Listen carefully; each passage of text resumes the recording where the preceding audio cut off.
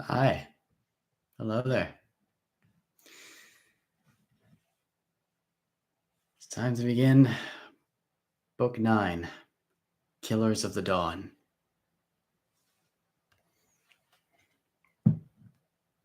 Let's begin.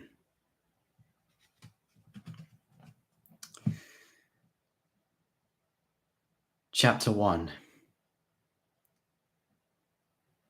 We scurried through the tunnels, Mr. Crepsley leading the way, Vancha and I in the middle with our prisoners, Harkett bringing up the rear. We said as little as possible, and I cuffed Steve into silence whenever he started to speak.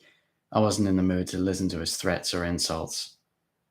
I didn't have a watch, but I'd been ticking off the seconds inside my head.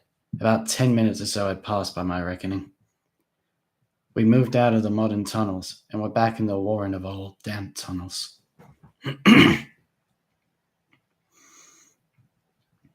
There was still a long way to go, plenty of time for the Vampanese to run us down. We came to a junction, and Mr. Crepsley took the left turn. Vancha started to follow him, then stopped. "Largen," he called him back. When Mr. Crepsley returned, Vancha crouched low. He was almost invisible in the darkness of the tunnels. "We have to try and shake them off," he said. "If we make straight for the surface, they'll be upon us before we're halfway there." "But we could lose ourselves if we detour," Mr. Crepsley said. "We do not know this area. We might run into a dead end." "Aye," Vancha sighed. "But it's a chance we'll have to take. I'll act as a decoy and go back the way we came. The rest of you try and find an alternative route out. I'll work my way back to you later if the luck of the vampires is with me." Mr. Crepsley thought about that a moment, then nodded quickly. "Luck, sire," he said. But Vancha was already gone, disappearing into the gloom in an instant, moving with the almost perfect silence of the vampires. We rested a moment, then took the right tunnel and pressed on. Harkett now in charge of the vamped Vancha had kidnapped. We moved quickly, but carefully, trying not to leave any signs that we passed this way. At the end of the tunnel, we branched off, again, to the right. As we entered a fresh stretch of tunnels, Steve coughed loudly. Mr. Crepsley was on him in a flash. "Do that again, and you die," he snapped, and I sensed the blade of his knife pressing against Steve's throat. "It was a real cough, not a signal," Steve snarled in reply. "It matters not," Mr. Crepsley hissed. "The next time, I will kill you." Steve was silent after that, as was the vamped. We marched steadily upwards, instinctively navigating the tunnels, wading through water and waste. I felt terrible, tired, and drawn, but I didn't slow down. It must be daylight above ground, or very close to it. Our only hope was to get clear of the tunnels before the Vampanese found us. The sunlight should prevent them from pursuing us any further. A short while later, we heard the Vampanese and Vampets. They were coming up the tunnels at great speed, not having to worry about stealth. Mr. Crepsley dropped back a bit to check if they were following us, but they didn't seem to have found our trail.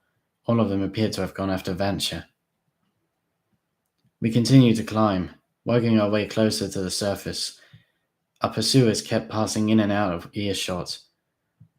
By the sounds they made, they'd realized we weren't following the shortest route back, and had stopped and fanned out in search of us. I guessed that we were at least half an hour from ground level. If they located us any time soon, we were certainly doomed. The tunnels were as tight as they were dark. A lone, well-placed vamped could have no difficulty mowing us down with a rifle or arrow gun. We were picking our way over a heap of rubble in a crumbling tunnel when we were eventually spotted. A vampire with a torch entered the tunnel at the far end, picked us out with a strong beam of light, and roared triumphantly, "I found them! They're here! He got no further. A figure stepped out of the shadows behind him, grabbed his head, and twisted sharply.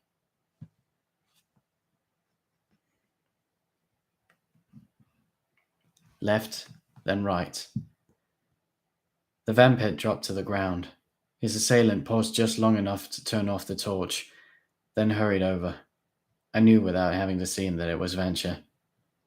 Good timing, Harkin muttered, as the scraggly prince joined us. I've been shadowing you for a while, Venture said. He's not the first one I've picked off. He just got a bit closer to you than the others. Any idea how far we are from the surface? I asked. No, Venture said.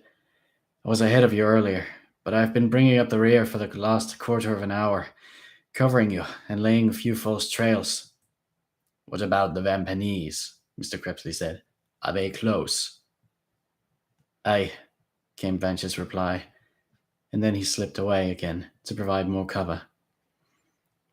Slightly further ahead, we found ourselves in the familiar tunnels. We'd explored a vast slice of the city's infrastructure when hunting for the Vampanese, and had been in this section 3 or 4 times. We were no more than 6 or 7 minutes from safety. Mr. Crepsley whistled loudly, signaling to Venture. The prince swiftly joined us, and we pushed on vigorously, finding a new lease of life. There they go! The shout came from a tunnel to our left. We didn't stop to check how many were nearby. Putting our heads down, we pushed Steve and the vampire in front and ran. The Vampanese weren't long searching after us. Venture dropped back and kept them at bay with his shurikens, sharp multi-edged throwing stars which were lethal when thrown by one as experienced as Venture March. By hysterical voices I knew most, if not all, of the Vampanese and vampires had now converged behind us, but the tunnel we were in ran straight ahead, with hardly any side tunnels opening out of it. Our enemies weren't able to sneak around and attack us from the sides or in front. They were forced to follow behind. As we got closer to street level, the tunnels grew brighter, and my half-vampire eyes quickly adjusted to the dim light. I was now able to see the Vampanese and vampires trailing behind, and they were able to see us. The Vampanese, like vampires, had sworn not to use any missile-firing weapons such as guns or bows, but the vampires weren't limited by that oath. They began firing as soon as they had a clear line of sight, and we had to run doubled over.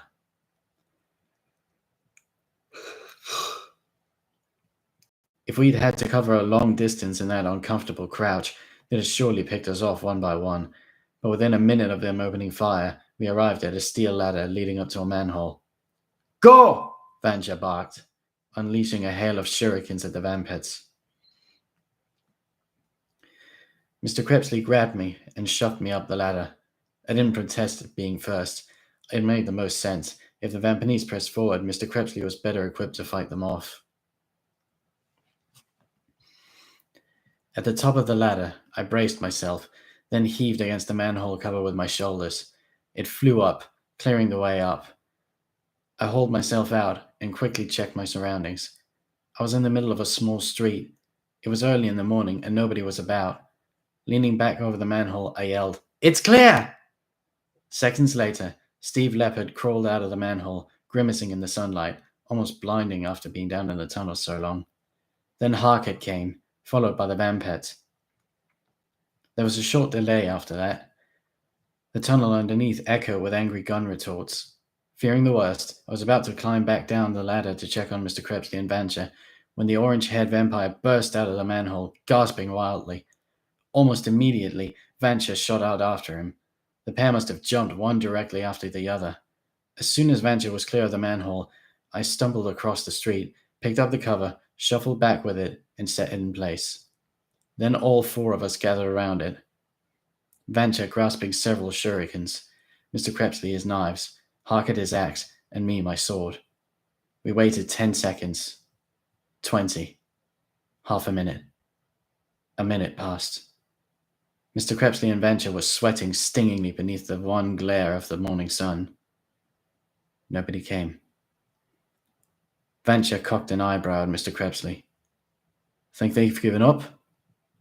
For the moment, Mr. Crepsley nodded, backing off warily, switching his attention to Steve and the vampires, making sure they didn't make a break for freedom. We should get out of this city, Harkett said, wiping a layer of dried blood from around his stitched-together grey face.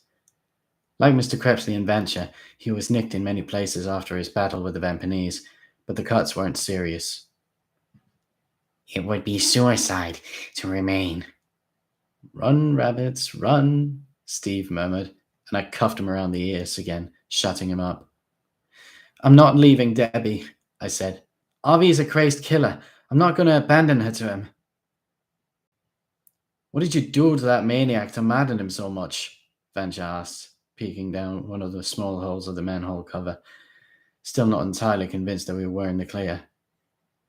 The purple animal hides he dressed in were hanging from his frame in shreds, and his dyed green hair was flecked with blood. Nothing, I sighed. There was an accident at the Cirque du Freak. We have no time for recollections, Mr. Crepsley interrupted, tearing off the left sleeve of his red shirt, which had been slashed in as many places as Venture's hides. He squinted up at the sun.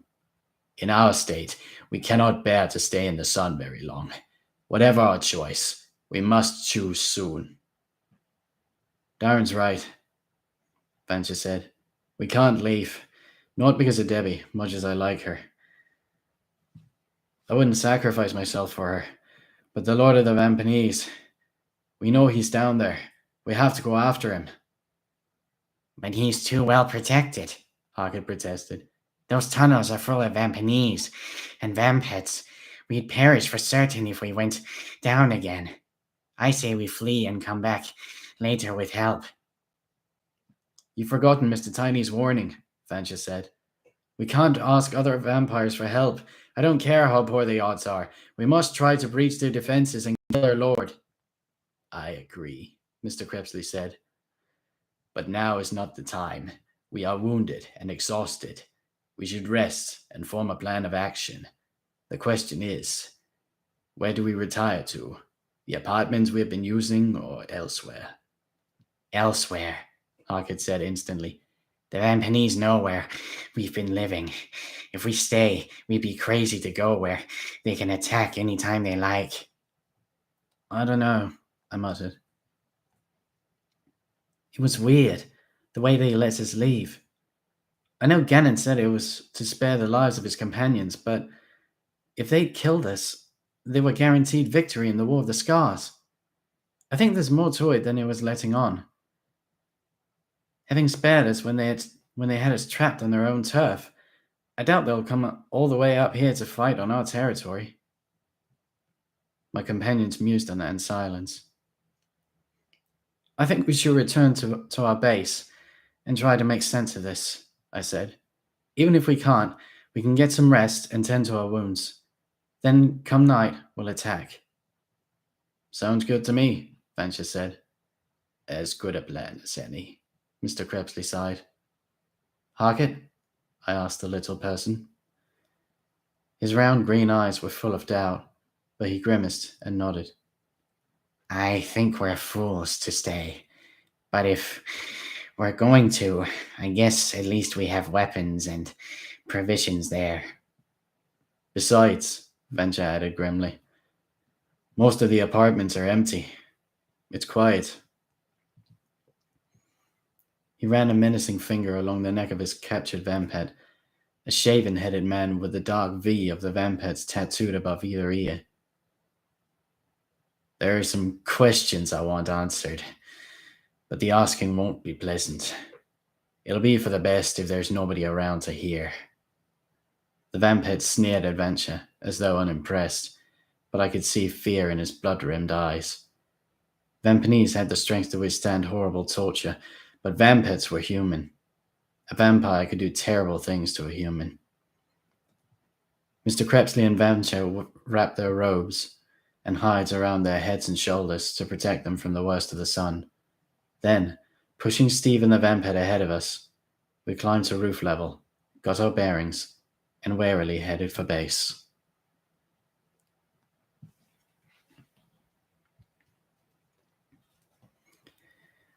Chapter 2. Base was the 5th floor of an ancient, largely abandoned block of apartments. It was where Steve had set up camp. We'd moved in when we teamed up with him. We occupied 3 apartments on the floor. While Mr. Crepsley, Harkett, and I bundled Steve into the middle apartment, Venture grabbed the vamped by his ears and hauled him off to the apartment on the right. Will he torture him?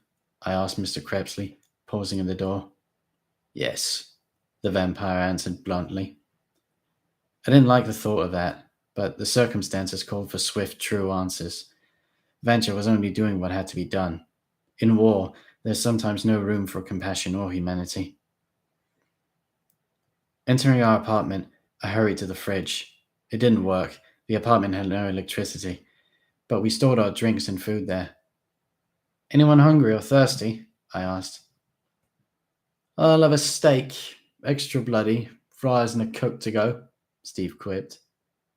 He'd made himself comfortable on the couch and was smiling around at us as though we were one big happy family. I ignored him. Mr. Crepsley? Harkett? Water, please, Mr. Crepsley said, shrugging off his tattered red cloak so he could examine his wounds. And bandages, he added. Are you hurt? Harkett asked. Not really, but the tunnels we crawled through were unhygienic. We should all clean out our wounds to prevent infection. I washed my hands, then threw some food together. I wasn't hungry, but I felt I should eat. My body was working solely on excess adrenaline. It needed feeding. Harkett and Mr. Crepsley also tucked into the food, and soon we were finishing off the last of the crumbs. We offered none to Steve. While we were tending to our wounds, I stared hatefully at Steve, who grinned back mockingly. How long did it take to set this up? I asked. Getting us here, arranging those false papers for me and sending me to school, luring us down the tunnels. How long? Years, Steve replied proudly. It wasn't easy. You don't know the half of it. That cavern where the trap was set, we built that from scratch, along with the tunnels leading in and out of it. We built other caverns too. There's one I'm especially proud of. Hope I have the chance to show it to you sometime. You went to all this trouble just for us? Mr. Crepsley asked, startled. Yes, Steve replied smugly. Why? I asked. Wouldn't it have been easier to fight us in the old existing tunnels? Easier, Steve agreed, but not as much fun. I've developed a love of the dramatic over the years, a bit like Mr. Tiny. You should appreciate that, having worked for a circus for so long. What I don't understand, Harkett mused, is what the Vampanese lord was doing there, or why the other Vampanese aided you in your insane plans. Not as insane as you might think, Steve retorted. The Vampanese lord knew you'd be coming. Mr. Tiny told him all about the hunters who would dog his footsteps. He also said that running away or hiding wasn't an option. If our lord didn't make a stand and face those who hunted him, the War of the Scars would be lost. When he learnt of my interest in you and RVs, he consulted us, and together we hatched this plan. Gannon Harst cautioned against it. He's old school, and would have preferred a direct confrontation, but the Vampanese lord shares my theatrical tastes. This lord of yours, Mr. Crepsley said. What does he look like? Steve laughed and shook a finger at the vampire. Now, Larton. You don't honestly expect me to describe him, do you? He's been very careful not to show his face, even to most of those who will follow him. We could torture it out of you, I growled. I doubt it, Steve smirked. I'm half Vampanese. I can take anything you can dish out. I'd let you kill me before I betrayed the clan. He shrugged off the heavy jacket he'd been wearing since we met. Strong chemical odors wafted off him. He's not shivering anymore, Harkett said suddenly. Steve had told us he suffered from colds, which was why he had to wear lots of clothes and smear on lotions to protect himself. Of course not, Steve said. That was all for show. You have the slyness of a demon, Mr. Crepsley grunted. By claiming to be susceptible to colds, you were able to wear gloves to hide your fingertip scars and douse yourself in sickly smelling lotions to mask your Vampinese stench. The smell was the difficult bit, Steve laughed. I knew your sensitive noses would sniff my blood out, so I had to distract them. He pulled a face. But it hasn't been easy. My sense of smell is also hardly developed, so the fumes have played havoc with my sinuses. The headaches are awful. My heart bleeds for you, I snarled sarcastically, and Steve laughed with delight. He was having a great time, even though he was our prisoner. His eyes were alight with evil glee. You won't be grinning if RV refuses to trade Debbie for you, I told him. True enough, he admitted. But I live only to see you and creepy Crepsley suffer. I could die happy knowing the torment you'll endure if RV carves up your darling teacher girlfriend. I shook my head, appalled. How did you get so twisted? I asked. We were friends, almost like brothers. You weren't evil then. What happened to you? Steve's face darkened. I was betrayed, he said quietly. That isn't true, I replied. I saved your life. I gave up everything so that you could live. I didn't want to become a half vampire. Shut it, Steve snapped. Torture me if you wish, but don't insult me with lies. I know you plotted with creepy Crepsley to spite me. I could have been a vampire, powerful, long-living, majestic. But you left me as a human to shuffle through a pitifully short life, weak and afraid like everybody else. Well, guess what? I outsmarted you. I tracked down those that were in the other camp and gained my rightful powers and privileges anyway. For all the good it has done you, Mr. Crepsley snorted. What do you mean? Steve snapped. You have wasted your life on hatred and revenge, Mr. Crepsley said. What good is life if there is no joy or creative purpose? You would have been better off living 5 years as a human than 500 as a monster. I'm no monster, Steve snarled. He stopped and growled something to himself. Enough of this crap, he declared aloud. You're boring me. If you haven't anything more intelligent to say, keep your mouth shut. Impudent cur, Mr. Crepsley roared, and swung the back of his hand across Steve's cheek, drawing blood. Steve sneered at the vampire, wiped the blood off with his fingers, then put them to his lips. One night soon, it'll be your blood I'll dine on, he whispered, then lapsed into silence. Exasperated and weary, Mr. Crepsley, Harkett, and I also felt silent. We finished cleaning our wounds, then laid back and relaxed. If we'd been alone, we'd have dozed off, but none of us dared shut our eyes with a destructive beast like Steve Leopard in the room. More than an hour after Venture had taken his captive vampet inside, he returned. His face was dark, and although he had washed his hands before coming in, he hadn't been able to remove all the traces of blood. Some of it was his own, from wounds received in the tunnels, but most had come from the vampet. Vancha found a bottle of warm beer in the out-of-order fridge, yanked the top off, and downed it hungrily. He normally never drank anything other than fresh water, milk, and blood, but these were hardly normal times. He wiped around his mouth with the back of a hand when he was done, and stared at the faint red stains on his flesh. He was a brave man, Vancha said quietly. He resisted longer than I thought possible. I had to do bad things to make him talk. He shivered and opened another bottle. There were bitter tears in his eyes as he drank. Is he dead? I asked, my voice trembling. Vancha sighed and looked away. We're at war. We cannot afford to spare our enemies' lives. Besides, by the time I'd finished, it seemed cruel to let him live. Killing him was a mercy in the end. Praise the gods of the vampires for small mercies, Steve laughed, then flinched as Vancha spun, drew a shuriken and sent it flying at him.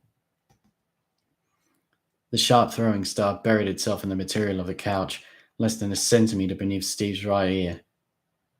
I won't miss with the next, Vancha swore, and at last the smile slipped from Steve's face as he realized how serious the prince was. Mr. Crepsley got up and laid a calming hand on Vancha's shoulder, directing him to a chair. Was the interrogation worthwhile? He asked. Had the vamp had anything new to reveal? Vancha didn't answer immediately. He was still glaring at Steve. Then the question sunk in, and he wiped around his large eyes with the ends of one of his animal hides. He'd plenty to say, Vancha grunted, then lapsed into silence and stared down at the bottle of beer in his hands, as though he didn't know how it got there. The vampet, he said loudly after a minute of quiet, head snapping up, eyes flicking into focus.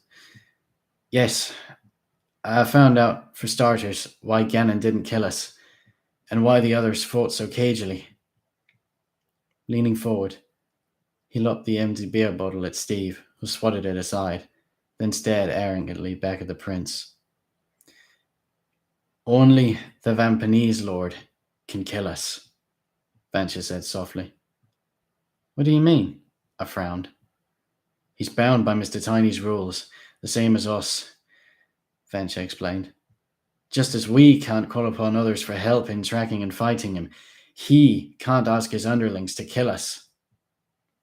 Mr. Tiny said he had to kill us himself to ensure victory. He can call upon all the Vampanese he likes to fight us, but if one should strike too deeply and inflict a fatal wound, they're destined to lose the war. That was exciting news, and we discussed it eagerly. Until now, we thought we stood no chance against the Vampanese lord's minions. There were simply too many of them for us to cut a path through.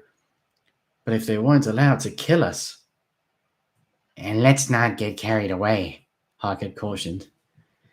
Even if they can't kill us, they can stall and subdue us. If they capture us and give us to their lord, it will be a simple matter for him to drive a stake through our hearts. How come they didn't kill you? I asked Harkett. You're not one of the 3 hunters. Maybe they don't know that, Harkett said. Steve muttered something beneath his breath. What was that? Vancha shouted, prodding him sharply with his left foot. I said we didn't know before, but we do now, Steve jeered. At least, he added sulkily, I know. You did not know who the hunters were? Mr. Crepsley asked. Steve shook his head.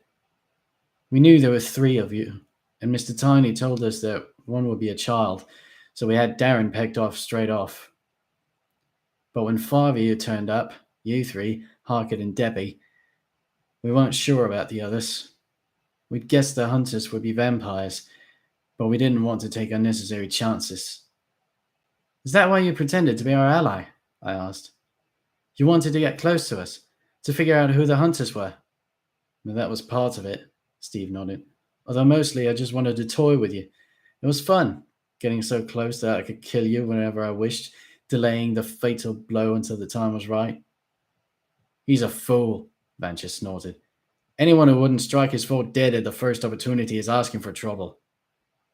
Steve Leonard is many things, Mr. Crepsley said, but not foolish. He rubbed a long scar on the left side of his face, thinking deeply. You thought this plan through most thoroughly, did you not? He asked Steve. I sure did, Steve smirked. You accounted for every possible twist and turn. As many as I could imagine. Mr. Crepsley stopped stroking his scar, and his eyes narrowed. Then you must have considered what would happen if we escaped. Steve's smile widened, but he said nothing. What was the backup plan? Mr. Crepsley asked, his voice strained. Backup plan? Steve echoed innocently. Do not play games with me, Mr. Crepsley hissed. You must have discussed alternate plans with RV and Gannon Hast. Once you had revealed your location to us, you could not afford to sit back and wait. Time is precious now that we know where your lord is hiding, and how those with him cannot take our lives. Mr. Crepsley stopped speaking and snapped to his feet. Venture was only a second behind him. Their eyes locked, and, as one, they exclaimed, A trap! I knew he came too quietly up the tunnels, Vancha growled, hurrying to the apartment door, opening it and checking the corridor outside. Deserted. I will try the window, Mr. Crepsley said, starting towards it. No point, Vancha said. Vampires wouldn't attack in the open by day. No, Mr. Crepsley agreed, but vampets would. He reached the window and drew back the heavy blind, which was blocking the harmful rays of the sun. His breath caught in his throat. John has got! He gasped. Vancha, Harkett, and I rushed over to see what had upset him. Vancha grabbed hold of Steve on the way. What we saw caused us all to curse, except Steve, who laughed deliriously. The street outside was teeming with police cars, army vans, policemen, and soldiers. They were lined up in front of the building and stretched around the sides. Many carried rifles. In the building opposite, we glimpsed figures in the windows, also armed. As we watched, a helicopter buzzed down from overhead and hung in the air a couple of floors above us. There was a soldier in the helicopter with a rifle so big it could have been used to shoot elephants. But the marksman wasn't interested in elephants. He was aiming at the same target as those in the building and on the ground. Us.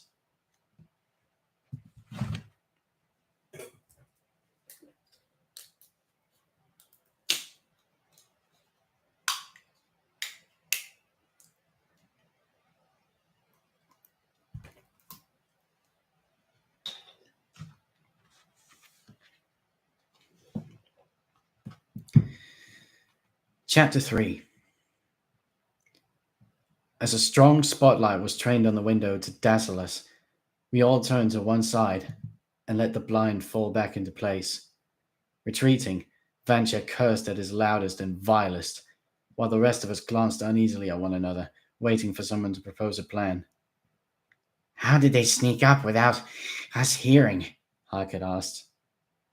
We weren't paying attention to what was happening outside, I said. Even so, Harkett insisted, we should have picked up on their sirens. They didn't use sirens, Steve laughed. They were warned to tread quietly, and before you waste time checking, they've got the rear of the building and roof covered as well as the front. As we stared at him questioningly, he said, I wasn't distracted. I heard them coming. Vancha bellowed madly at Steve, then made a dive for him.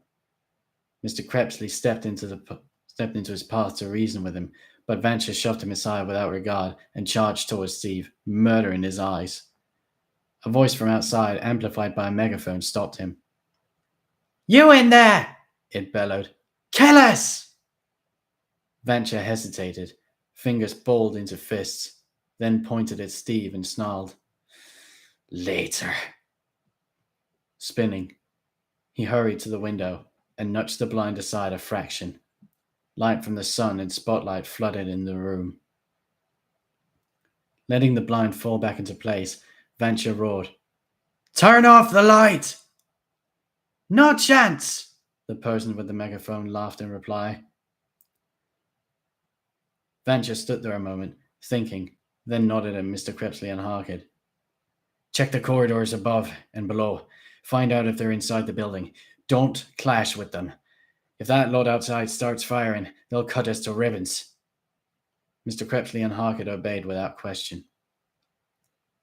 Bring that sore excuse for a dog over here, Vancha said to me, and I dragged Steve to the window. Vancha wrapped a hand around Steve's throat and growled in his ear. Why are they here? They think you're the killers, Steve chuckled. The ones who killed all those humans. You son of a mongrel, Venture snarled. Please, Steve replied smugly. Let's not get personal. Mr. Crepsley and Harkett returned. They're packed tight 2 floors above, Harkett reported. The same 2 floors below, Mr. Crepsley said grimly. Venture cursed again, then thought quickly. We'll break through the floorboards, he decided. The humans will be in the holes. They won't expect us to go straight down through the apartments. Oh yes, they will, Steve disagreed. They've been warned to fill every room below, above and adjoining. Venture stared at Steve, looking for the slightest hint of a bluff. When he found none, his features softened, and the ghostly traces of defeat welled in his eyes. Then he shook his head and put self-pity behind him. We have to talk to them, he said. Find out where we stand, and maybe buy some time to think this through. Anyone want to volunteer? When nobody replied, he grunted. Guess that means I'm the negotiator. Just don't blame me if it all goes wrong. Leaving the blind over the window, he smashed a pane of glass, then leant close and shouted at the humans below. Who's down there? And what the hell do you want? When there was a pause, the same voice as before spoke to us via megaphone. Who am I talking to? The person asked. Now that I concentrated on the voice, I realized it was a woman's. None of your business, Venture roared. Another pause. Then, we know your names.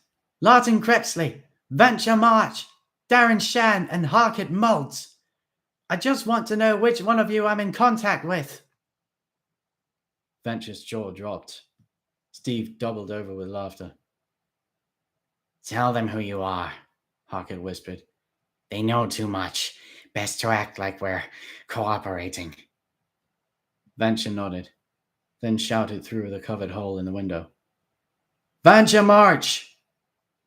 As he did that, I peeked through a gap at the side of the blind, looking for weak points in the defenses below.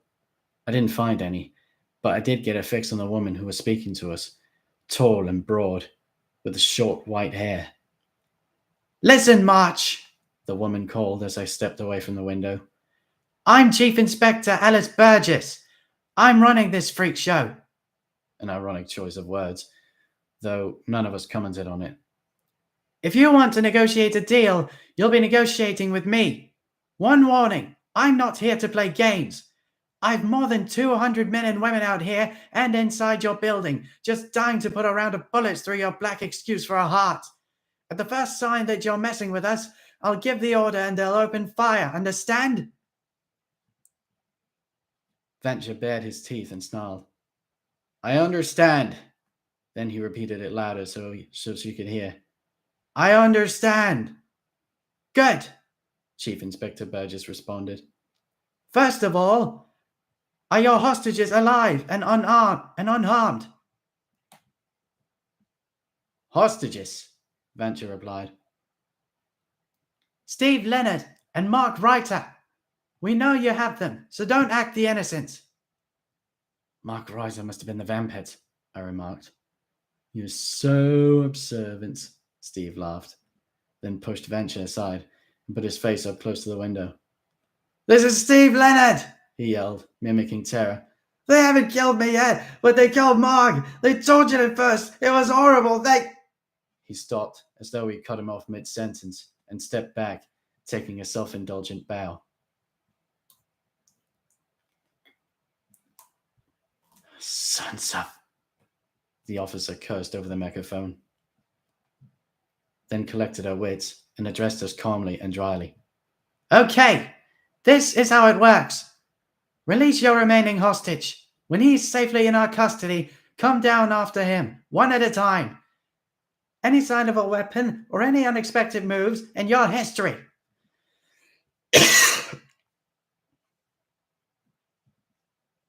Let's talk about this, Venture shouted. No talking, Burgess snapped. We're not going to release him, Venture roared. You don't know what he is, what he's done. Let me. A rifle fired, and a volley of bullets tore up the outside of the building. We fell to the floor, cursing and yelping. Although there was no cause for concern, the marksmen were aiming deliberately high. When the scream of bullets died away, the chief inspector addressed us again. That was a warning. You're lost. Next time, we shoot to kill. No bargaining. No trade-offs. No talking. You've terrorized this city for most of a year, but it stops here. You're through. 2 minutes, she said. Then we come in after you. A troubled silence descended. That's that, Harkett muttered, after a handful of slow-ticking seconds. We're finished. Maybe, Venture sighed. Then his gaze fell on Steve and he grinned. But we won't die alone. Venture brought the fingers of his right hand together and held them out straight so they formed a blade of flesh and bone. He raised the hand above his head like a knife and advanced. Steve closed his eyes and waited for death with a smile on his face. Wait, Mr. Crepsley said softly, halting him. There is a way out. Venture paused. How? He asked suspiciously. The window, Mr. Crepsley said. We jump.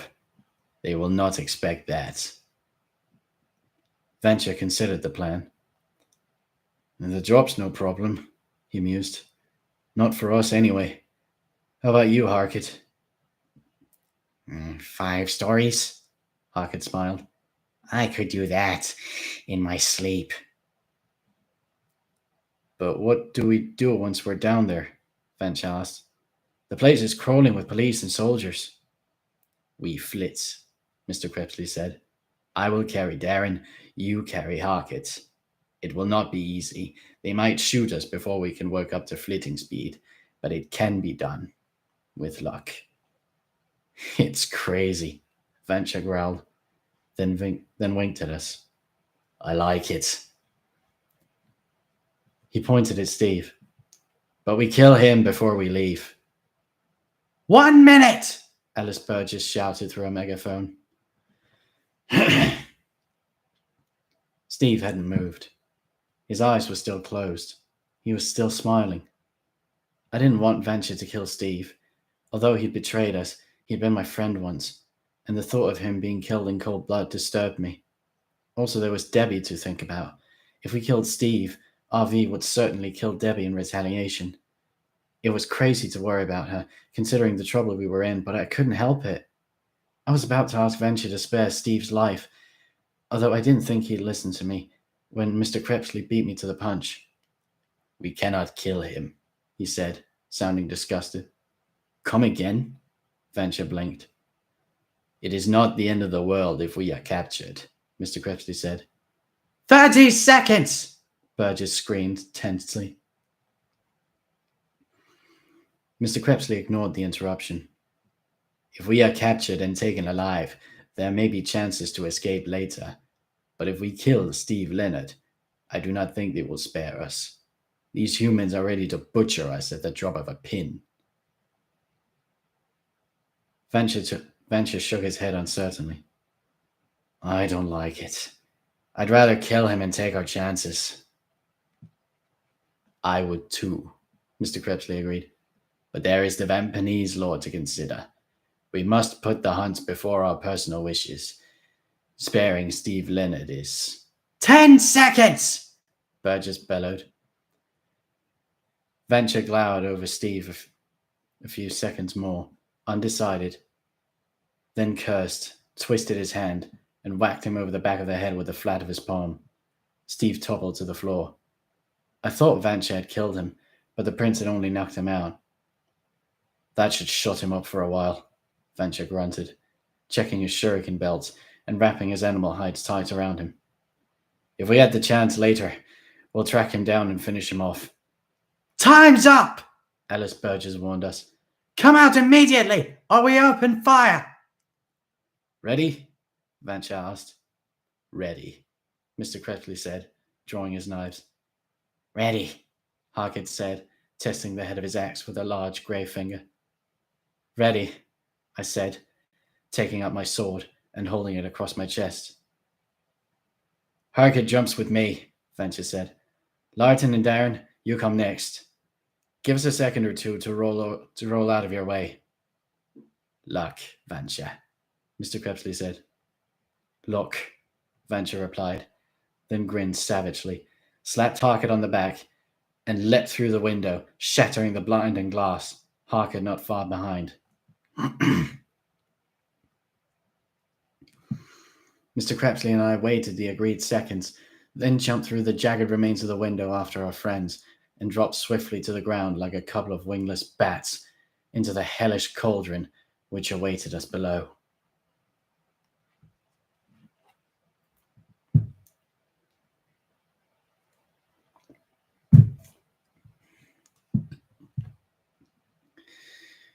Chapter 4. As the ground rushed up to meet me, I brought my legs together, hunched my upper body, spread my hands, and landed in a crouch. My extra strong bones absorbed the shock without breaking, although the force of the contact sent me rolling forward, and I almost impaled myself on my sword, which would have been an embarrassing way to die. There was a sharp yell of pain to my left, and as I bounced onto my feet, I saw Mr. Crepsley lying on the ground, nursing his right ankle, unable to stand. Ignoring my injured friend, I brought up my sword defensively and looked for Venture and Harkett. Our leap through the window had taken the police and the soldiers by surprise. They were falling over one another and getting in each other's way, making it impossible for anyone to take a clean shot. Harkett had grabbed a young soldier in the midst of the confusion and was holding him close to his chest, spinning quickly in circles so nobody had time to shoot him in the back. Venture, meanwhile, had set his sights on the big cheese. As I watched, he charged through several officers and soldiers, leapt over a car, and brought Chief Inspector Alice Burgess crashing to the ground with a perfectly timed tackle. While all human eyes fixed on Venture and the Chief Inspector, I hurried to Mr. Crepsley's side and helped him up. His teeth were gritted in pain, and I could tell instantly that his ankle wouldn't support him. "Is it broken?" I shouted, dragging him behind a car for cover before someone snapped to his senses and took a shot at us. "I do not think so," he gasped, "but the pain is intense." He collapsed behind the car and rubbed the flesh around his ankle, trying to massage out the pain. Across the way, Venture was on his feet, Alice Burgess's throat clutched in one hand, her megaphone in the other. "Hear this!" he roared through the megaphone at the police and soldiers. "If you shoot, your chief dies." Above us, the blades of the helicopter hummed like the wings of 1,000 angry bees. Otherwise, total silence. Burgess broke it. "Forget about me!" she roared. "Take these creeps out now!" Several marksmen raised their weapons obediently.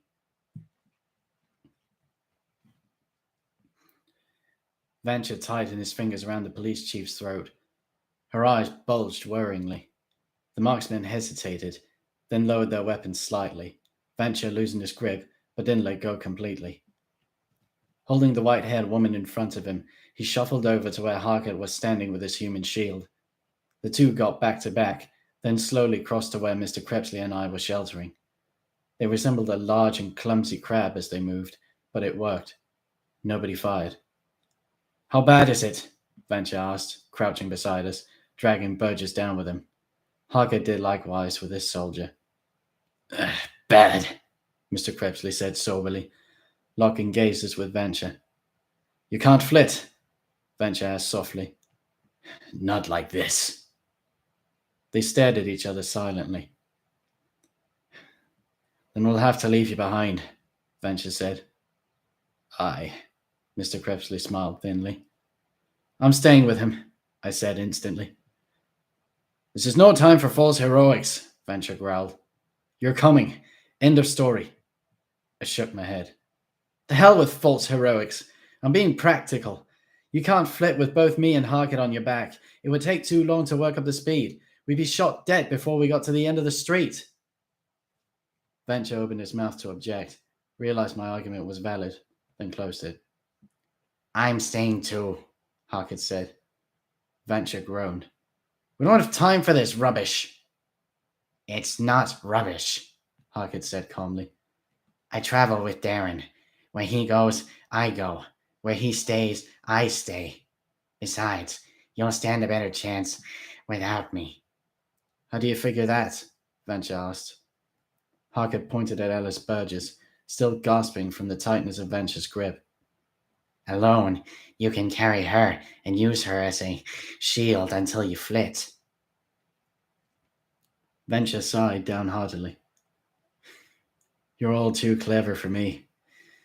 I'm not going to sit here and try and talk you around. He stuck his head up over the bonnet of the car to check on the surrounding troops, squinting hard against the daylight. Stay back, he warned, or these two die. You'll never get away, Burgess croaked, her pale blue eyes filled with hate, her ghostly white skin flushed a deep, angry red. The first clear shot they have, they'll take you out. Then we'll have to make sure we don't give them one, Venture laughed, covering her mouth with a hand before she could reply. His smile faded. I can't come back for you, he said to us. If you stay, you're on your own. We know, Mr. Crepsley said.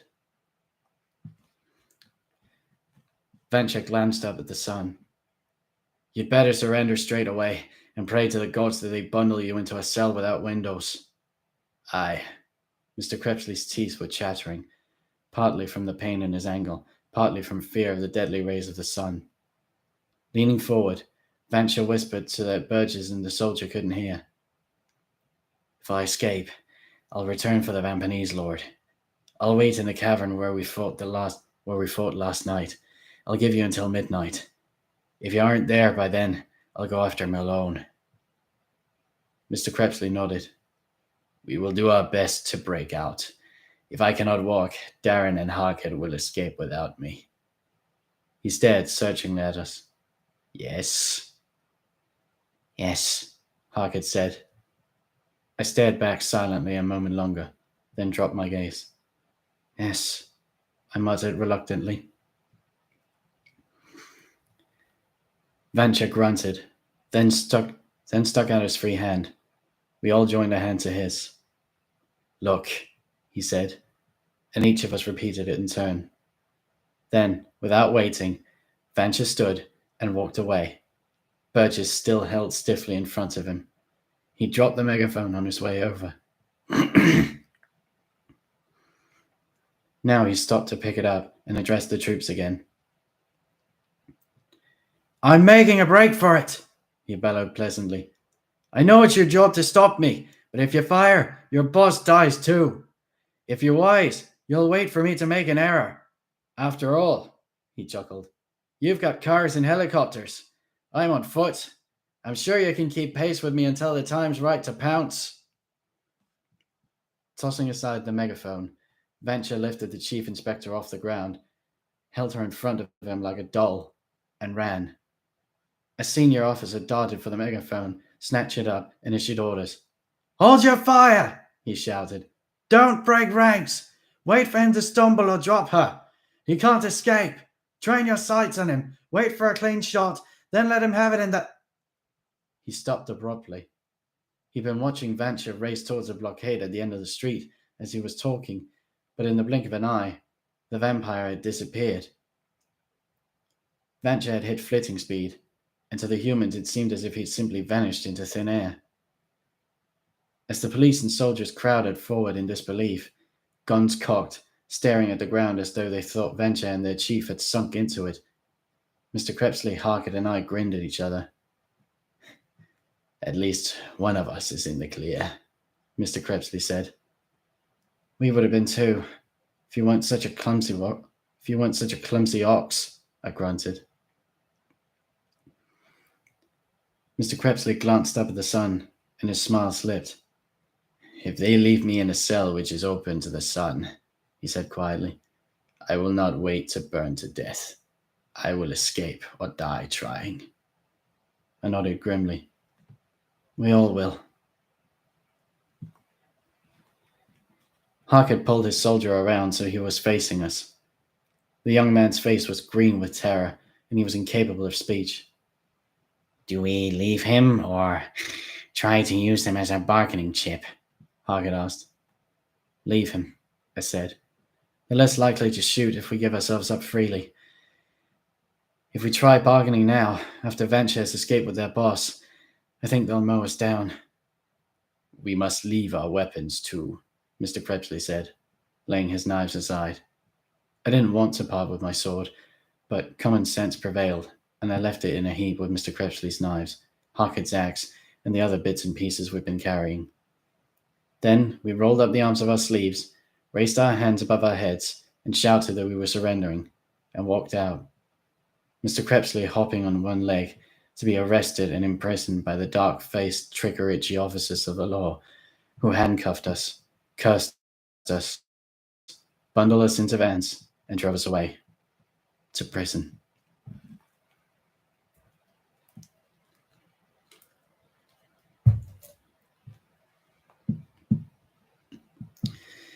Chapter 5.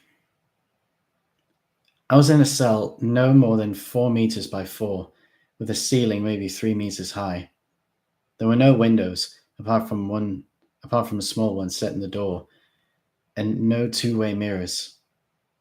There were 2 surveillance cameras in the corners above the door, a long table with a tape recorder on it, 3 chairs, me, and 3 grim-looking police officers.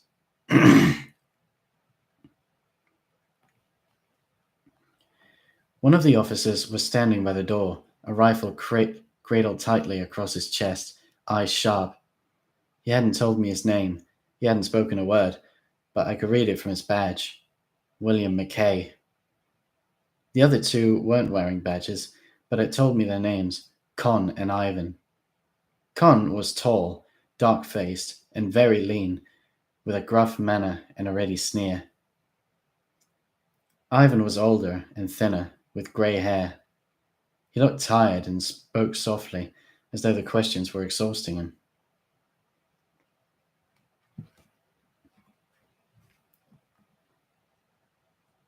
Is Darren Shan your real name, like we've been told? Ivan inquired for about the 20th time since I'd been admitted to the holding cell.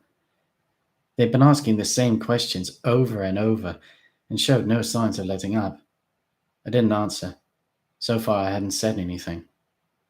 Or is it Darren Horston, the name you've been using recently? Ivan asked after a few seconds of silence. No answer. How about your traveling companion, Larsen Krebsley or Verhorsten? I looked down at my hands, which were handcuffed, and said nothing. I examined the chain linking the handcuffs, steel, short, thick. I thought I'd be able to snap it if I had to, but I wasn't sure. My ankles were cuffed as well. The chain linking my ankles had been short when I arrested. The police left the short chain on while I was being fingerprinted and photographed, but took it off and replaced it with a longer chain soon after they locked me away securely in the cell. What about the freak? The officer called Con asked. That grey-skinned monster. He isn't a monster, I snapped, breaking my code of silence. Well, Con sneered. What is he then? I shook my head. You wouldn't believe me if I told you. Try us, Ivan encouraged me, but I only shook my head again. What about the other 2? Con asked. Vancha March and Larsen Krebsley. Our informants told us they were vampires. What do you have to say about that? I smiled humorously. Vampires don't exist, I said. Everyone knows that. That's right, Ivan said. They don't. He leant across the table as though to tell me a secret. But those 2 aren't entirely normal, Darren, as I'm sure you already know. March disappeared like a magician, while Krebsley... He coughed. Well, we haven't been able to photograph him. I smiled when he said that, and looked up at the video cameras. Full vampires have peculiar atoms, which make it impossible for them to be captured on film. The police could take snaps of Mr. Crepsley from every angle they could dream of, with the best cameras available, to no visible effect. Look at the grin on him, Con snapped. He thinks this is funny. No, I said, wiping the smile from my face. I don't. Then why are you laughing? I shrugged. I was thinking of something else. Ivan slumped back in his chair, disappointed by my answers. We've taken a blood sample from Crepsley, he said. From the thing called Harkett molds, too. We'll find out what they are when the results come back. It would be to your advantage to tell us now. I didn't reply. Ivan waited a moment, then ran a hand through his grey hair. He sighed despondently and began with the questions again. What's your real name? What's your relationship to the others? Where? More time passed. I wasn't able to judge exactly how long I'd been imprisoned. It felt like a day or more, but realistically, it was probably only 4 or 5 hours, maybe less. The sun was most likely still shining outside. I thought about Mr. Crepsley and wondered how he was faring. If he was in a cell like mine, he had nothing to worry about, but if they put him in a cell with windows... Where are my friends? I asked. Con and Ivan had been discussing something under their breath. Now they looked at me, expressions guarded. You'd like to see them? Ivan asked. I just want to know where they are, I said. If you answer our questions, a meeting can be arranged, Ivan promised. I just want to know where they are, I repeated. They're close, Con grunted. Locked away nice and tight like you. In cells like this? I asked. Exactly the same, Con said, then looked around at the walls and smiled as he realized why I was concerned. Cells without windows, he chuckled, then nudged his partner in the ribs. But that can be changed, can't it, Ivan? What say we move the vampire to a cell with lovely round windows, a cell with a view of the outside, the sky, the sun? I said nothing, but locked gazes with Con and stared back angrily. You don't like the sound of that, do you? Con hissed. The thought of us sticking Crepsley in a room with windows terrifies you, doesn't it? I shrugged indifferently and averted my eyes. I want to speak to a lawyer, I said. Con burst out laughing. Ivan hid a smile behind her hand. Even the guard with the rifle smirked, as though I'd cracked the best joke ever. What's so funny? I snapped. I know my rights. I'm entitled to a phone call and a lawyer. Of course, Con crowed. Even killers have rights. He rapped the table with his knuckles, then turned off the tape recorder. But guess what? We're withholding those rights. We'll catch hell for it later, but we don't care. We got you walled up here, and we won't let you take advantage of your rights until you give us some answers. That's illegal, I growled. You can't do that. Normally, no, he agreed. Normally, our chief inspector would barge in and kick up a storm if she heard about something like this. But our chief isn't here, is she? She's been abducted by your fellow killer, Venture March. I went white-lipped when I heard that and realized what it meant. With their chief out of the way, they'd taken the law into their own hands, and were prepared to do whatever it took to find out where she was and get her back. It might cost them their careers, but they didn't care. This was personal. You'll have to torture me to make me talk, I said stiffly, testing them to see how far they were willing to go. Torture's not our way, Ivan said immediately. We don't do things like that. Unlike some people we could mention, Con added, then tossed a photo across the table at me. I tried to ignore it, but my eyes flicked automatically to the figure in it. I saw that it was the vampire we'd taken hostage earlier that morning in the tunnels, the one called Mark Reiter, the one Vancher had tortured and killed. We're not evil, I said quietly. But I could see things from their point of view and understood how monstrous we must look. There are sides to this you don't know about. We're not the killers you seek. We're trying to stop them. Same as you. Con barked a laugh. It's true, I insisted. Mark Reiter was one of the bad guys. We had to hurt him to find out about the others. We're not your enemies. You and I are on the same side. That's the weakest lie I've ever heard, Con snapped. How dumb do you think we are? I don't think you're dumb at all, I said. But you're misguided. You've been tricked. I leant forward eagerly. Who told you where to find us? Who told you our names? That we were vampires? That we were your killers? The policeman shared an uneasy glance. Then Ivan said, It was an anonymous tip-off. The caller rang from a public phone booth, left no name, and was gone when we arrived. Doesn't that sound fishy to you? I asked. We receive anonymous tips all the time, Ivan said. But he looked fidgety, and I knew he had his doubts. If he'd been alone, maybe I could have talked him around to my way of thinking and persuaded him to grant me the benefit of the doubt. But before I could say anything more, Con tossed another photo across the table at me, then another.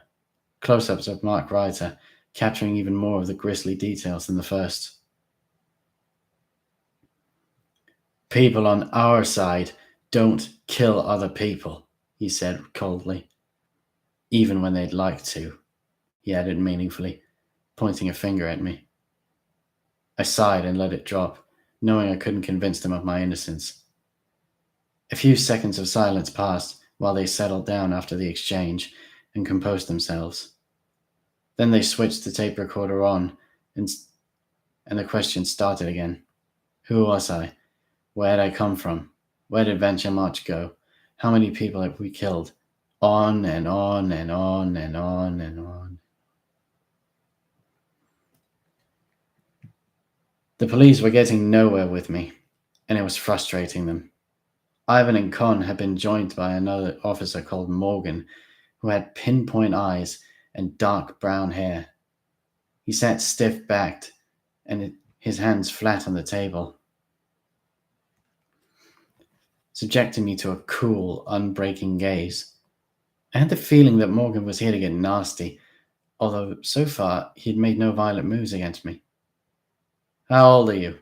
Con was asking. Where are you from? How long have you been here? Why pick this city? How many others have you murdered? Where are the bodies?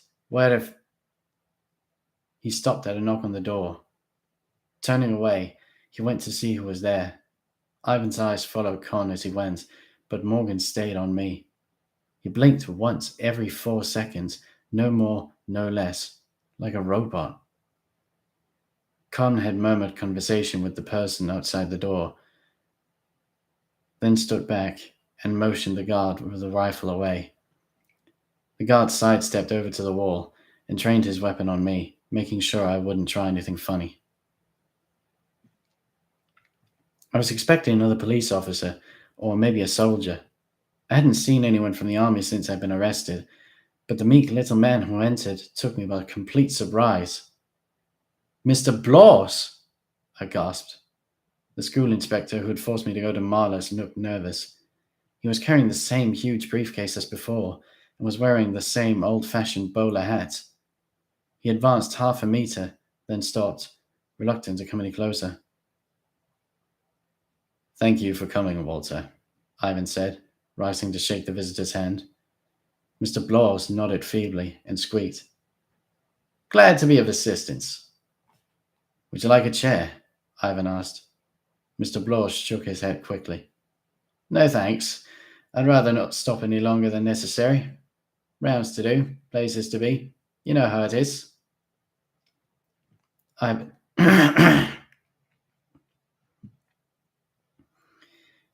nodded sympathetically. That's fine. You brought the papers? Mr. Bloss nodded. The forms he filled in? All the files we have on him? Yes. I left them with the man at the front desk. He's photocopying them and giving the originals back to me before I leave. I have to hang on to the originals for the school records.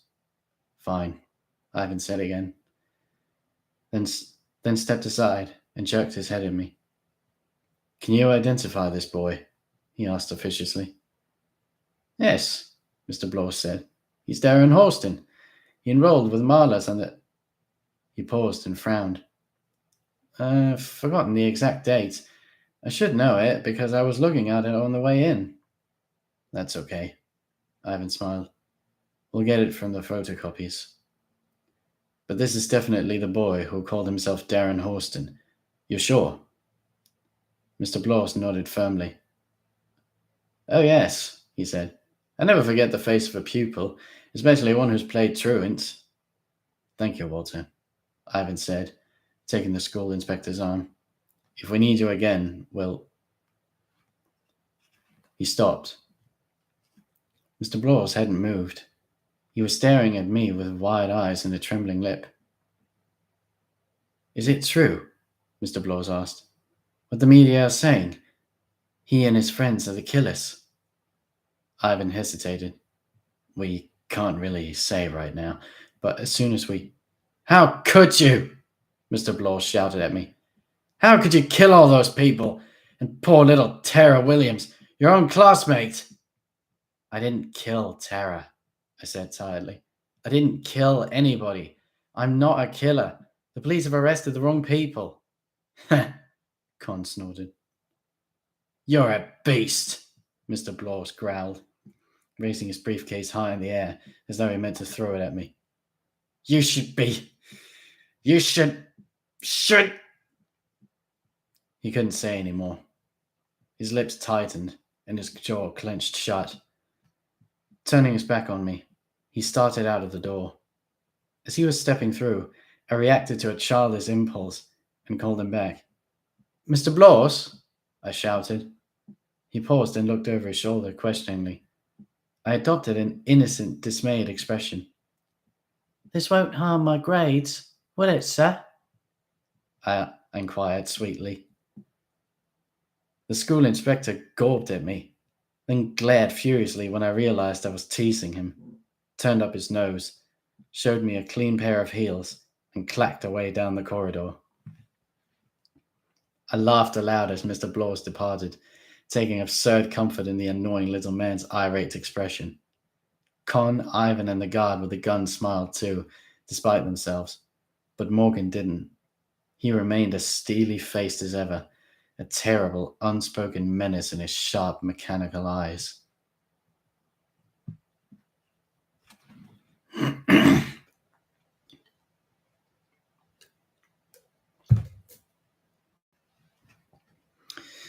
Chapter 6. Ivan was replaced by a burly officer called Dave shortly after Mr. Bloss had departed. Dave acted friendly. The first thing he did was, when he came in, was ask me if I'd like anything to eat or drink, but I wasn't fooled. I watched enough TV shows to know all about the good cop, bad cop routine. We're here to help you, Darren, Dave assured me, tearing open a sachet of sugar and pouring it into a plastic cup filled with steaming coffee. Some of the sugar spilled over the side on the table. I was 90% certain the spill was deliberate. Dave wanted me to think he was a bumbler. Taking off the handcuffs and setting me free would be a big help, I quipped, watching Dave cautiously as he tore open another sachet of sugar. Morgan worried me the most. Con might knock me around a bit if things got rough, but I believed Morgan was capable of worse. But I'd have to be extra careful with Dave, or he'd worm my secrets out of me. I've been awake a long time. I was drained and lightheaded, prone to slips. Take off your handcuffs and set you free, Dave smirked, winking at me. Good one. Of course, we both know that isn't going to happen. But there are things I can do. Get you a lawyer for one, a bath, a change of clothes, a nice bunk for the night. You're going to be with us a long time, I fear, but it doesn't have to be an unpleasant stay. What do I have to do to make it pleasant? I asked cagily. Dave shrugged and sipped his coffee. Oh, ouch! Too hot. fanning his lips with a hand to cool them down. He smiled. Not much, he said in answer to my question. Tell us your real name, where you're from, what you're doing here, that kind of stuff. I shook my head wryly. New face, same old questions. Dave saw I wasn't going to answer, so he changed tack. That routine's stale, right? Let's try something else. Your friend, Harkett Moulds, says he needs his mask to survive, that he'll die if exposed to air for more than 10 or 12 hours. Is that true? I nodded cautiously. Yes. Dave looked glum. Oh, this is bad, he muttered. Very, very bad. What do you mean? I asked. This is a prison, Darren. You and your friends are murder suspects. There are rules, guidelines, things we must do. Taking objects like belts, ties, and masks from possible killers when they're admitted is one of the rules. I stiffened in my chair. You've taken away Harkett's mask! I snapped. We had to, Dave said. But he'll die without it! Dave rolled his shoulders carelessly. We've only your word for that. It's not enough. But if you tell us what he is and why normal air is deadly for him, and if you tell us about your other friends, Crepsley and March, maybe we can help. I glared hatefully at the policeman. So it's rat on my friends or you'll let Harkett die, I sneered. That's a horrible way to put it, Dave protested warmly. We don't intend to let any of you die. If your short, unusual friend takes a turn for the worse, we'll hurry him down to the medical wing and patch him up, like we're doing for the man you took hostage. But Steve's here, I interrupted. You've got Steve Leopard in the medical wing. Steve Leonard, he corrected me, unaware of Steve's nickname. We brought him here to recover. Easier to guard him from the media. That was great news. I thought we had lost Steve. If we could get to him when we were escaping and take him with us, we could use him. We could use him when it came to trying to save Debbie. I stretched my chained hands above my head and yawned. What's the time? I asked casually. Sorry, Dave smiled. That's classified information. I lowered my arms. You asked me earlier if there was anything I wanted. Uh-huh, Dave replied, eyes narrowing hopefully. Would it be okay if I walked around for a few minutes? My legs are cramping up. Dave looked disappointed. He'd been anticipating a more involved request. You can't leave this room, he said. I'm not asking to. A couple of minutes pacing from one side to the other will be fine. Dave checked with Con and Morgan to see what they thought. Let him, Con said. As long as he stays on his own side of the table. Morgan didn't say anything, just nodded once to show it was okay.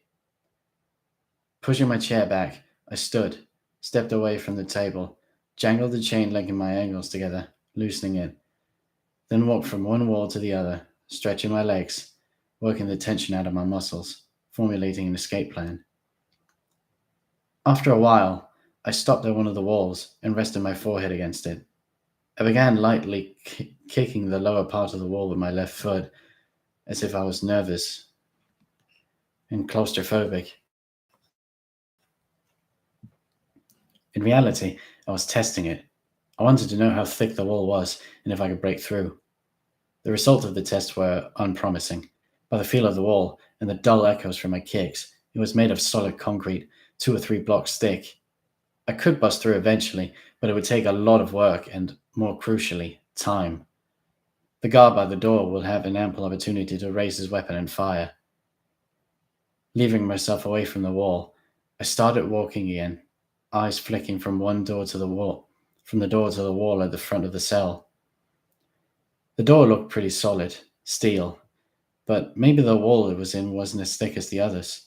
Perhaps I could break through it quicker than through the sides of the back. Wait until it was definitely night, hope the police left me alone in the cell, then smash through and... No. Even if the police left me, the video cameras set in the corners of the door wouldn't.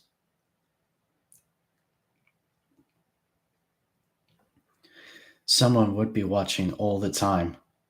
The alarm would sound as soon as I attacked the wall, and the corridor outside would fill with police within seconds. It had to be the ceiling. From where I stood, I had no idea whether it was reinforced or normal, if I could punch a way through or not. But it was the only logical escape route. If I was left alone, I could knock out the cameras, take to the rafters, and hopefully lose my pursuers along the way. I wouldn't have time to search for Harkett and Mr. Crepsley, so I just have to hope they made it out by themselves. It wasn't much of a plan. I still hadn't figured out how I was going to get the policemen to leave. I didn't think they would draw for the night to let me catch up on my beauty sleep, but at least it was the beginning of one. The rest would fall into place along the way. I hoped. I walked for a few minutes more, then Dave asked me to sit again, and we were back to the questions. This time they came quicker than before, more urgently. I got the sense that their patience was nearing its end. Violence couldn't be far off.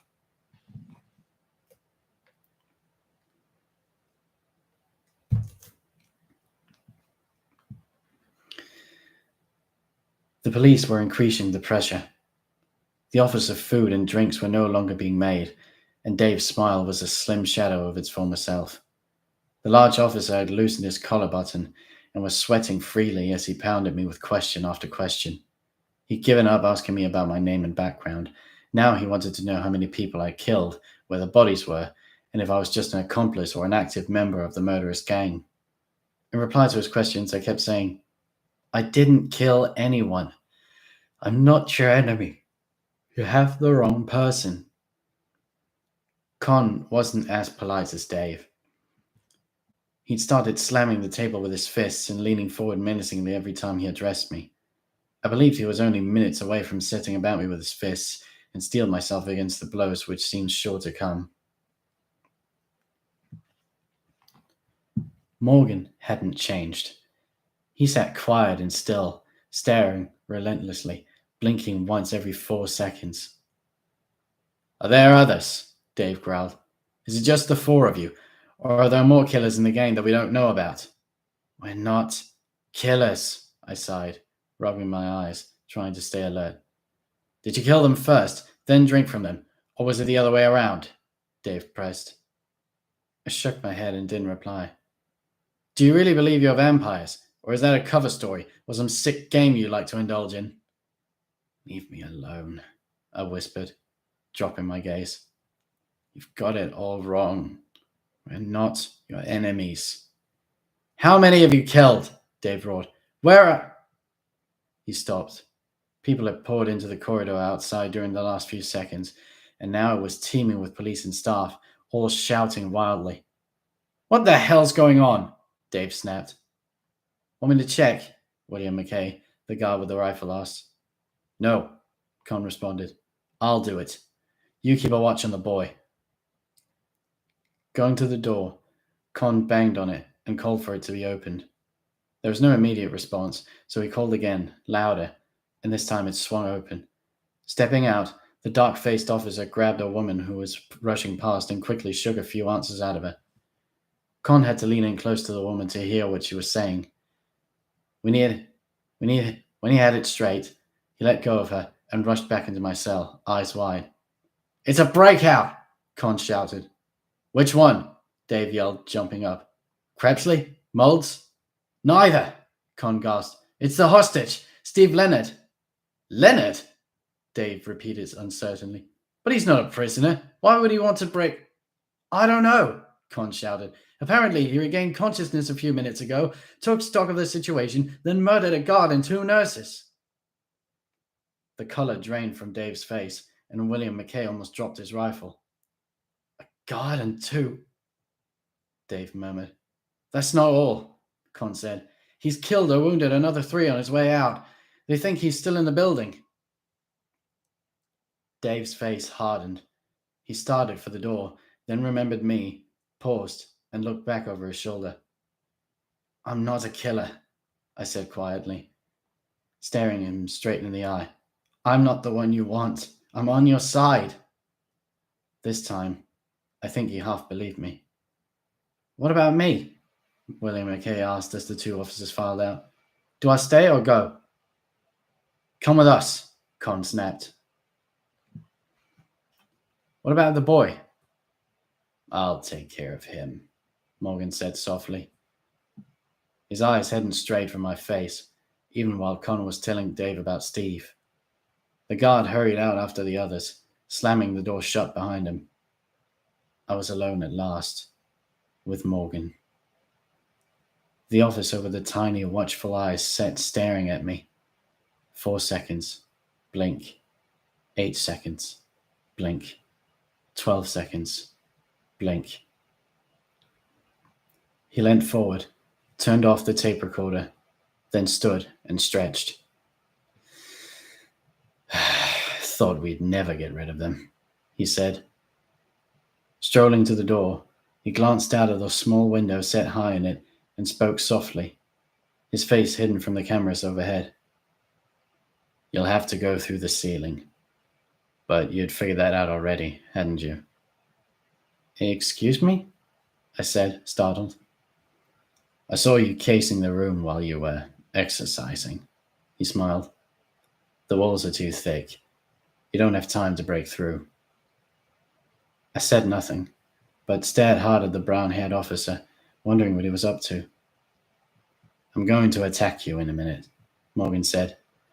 I'll put on a show for the cameras, pretend to lose my rag, and go for your throat.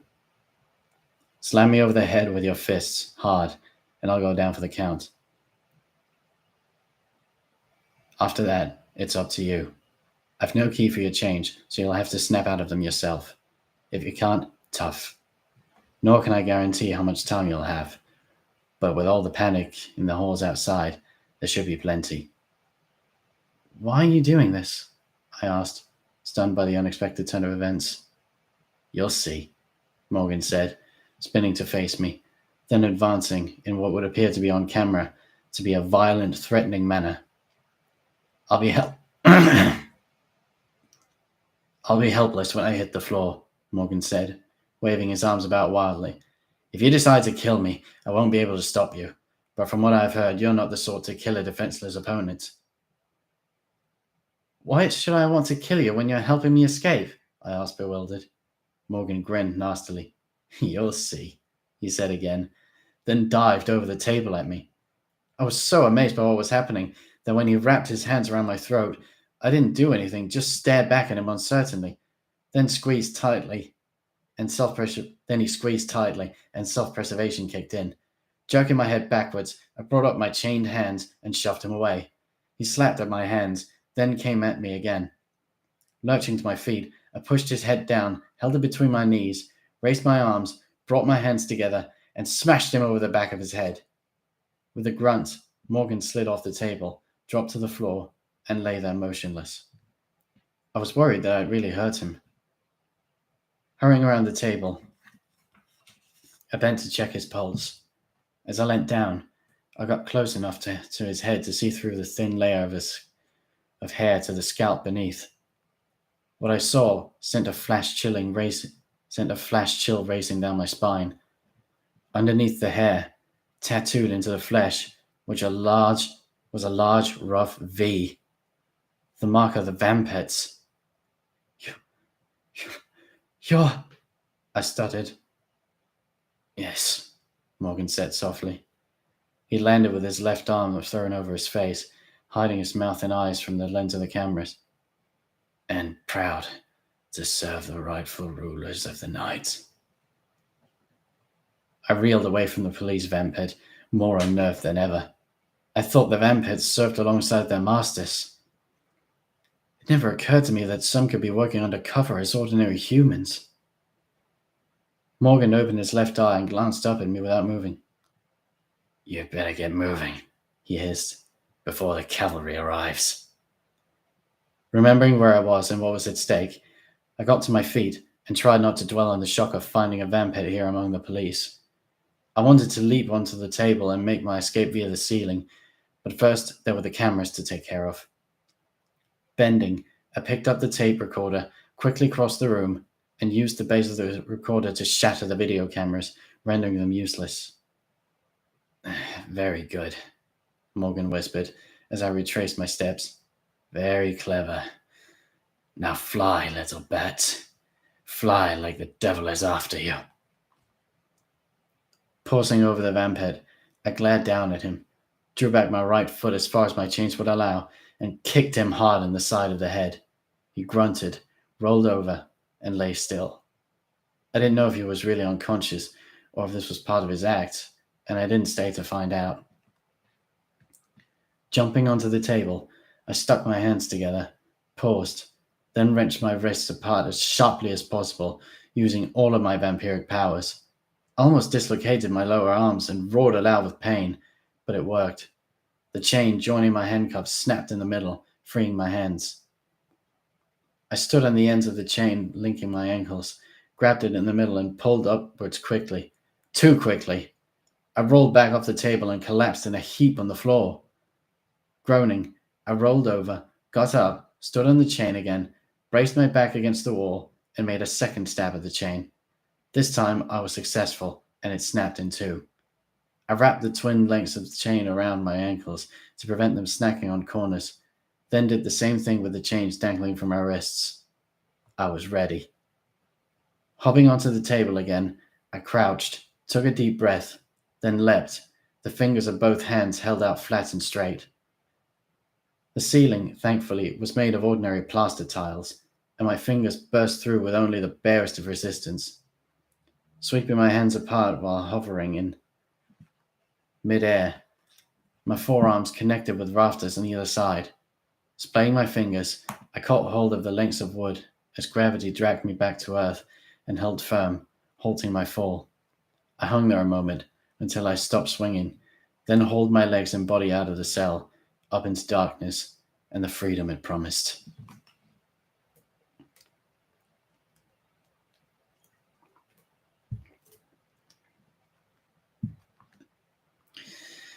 Chapter 7. There was a gap of 1/2 a meter between the rafters I was lying on and those overhead. It wasn't much, and it made life very uncomfortable, but it was more than I expected. Stretching out flat, I listened for sounds of pursuit in the cell below. There weren't any. I could hear people colliding with each other and barking out orders in the corridor, so either the police weren't aware I'd broken out, or had found their way blocked by the panicked crowds. Whatever the answer, I had time on my side, time I hadn't bargained for, which I could put to good use. I planned to flee as swiftly as possible, leaving Mr. Crepsley and Harkett behind, but now I was in a position to go and look for them. But where to look? The light was pretty good up here. There were many cracks between the plaster tiles, and light seeped up from the rooms and corridors below. And I could see for 10 or 12 meters whichever way I looked. This was a big building, and if my friends were being held on another floor, I hadn't a hope in hell of finding them.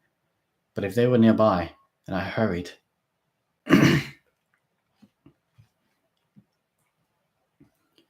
Scuttling over the rafters, I reached the ceiling of the cell next to mine, paused, and cocked my ears. My sharp sense of hearing would detect any sound above that of a heartbeat. I waited a few seconds, but heard nothing. I moved on. The next 2 cells were empty. In the third, I heard someone scratching himself. I thought about calling out Mr. Crepsley and Harkett's names, but if there were police in the cell, they would raise the alarm. There was only one thing for it. Taking a deep breath, I gripped the rafters on either side with my hands and feet, then punched through the thin material of the ceiling with my head. I blew dust from my lips and blinked it out of my eyes, then focused on the scene below. I was ready to drop through the ceiling if either of my friends was within, but the only occupant was a bearded old man who stared up at me, mouth agape, blinking rapidly. "Sorry," I said, forcing a quick smile. "Wrong room." Withdrawing, I scurried forward, leaving the startled prisoner behind. 3 more empty cells. The next was occupied, but by two loud-talking men who had been captured trying to rob a corner shop. I didn't stop to check on them. The police were hardly likely to lump a potential killer in with a couple of burglars. Another empty cell. I thought the next was empty too, and had almost moved on when my ears picked up on the faint rustling of fabric. I came to a halt and listened intently, but there were no further sounds. Crawling backwards, skin itching from the insulating flakes which littered the ceiling tiles like snow, I got into position, took another deep breath, then head-butted through the tiles. A wary Harkett Moulds jumped out of the chair he had been sitting in and brought his arms up defensively as my head broke through and clouds of dust descended. Then the little person saw who it was, reached up, tore loose his mask. Dave had obviously been lying when they said they'd taken it away, and shouted my name with unconstrained delight. Darren! Howdy, partner, I grinned, using my hands to widen the hole. I shook the dust from my hair and eyebrows. What are you doing up there? Harkett asked. I groaned at the dumb question. Sightseeing, I snapped, then lowered a hand. Come on, we haven't much time, and we have to find Mr. Crepsley. I'm sure Harkett had 1,000 questions. I had too, like how come he was all alone, and why wasn't he handcuffed? But he realized how perilous our position was, grabbed the offered hand, and let me drag him up, saying nothing. He had a harder time squeezing onto the rafters than me. His body was a lot rounder than mine, but finally he was lying out flat beside me, and we crawled forward, side by side, without discussing our plight. The next 8 or 9 cells were empty, or occupied by humans. I was growing anxious about the amount of time that had passed. Regardless of what was happening with Steve Leopard, my escape was bound to be noticed sooner rather than later, and pursuit would be fierce when it came.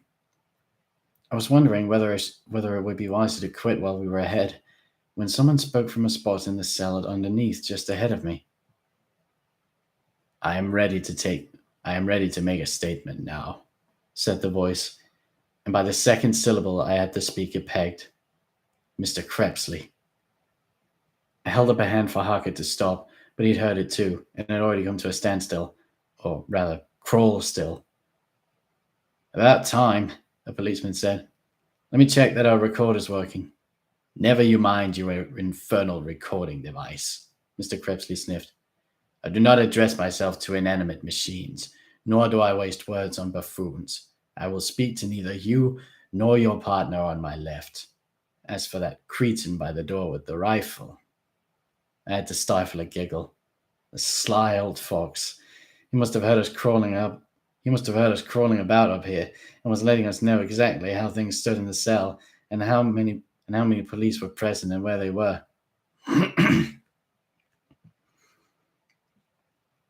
You better watch yourself, the policeman snapped. I've a good mind to. You have no sort of mind at all, Mr. Crepsley interrupted. You are a fool. The officer who was here earlier, on the other hand, Matt, struck me as a sensible man. Fetch him, and I will confess. Otherwise, my lips remain sealed. The officer cursed, then shuffled to his feet and started for the door. Keep an eye on him, he told the other two. The first sign of a twitch, hit him hard. Remember who and what he is. Take no chances. Find out what the fuss is about while you're out there, one of the other officers said as his colleague was leaving. The way people are rushing about, there must be some emergency. Will do, the officer said, then called for the door to be opened and let himself out. I pointed Harkett off to the left, where the guard by the door would be. He slid forward silently, stopping when he got a fix on the policeman. I listened for sounds of the officer closer to Mr. Crepsley, tuned into his heavy breathing, shifted back a meter or so, then held my left hand up, the thumb and first 2 fingers spread. I counted to 2 and lowered my middle finger. Another couple of seconds, and I bent down my index finger. Finally, nodding swiftly at Harkett, I lowered my thumb. At the signal, Hockett let go of the rafters and dropped through the plastered tiles of the ceiling, smashing them to pieces in the process. I followed almost instantly, bringing my legs down first, howling like a wolf for added effect. The policeman didn't know what to make of our sudden appearance. The guard by the door tried to bring his rifle up, but Hockett's plummeting body collided with him with his arms and knocked it free of his grip. My officer, meanwhile, only gulped at me, making no move to protect himself. While Hockett clambered to his feet and threw punches at the guard, I drew a fist back to let the officer have a bunch of fives in the face. Mr. Crepsley stopped me. "Please," he said politely, getting to his feet and tapping the officer in the shoulder. "Let me." The officer turned as though hypnotized. Mr. Crepsley opened his mouth and breathed the special knockout gas of the vampires over him. One whiff of it, and the officer's eyes were rolling in their sockets. I caught him as he fell and gently lowered him to the floor. "I was not expecting you so soon," Mr. Crepsley said conversationally, picking at the lock of his left handcuff with the fingers of his right. "We didn't want to keep you waiting," I said tightly, eager to be out of there, but not wanting to appear any less composed than my old friend and mentor, who looked entirely untroubled. "You should not have rushed on my account," Mr. Crepsley said, his handcuffs snapping free with a click. He bent to work on the chains around his ankles. "I was perfectly content. These are old-style handcuffs. I was wriggling out of that kind before the officers holding me were even born. It was never a question of if I was going to escape, but rather when." He can be an annoying know-it-all sometimes, Hockett commented dryly. He'd knocked the guard out and had shuffled over to the table to make his way back up to the safety of the ceiling. "We can leave you behind and return for you later," I suggested to the vampire as he stepped out of his legs' restraints. "No," he said. "I might as well depart now that you are here." He winced as he took a step forward. "But seriously, a few extra hours would not have been unwelcome. My ankle has healed considerably, but it is not yet 100%. Further rest would have been beneficial." "Will you be able to walk?" I asked. He nodded. "I will win no races, but nor shall I be a hindrance. I am more worried about the sun. I have over 2.5 hours of it to deal with." "We'll cross that bridge when we come to it," I snapped. "Now, are you ready to continue, or do you want to stand here and shoot the breeze all day until the police come back?" "Nervous?" Mr. Crepsley asked, a glint in his eye. "Yes," I said. "Do not be," he told me. The worst the humans can do is kill us." He got up on the table and paused. "By the end of the coming night, death may seem a blessing." With that cheerless comment, he followed Harkett up into the gloomy half-world of the rafters. I waited for him to pull his legs clear, then jumped up after him. We spread out so we weren't in one another's way. Then Mr. Crepsley asked which direction we should take. "Right," I replied. "That leads to the rear of the building, I think." "Very well," Mr. Crepsley said, wriggling ahead of us. "Crawl slowly," he whispered over his shoulder, "and try not to pick up any splinters." Hockett and I shared a rueful look. The phrase, "cool as a cucumber," could have been invented with Mr. Crepsley in mind. Then hurried after the departing vampire before he got too far ahead and left us behind.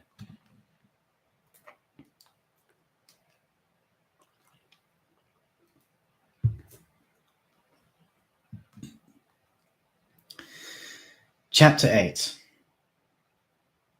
We kicked our way through the wall at the back of the building and found ourselves on the second floor, above a deserted alley. "Can you jump?" I asked Mr. Crepsley. "No," he said, "but I can climb." While Mr. Crepsley swung out over the edge of the hole in the wall and dug his nails into the bricks, Harkett and I dropped to the ground and crouched low, scanning the shadows for signs of life. When Mr. Crepsley joined us, We hurried to the end of the alley, where we paused to scout the terrain. Mr. Crepsley glanced up at the sun. It wasn't very strong, a weak autumnal afternoon glow, but 2 hours of exposure could be fatal for the vampire.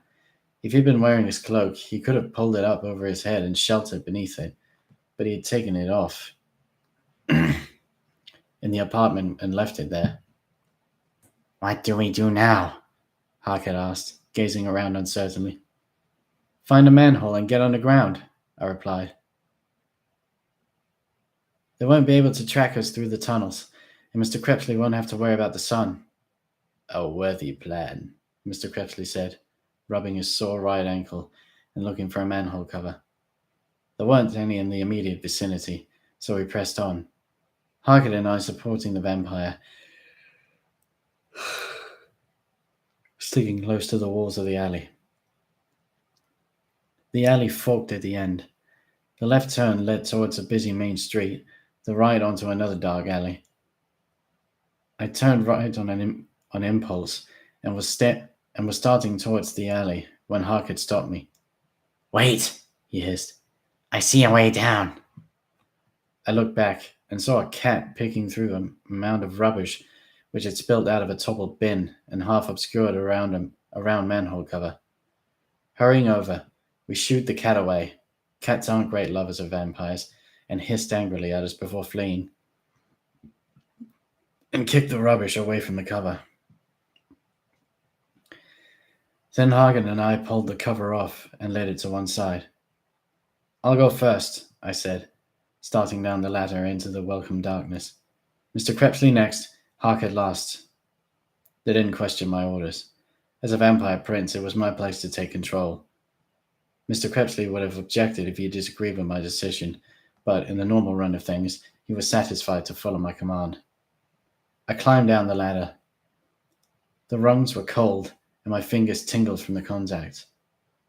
As I neared the bottom, I stretched out my left leg to step off the ladder, then snatched it back quickly when a gun fired and a bullet tore a chunk out of the wall close to the side of my shin. Heart pounding, I clung to the ladder, ears ringing from the echoes of the bullet, wondering how the police had got down here so quickly and how they knew which way we'd take. Then someone chuckled in the darkness and said, "Greetings, vampire. We've been expecting you." My eyes narrowed. That was no policeman. It was a vampet. Despite the danger, I squatted low on the ladder and peered up in the tunnel. There was a large man standing in the shadows too far away for me to identify. "Who are you?" I snapped. "One who follows the Lord of the Vampanese," he answered. "What are you doing here?" "Blocking your passage," he chuckled. "How did you know we'd come this way?" "We did it. But we guessed you'd escape and make for the tunnels.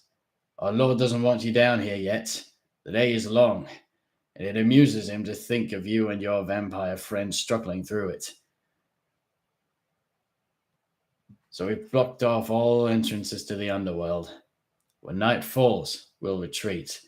But until then, these tunnels are off limits." With that, he fired at me again. It was a warning shot, like the first, but I didn't stick around to test his aim any further. Climbing the ladder, I shot out of the manhole as though propelled, and cursed loudly as I kicked a large empty tin across the alley. "Police?" Mr. Crepsley asked sullenly. "No. Vampets. They've blocked off all entrances to the tunnels until nightfall. They want us to suffer." "They can't have covered every entrance, can they?" Harker asked. "Enough of them," Mr. Crepsley responded. "The tunnels this close to the surface are carefully linked.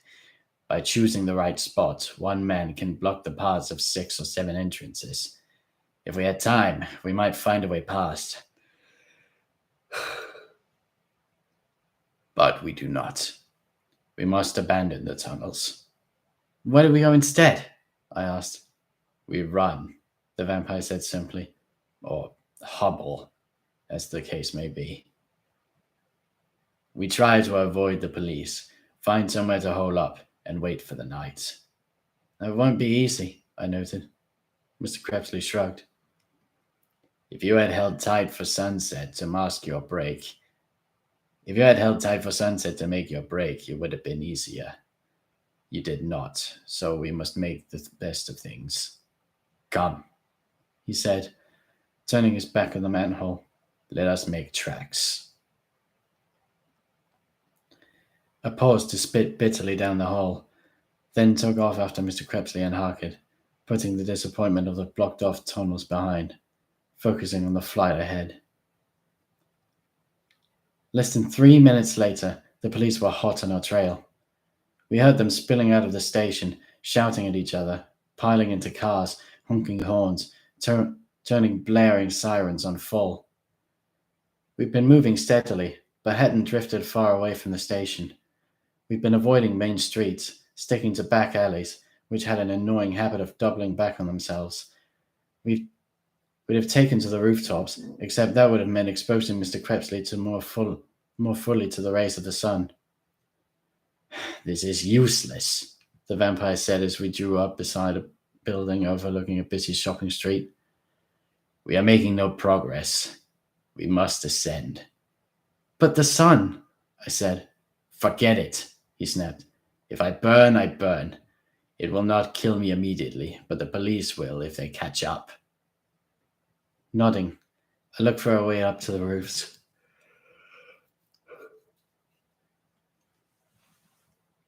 Then a thought struck. I gazed at the teeming street, then studied my clothes. I was disheveled and dirty, but didn't look a whole lot worse than my average teenager going through a grunge or heavy metal phase. Have we money?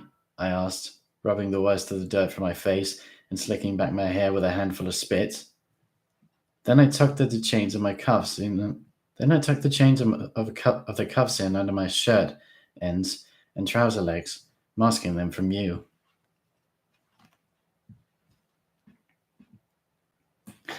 The time he picks to go shopping, Harkett groaned. I know what I'm doing, I grinned. Have we money or not? I had some notes, but the police took them, Mr. Krebsley said. I am, how did the human put it? Skinned? Skint, I laughed. No matter, I'll do without. Wait, Harkett said as I stepped forward. Where are you going? We can't split up. Now, we must stay together. I won't be long, I said, and I won't take any stupid chances. Wait here for me. If I'm not back in 5 minutes, leave without me, and I'll catch up with you later, in the tunnels. Where are you? Mr. Krebsley began, but I didn't have time for a debate, so I slid out of the alley before he finished and walked swiftly along the street, looking for a mini-market. I kept one eye peeled for police or soldiers, but there were none about. After a few seconds, I spotted a shop across the street, waited for the light to turn green, then strolled across and entered.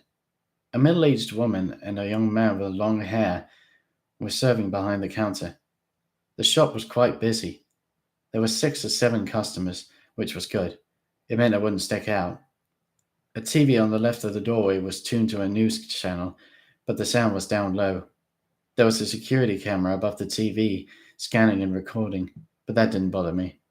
With all the crimes I've been charged with, I wasn't going to sweat about being booked for petty theft. I walked slowly up and down the aisles, looking for sunwear items. It wasn't the right time of the year for sunglasses and sun hats, but I was sure they'd have a few knickknacks lying around somewhere. Next to a row of baby care products, I found them. Several bottles of suntan lotion, standing forlornly on a battered old shelf. The choice wasn't great, but they'd do.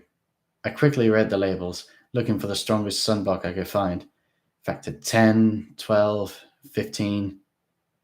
I chose the bottle with the highest number. It was for fair-skinned babies, but I couldn't tell Mr. Krebsley that. Then stood uncertainly with it in my hand, wondering what to do next. I wasn't an experienced shoplifter. I'd stolen a few sweets with friends when I was very young, and once swiped a load of golf balls with a cousin of mine, but I never enjoyed it, and hadn't taken it any further. I was sure my face would give me away if I just pocketed the bottle and tried walking straight out of the shop. I thought about it for a few seconds, then slyly slipped the bottle inside the waist of my trousers, draped the hem of my shirt over it, grabbed another bottle, turned, and marched up to the counter. "Excuse me," I said to the female assistant as she was serving one of the other customers. "But do you have any Sun Undone lotion?" I'd made the name up and hoped there wasn't a real brand by that name available. "Only what's on the shelves," the woman snapped irritably. "Oh," I smiled. "That's okay. Thanks. I'll put this back." I was turning when the young, long-haired man said, "Hey, hold on." Stomach sinking. I looked back questioningly, ready to run. "It wasn't Sunnydun you wanted, was it?" he asked. "We got a crate of those somewhere in the back. I could get a bottle if you—" "No," I interrupted, relaxing. "It was Sun Undone. My mum won't use anything else." "And suit yourself," he shrugged, no longer interested, turning to deal with another customer. I walked back to the shelf, laid the bottle on it, and made for the door as casually as I could. I nodded amiably at the young man as I was passing, and he half waved at me in reply. I had one foot out the door, delighted with myself, when I caught sight of a familiar face on the TV and dropped dumbstruck. It was me. The photograph must have been taken this morning while I was being arrested. I looked pale, haggard, and frightened, my hands cuffed, eyes wary, policemen on either side of me. Stepping back into the store, I reached up and turned up the volume. "Hey," the male attendant grunted. "You can't—" I ignored him and concentrated on what the newsreader was saying. "Might look harmless, but police are urging the public not to be taken in by his appearance. Darren Shan, or Darren Horston as he's also known, is a teenager, but he consorts with brutal killers and may be a killer himself." My photograph faded to be replaced by a female newsreader with a grim expression. After a couple of seconds, my photo reappeared again, smaller this time, in the upper right-hand corner of the screen. Harkets appeared to the left, and an accurate artist impression of Mr. Crepsley and Venture March between us. "To repeat our incredible breaking story," said the newsreader, 4 alleged members of the gangs of the killers known as the Vampires were cornered by the police this morning. One, Venture March, the lines around the drawing of Venture flashed, escaped, taking Chief Inspector Alice Burgess hostage. The other 3 were arrested and detained for questioning, but made a violent break for freedom less than 20 minutes ago, killing or seriously wounding an unspecified number of officers and nurses. They are considered armed and exceedingly dangerous. If spotted, they should not be approached. Instead, call one of the following numbers." I turned away from the TV, stunned. I should have known the media would go into overdrive about a story this big, but I innocently assumed that we'd only have the police and the army to worry about. I never stopped to think of citywide alerts and how they'd affect us. As I stood, digesting this new turn of events, brooding on the news that we've been blamed for Steve's murders in the station, the middle-aged lady behind the counter pointed at me and gasped in a high voice, "It's him! The boy! The killer!" Startled, I looked up and saw that every person in the shop was staring at me, their faces twisted with fear and horror. "It's the one called Darren Shan!" a customer yelled. "They say he killed that girl, Tara Williams, that he drank her blood and ate her." "He's a vampire!" a wrinkly old man shrieked. "Someone get a stake! We have to kill him!" That might have been funny if I'd seen it in a film. The thought of this little old man driving a stake through a vampire's hardened heart was ludicrous. But I hadn't had time to see the funny side of things. Raising my hands to show I wasn't armed, I backed out of the door. "Derek!" the female assistant shouted at the young man. "Grab the gun and shoot him!" That was enough for me. Pivoting sharply, I dived out of the door and raced across the road, not stopping for traffic, darting out of the way of the cars as they screeched to a halt, ignoring the drivers as they pounded on their horns and yelled abuse after me. I came to a halt in the mouth of the alley where a worried Harker and Mr. Crepsley were waiting. Digging out the bottle of suntan lotion, I tossed it to the vampire. "Spread that on yourself, quick," I gasped, bending over for breath. "What?" he began to ask. "Don't argue," I shouted. "Do it!" The vampire yanked the top off the bottle and poured half the content out into his hands, then smeared it over his face and scalp and other exposed areas.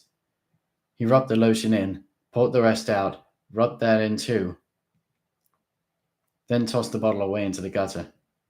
"Done," he said. "We certainly are," I muttered, standing up. "You're not going to believe—" "There they are!" someone bellowed, cutting me short. "That's them! The vampires!" The three of us looked around, and I saw the little old wrinkly man from the shop wrestling a large rifle from the long-haired attendant. "Give me that!" he shouted. "I hunted deer when I was younger."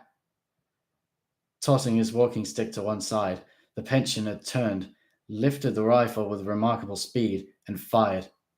We fell to the ground as the wall above our heads exploded into fragments. The old man fired again, even closer this time, but then he had to pause to reload. While he was doing that, we jumped to our feet, about-faced, and fled. Mr. Crepsley swinging his injured leg forward and backward like a demented Long John Silver.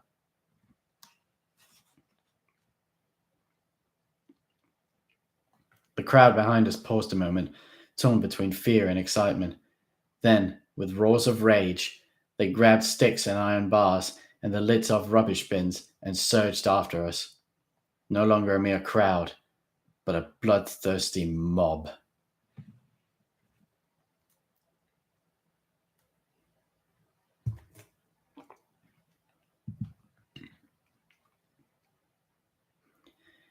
We tore ahead. Chapter 9. We tore ahead of the mob to begin with.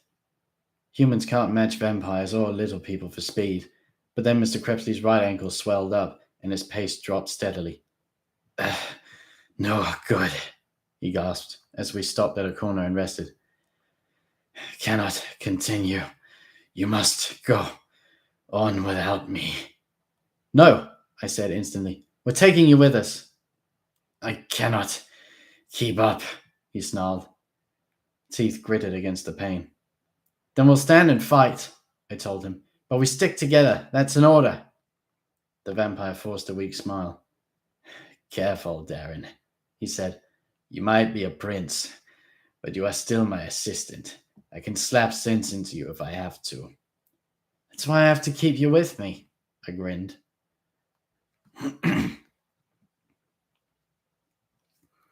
"You stopped me from getting a big head."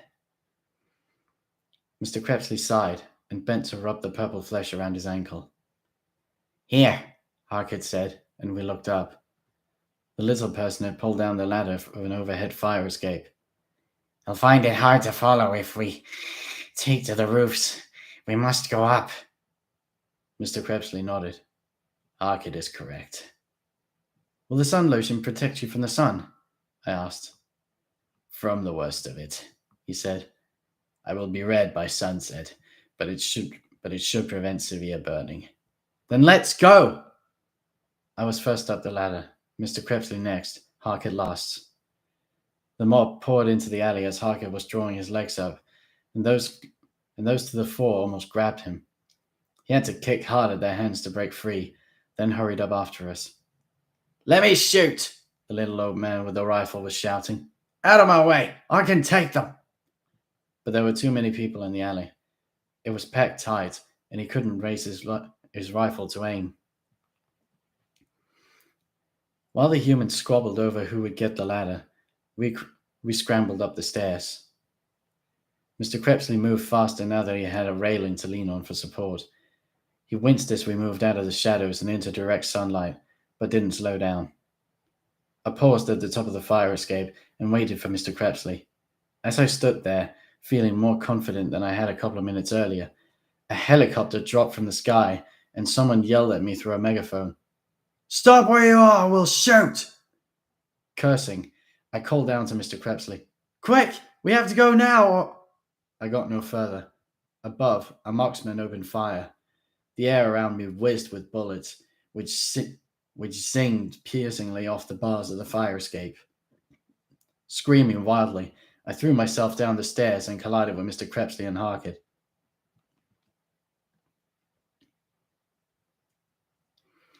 If Mr. Crepsley hadn't been holding on so tightly to the rail to ease the pressure on his injured ankle, we might have all gone over the side. We hurried down a couple of flights, where the marksman couldn't see us, then huddled on a landing, frightened, miserable, trapped. They might have to leave to refuel, Harkett said hopefully. Sure, I snorted. In an hour or two. How are the humans below faring? Mr. Crepsley asked. I stuck my head over the side and looked down. The first few have made it up to the top of the ladder. They'll be onto us in a minute or less. We are in a good position to defend ourselves here, the vampire mused. They will have to attack in small groups. We should be able to push them back. Sure, I snorted again. But what good will that do? A few more minutes and the police and the soldiers will arrive.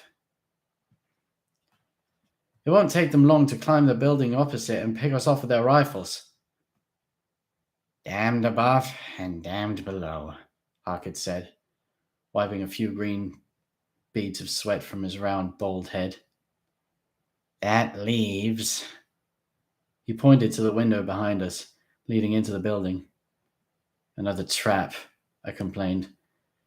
All the police have to do is surround the building, enter in armed teams, flush us out, and we're finished. True, Mr. Crepsley agreed thoughtfully. But what if they have to fight to get in? And what if we are not there when they arrive?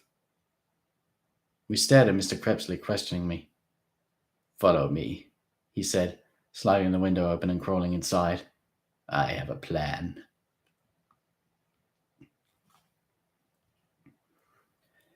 Turning our backs on the advancing humans beneath and the hovering helicopter above, Harkett and I dived through the window and into the hall where Mr. Crepsley was on his feet and calmly brushing flecks of dirt from his shirt as though waiting for a bus on a slow Sunday morning. Ready? He asked when we were standing beside him. Ready for what? I replied, exasperated. Ready to set the cat among the pigeons, he laughed. Striding to the nearest door, he paused a moment, then slammed on it with the flat of his palm. Vampires! He bellowed. Vampires in the building! Everybody out! He stepped away, faced us, then started counting. 1, 2, 3, 4. The door burst open, and a woman wearing a skimpy nightdress and no shoes raced out into the hallway, screeching and waving her hands above her head. Quick, Mr. Crepsley shouted, taking her arm and pointing her towards the stairs. Head for the ground floor. We have to get out. We will die if we stay. The vampires are here. Ah! She screamed, then ran with astonishing speed for the stairs. See? Mr. Crepsley beamed. Ah, I see, I smirked. Me too, Harkett said. Then get busy, Mr. Crepsley said, hopping to the next door, pounding upon it, roaring, Vampires! Vampires! Beware the living dead! Harkett and I ran ahead of him, mimicking his knocks and cries, and within seconds the hallway was jammed with terrified humans, running about directionlessly, knocking one another over, almost flying down the stairs to safety. As we reached the end of the corridor, I glanced over the railing of the stairway and saw those rushing down the stairs colliding with members of the mob who had stormed the building in an attempt to track us through it. Those fleeing couldn't get out, and those chasing us couldn't get in. Wicked. Hurry, Harkett said, slapping my back. They're coming in by the fire escape. Looking back, I saw the first of our pursuers poking his head through the window. I turned left and raced up the next corridor with Harkett and Mr. Crepsley, raising a false alarm, emptying the apartments of their human inhabitants, clogging the hallway behind us. While the mob While the mob vanguard clashed with the panicked residents, we turned down another corridor, fled to a fire escape on the opposite side of the building, crawled out, and leapt across to the neighboring block of apartments. We darted through this one, spreading the same warning message, banging on doors, yelling about vampires, causing havoc. Making our way to the rear of the building, we jumped across to a third apartment block and again set the humans running in fear of their lives. But when we got to the end of this one, we paused and gazed on the alley below and the sky overhead. There was no sign of the mob, and the helicopter was hovering over the two buildings behind us. We could hear police sirens closing in. "Now is the time to lose ourselves," Mr. Crepsley said. "The chaos behind us will last a handful of minutes at most. We must make good use of that time." "Which way do we go?" I asked, scanning the surrounding buildings.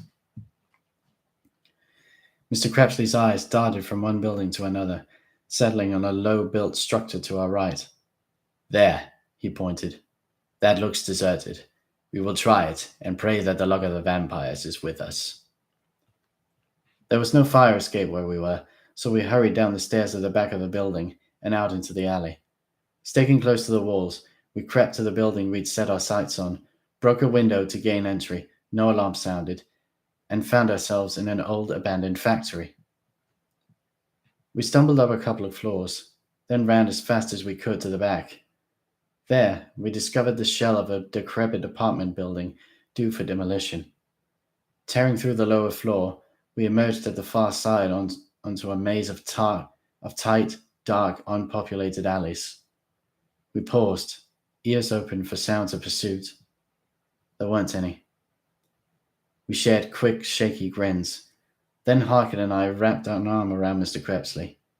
He raised his painful right foot, and we hobbled forward at a slower pace than before, enjoying our period of respite, but experienced enough to know that we weren't out for the frying pan yet. Not by a long shot.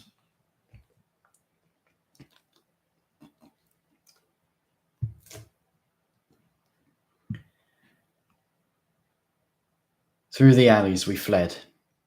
We passed a few people, but none paid any attention to us. The afternoon was darkening with heavy clouds, casting the already gloomy alleys into pools of murky shadows. We could see clearly with our advanced eyesight, but to humans we appeared as nothing more than vaguely defined figures in the half-light. Neither the mob nor the police followed. We could still hear the ruckus they were creating, but they hadn't moved on from the 3 apartment blocks we terrorized. For the time being, we were in the clear. We stopped outside the back of a supermarket to catch our breath. Mr. Crepsley's right leg was purple up to his knee now, and he must have been in immense pain. "We need ice for that," I said.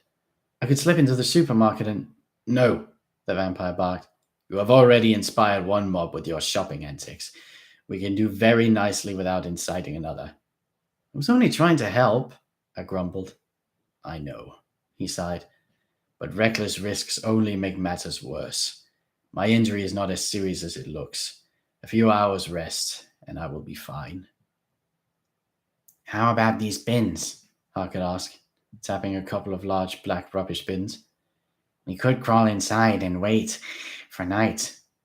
"No," I said. "People use bins like this all the time. We'd be discovered." "Then where?" Harker inquired. "I don't know," I snapped. "Maybe we can find an empty apartment or an abandoned building. We could duck into Debbie's if we were close enough, but we're too far." I stopped, eyes settling on a street sign from across the supermarket. "Baker's Lane," I muttered, rubbing the bridge of my nose. "I know this place. We've been here before when we were searching for the Vampanese killers, before we knew about RV and Steve." "We traveled almost everywhere in search for the killers," Mr. Crepsley commented. "Yes, but I remember this place because... I frowned. Then it came to me, and I snapped my fingers. "Because Richard lives close by." "Richard?" Mr. Crepsley frowned. "Your friend from school?" "Yes," I said, excited. "His house is only 3 or 4 minutes away." "You think he'd shelter us?" Harkett asked. Maybe, if I explain things to him. The others looked uncertain. Have you any better ideas? I challenged them. Richard's a friend. I trust him. The worst he can do is turn us away. Mr. Crepsley thought about it for a moment, then nodded. Very well. We will ask him for help. As you say, we have nothing to lose. Leaving the supermarket, we struck for Richard's house, and this time I walked with a bounce in my step. I was sure Richard would help. After all, hadn't I saved him on the stairs at Marlis? We made it to Richard's in just over 4 minutes. Wasting no time, we climbed onto the roof and hid in the shadows of a large chimney. I'd seen a light in Richard's room from the ground, so once I was sure that Harkett and Mr. Crepsley were settled, I crept to the edge of the roof and lowered myself over it. Wait, Mr. Crepsley whispered, sliding up beside me. I will come with you. No, I whispered back. The sight of you might scare him. Let me go alone. Very well, he said, but I will wait outside the window in case you run into trouble. I didn't see what sort of trouble I could run into, but Mr. Crepsley had a stubborn look in his eyes, so I simply nodded and swung out over the roof, got a toe hold, drove my fingernails into the stone of the wall, then climbed down to Richard's room like a spider. The curtains were drawn, but not all the way, and I was able to see directly into my friend's bedroom. Richard was lying on his bed, a packet of popcorn and a glass of orange juice propped on his chest, watching a rerun of The Addams Family on a portable TV set. Richard was laughing at the antics of the TV freaks, and I had to smile at how oddly fitting it was that he should be watching this when 3 real freaks of the night had just turned up. Fate has a strange sense of humor. I thought about knocking on the window, but that might startle him. I studied the simple latch inside the glass, then pointed it out to Mr. Crepsley, who had scaled down the wall beside me, and raised my eyebrows in a silent question. Can you open it? The vampire rubbed his thumb, index, and middle fingers on his right hand together very, very swiftly. When he produced a strong static charge, he lowered his hand, pointed his fingers at the latch, and made a gentle, uplifting motion. Nothing happened. The vampire frowned, leant forward for a closer look, then snorted. It is made of plastic. I turned aside to hide a smile. No matter, Mr. Crepsley said, and cut a small hole in the glass with the nail of his right index finger. It made only a tiny squeaking noise, which Richard didn't hear over the sound of the TV. Mr. Crepsley popped the glass inwards, crooked the latch up with his finger, then swung out of the way and motioned me forward. Taking a deep breath to steady myself, I pushed the window open and stepped into the room as casually as possible. Hi, Richard, I said. Richard's head jerked around. When he realized who it was, his jaw dropped and he began to quiver. It's okay, I said, taking a step closer to the bed, raising my hands in a gesture of friendship. I'm not going to hurt you. I'm in trouble, Richard, and I need your help. I've a cheek to ask, but could you put me and a couple of my friends up for a few hours? We'll hide in the wardrobe or under the bed. We won't be any bother. Honest. Richard stuttered, eyes wide with terror. Richard? I asked, concerned. Are you okay? Vampire! He croaked, pointing a trembling finger at me. Oh, I said. You've heard. Yes, I'm a half vampire, but it's not what you think. I'm not evil or a killer. Let me call my friends. We'll get comfy, and then I'll tell you about... Vampire! Richard screamed, loudly this time, then turned to face the door of his room.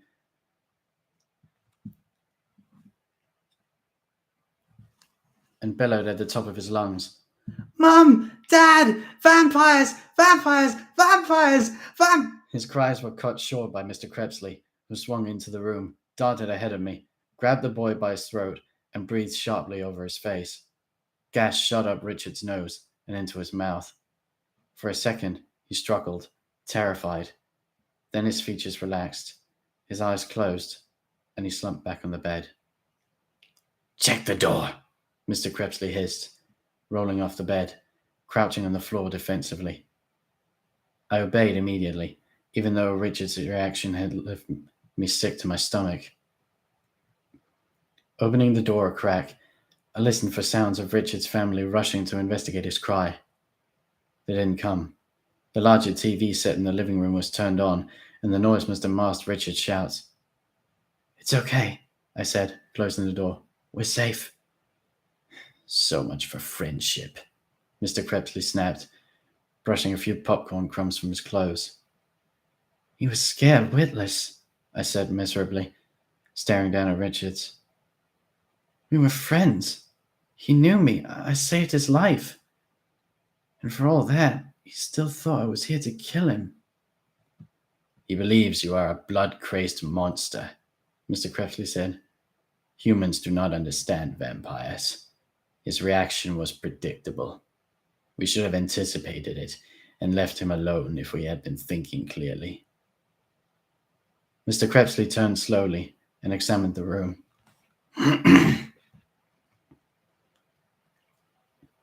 "This would be a good place to hide," he said. "The boy's family will probably not bother him when they see that he is sleeping. There is plenty of space in the wardrobe. I think all three of us could fit." "No," I said firmly. "I won't take advantage of him. If he'd offered his help, great, but he didn't. He was afraid of me. It'd be wrong to stay." Mr. Crepsley's expression showed what he thought of that, but he respected my wishes and made for the window without any argument. I was heading after him when I saw that during the brief struggle the popcorn had spilled over the bedsheet and the glass of orange juice had been knocked over.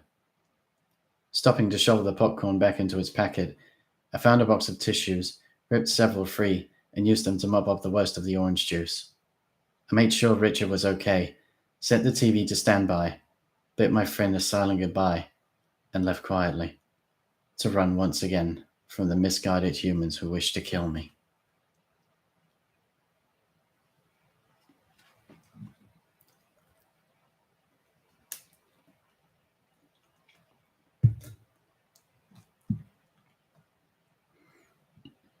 Chapter 10. We took to the rooftops. There were no helicopters nearby, and the shadows of the gloomy afternoon masked us from general view, so it seemed safer to carry up on high, where we could make good time. Moving carefully but quickly, we aimed for areas far beyond the chaos behind us, where we could hold up until night. For 15 minutes, we leapt and slid from one rooftop to another, unseen by anyone, getting further and further away from the humans who were hunting us. Finally, we came to a crumbling old silo, a building in which grain was once stored. A spiral staircase still ran up the outside, though the lowest section had rotted and crumbled away. Leaping onto the upper half of the stairs from the roof, we climbed to the top, kicked down the locked door, and let ourselves in. Closing the door, we edged further into the silo along a narrow ledge until we reached a semicircular platform where we lay down. There were holes and cracks in the roof overhead, and the dim light was strong enough for us to see by. "Do you think we'll be safe here?" Haggard asked, lowering his mask. Streams of green sweat were flooding the scars and stitches of his grey face. "Yes," Mr. Crepsley said confidently. "They will have to organize a complete search. They dare leave no stone unturned. That will slow them down. It will be morning or later before they make it this far across the city." The vampire shut his eyes and massaged his eyelids. Even doused in suntan lotion, his skin had turned a dark pink color. "How are you bearing up?" I asked. "Better than I dared hope," he said, still rubbing his eyelids. "I have the start of an excruciating headache, But now that I am out of the sunlight, perhaps it will subside. He lowered his fingers, opened his eyes, stretched his right leg out, and stared grimly at the swollen flesh rising from his ankle to his knee. He'd taken his shoes off earlier, which was a good thing, as I doubt he'd been able to pry the right shoe loose now. I only hope that subsides too, he muttered. Do you think it will? I asked, studying the ugly bruise. Hopefully, he said, rubbing his lower leg gingerly. If not, we may have to bleed it. You mean cut into it to let the blood out? I asked. Yes, he said. Desperate times call for desperate measures. But we will wait and see. With luck, it will improve of its own accord. While Mr. Crepsley was tending to his ankle, I unwrapped the chains around my wrists and legs and tried picking the locks. Mr. Crepsley had taught me the fundamentals of lock picking, but I'd never quite got the knack of it. Here, he said after a couple of minutes when he saw I wasn't getting anywhere. The vampire made quick work of the locks, and seconds later, the cuffs and chains were lying in heaps on the floor. I rubbed my freed flesh gratefully, then glanced at Harkett, who was using the hem of his robes to wipe green sweat from his face. How come they didn't put handcuffs on you? I asked. They did, he replied, but they took them off once I was inside my cell. Why? The little person's wide mouth split into a hideous smirk. They didn't know what I was or what to make of me. They asked if I was in pain, so I said I was. They asked if the handcuffs hurt, so I said they did. So they took them off. Just like that? I asked. Yes, he chuckled. Lucky beggar, I sniffed. Looking like something Dr. Frankenstein threw together has its advantages sometimes, Harkett informed me. That's also why I was alone. I could see they were uneasy around me, so shortly after they began interviewing me, I told them not to touch me, said I had an infectious disease. You should have seen them run. All three of us laughed aloud. You should have told them you were a resurrected corpse, I chuckled. That would have put their minds at rest.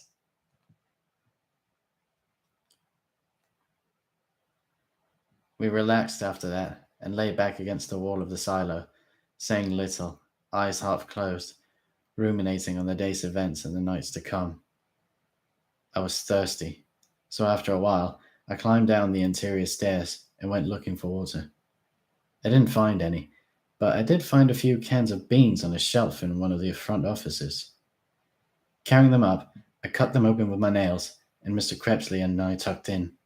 Harker wasn't hungry. He could go for days on end without food if he had to.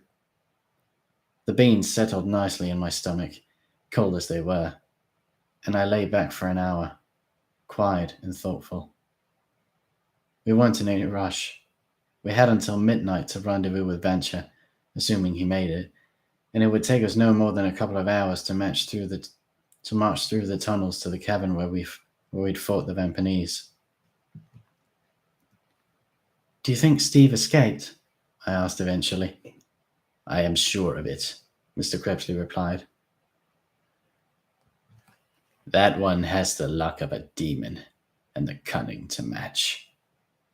He killed people, police and nurses, while he was escaping, I said. Mr. Crepsley sighed. I did not think he would attack those who helped him. I would have killed him before we were taken into custody if I had known what he was planning. How do you think he got to be so vicious? I asked. He wasn't like this when I knew him.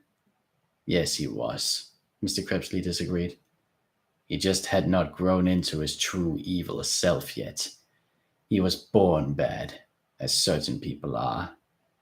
Humans will tell you that everybody can be helped, that everyone has a choice. In my experience, that is not so. Good people can sometimes choose badness, but bad people cannot choose good. I don't believe that, Harkett said softly. I think good and evil exist in all of us. We might be born leaning more towards one than the other, but the choice is there. It has to be. Otherwise, we're mere puppets of fate. Perhaps, Mr. Crepsley grunted. Many see it as you do, but I do not think so. Most are born with the freedom of choice, but there are those who defy the rules, who are wicked from the beginning. Maybe they are puppets of fate, born that way for a reason, to test the rest of us. I do not know. But natural monsters do exist. On that point, nothing you say can shake me, and Steve Leonard is one of them. But then it isn't his fault, I said, frowning. If he was born bad, he isn't to blame for growing up evil. No more than a lion is to blame for being a predator, Mr. Crepsley agreed. I thought about that. If that's the case, we shouldn't hate him. We should pity him. Mr. Crepsley shook his head. No, Darren. You should neither hate nor pity a monster. Merely fear it, and do all in your power to make an end of it before it destroys you. Leaning forward, he rapped on the hard platform with his knuckles. But remember, he said sternly, when we venture down in the tunnels tonight, Steve Leonard is not our primary enemy. The Lord of the Vampanese is. If the chance to kill Leonard arises, by all means seize it. But if you have to choose between him and the Lord he serves, strike first for the latter. We must put our personal feelings aside and focus on our mission.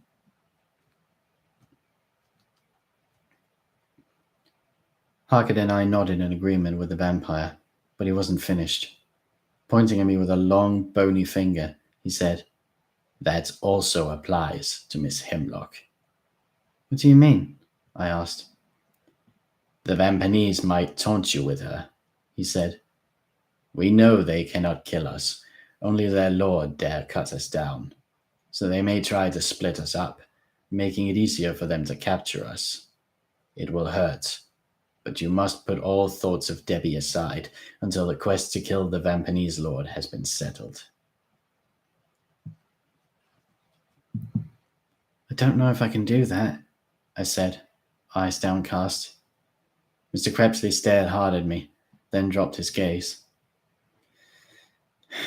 You are a prince, he said quietly. I cannot command you. If your heart leads you to Debbie, and it proves impossible to resist its call, you must follow. But I ask you to remember the vampires you serve, and what will happen to our clan if we fail. I nodded soberly. I haven't forgotten. I'm just not sure in the heat of the moment if I'll be able to abandon her. But you know that you should, he pressed. You understand how important your choice is. Yes, I whispered. That is enough, he said. I trust you to make the right choice. I cocked an eyebrow. You sound more like Seba Nile with every passing year, I commented dryly. Seba was the vampire who taught Mr. Crepsley the ways of the clan. I will take that as a compliment, he smiled. Then lay back, closed his eyes, and rested in silence, leaving me to think about Debbie and the Lord of the Vampanese, and contemplate the desperate choice I might be called upon to make.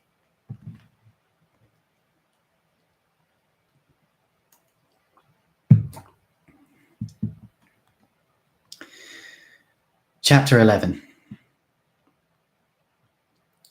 Mr. Crepsley's ankle hadn't improved vastly by the time we left the silo to face our destiny. His flesh was still a nasty shade of purple, but the worst of the swelling had died down. He tested the ankle as little as possible during our trek through the tunnels, but was able to stand unassisted when he had to. There was no fuss about our descent into the menacing darkness. When the time came, we simply walked down the stairs of the silo, broke out through a boarded up door, found a manhole, slipped beneath the streets, and advanced. We didn't encounter any Vampanese or traps. We said nothing during the journey. Each of us knew how serious this was, and the odds stacked against us. Victory was unlikely, and even if it came, escape seemed impossible. If we managed to kill the Lord of the Vampanese, his followers would surely cut us down in revenge, their hands no longer tied by the prophecies of Mr. Tiny. We were marching to our doom, and tongues have a tendency to seize up at such times, regardless of how brave you might be.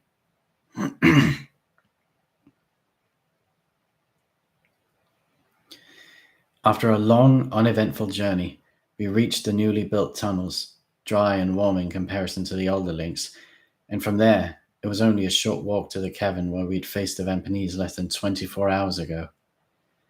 24 hours. It felt like years. Several burning candles were set in nooks around the walls, and their light revealed an apparently deserted cavern. The bodies of the Vampanese we'd killed the night before had been dragged away, though drying pools of their blood remained. The huge door at the other side of the cavern was closed. "Tread carefully," Mr. Krebsley said, pausing at the entrance. "Hold your weapons low and—" He stopped abruptly, and his face fell. Clearing his throat, he said in a surprisingly meek voice, "Did either of you bring a weapon?" "Of course," I began, then stopped as suddenly as Mr. Krebsley had, my hand flying to my waist, where my sword would normally be nesting. But not now. I'd abandoned it when I was arrested, and with all that had happened since then, it had never occurred to me to replace it. You're not going to believe this," I mumbled. "You forgot too," Mr. Krebsley groaned. We looked appealingly at Harkett. The lizard person shook his necklace grey head. Sorry. "Brilliant," Mr. Krebsley snapped. "The most important fight of our lives, and we come unarmed. What manner of fools are we?" "The greatest who ever stalked the shadows of the night," said someone from within the cavern. Freezing, we stared into the gloom, our fingers twitching helplessly by our sides. Then a head popped into view from above the doorway, and our hearts sank back in our chests. "Vancha!" we cheered.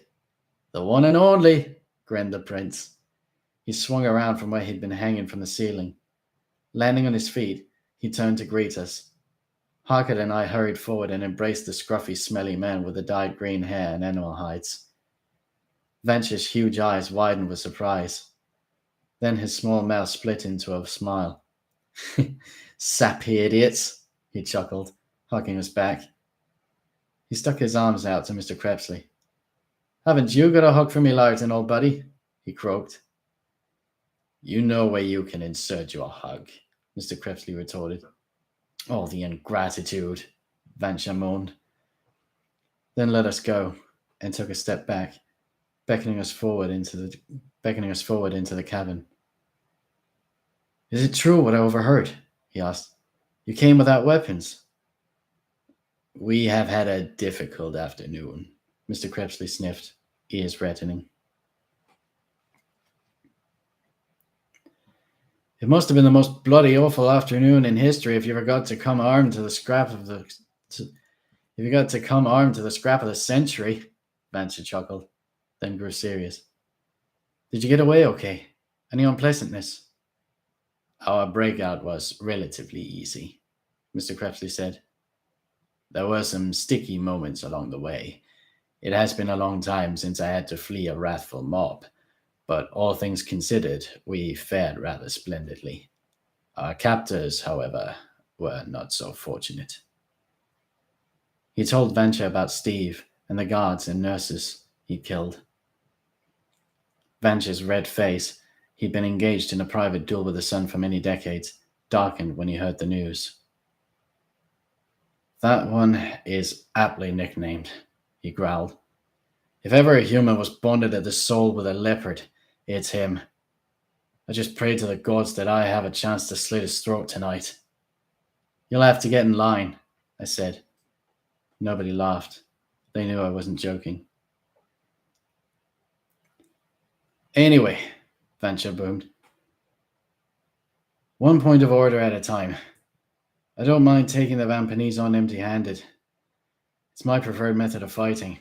But you three will need more than your fists and feet if we're to stand any chance of getting out of this alive.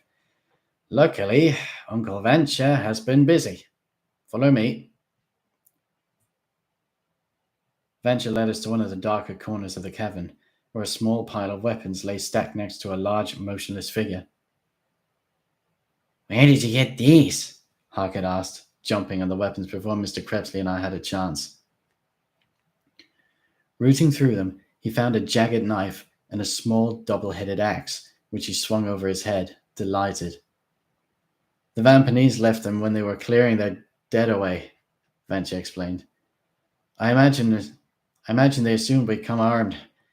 If they knew how empty-headed you lot were, we'd have taken more care. Ignoring the prince's jibes, Mr. Krebsley and I picked through the pile. He took a couple of long knives and a few shorter ones for throwing. I found a small, curved sword I liked the feel of. I tucked the knife into the back of my trousers for backup, and then I was ready. What's that? Harkett asked, nodding at the large figure on the ground. My guest, Vancha said, and rolled the figure over. The pale white face of a bound, gagged, enraged Chief Inspector Alice Burgess came into view. She shouted into the folds of her gag, and I'm certain she wasn't saying hello or wishing us well. What's she doing here? I snapped. She was company for me, Vancha smirked. Besides, I didn't know what to expect when I returned. If the police had taken to the tunnels and sewers, I might have needed her to trade my way past. What do you plan to do with her now? Mr. Krebsley asked coolly. I'm not sure, Vancha frowned, crouching to study the Chief Inspector. I tried explaining things to her while we were passing the day away in a forest a few miles outside the city, but I don't think she believed me. In fact, by what she told me to do with my tales of vampires and Vampanese, I know she didn't. The prince paused. Having said that, she'd be a great one to have on our side. We may have need of an extra pair of hands in the battle ahead. Could we trust her? I asked. I don't know, Vancha said. But there's one way to find out. Vancha started to undo the knots of the Chief Inspector's gag. He stopped on the final knot and addressed her sternly. I'm only going to say this once, so pay attention.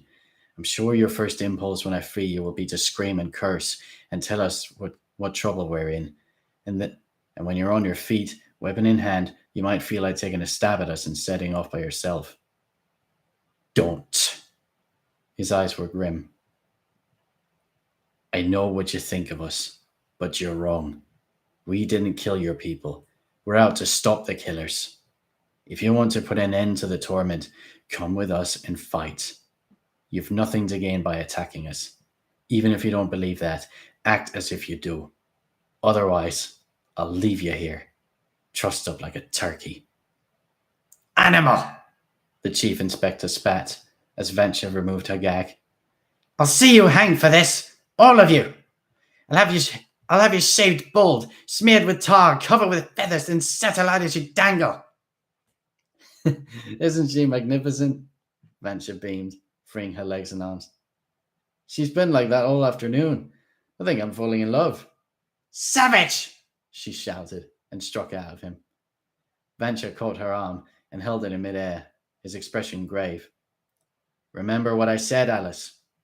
I don't want to leave you here at the mercy of our enemies, but I will if you force me to.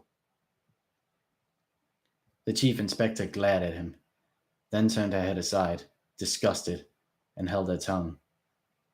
Better, Vancha said, letting go. Now, pick a weapon, 2 or 3 if you prefer, and get ready. We have an army of darkness to deal with. The Chief Inspector gazed around at us uncertainly. You guys are crazy, she muttered. You really expect me to believe you're vampires, but not killers? That you're here to take on a bunch of... What did you call them? Vampanese, Venture said cheerfully. That these vampanese are the bad guys, and you're here to sort them out, even though there's dozens of them and only 4 of you. That's about the sum of it, Venture smirked. Except there's 5 of us now, which should make all the difference. Crazy, she growled, but bent and picked up a long hunting knife, tested it, and gathered together another few knives. Okay, she said, standing. I don't believe your story, but I'll tag along for the time being. If we run into these vampanese and they're all that you say, I'll throw my lot in with you. If we don't... She pointed at Venture's throat with the largest of her knives and jerked it sharply to one side. I love it when you talk threateningly, Venture laughed, then checked that we were all prepared, pulled his belts of shurikens tight around his chest, and led us forward in search of the vampanese lair.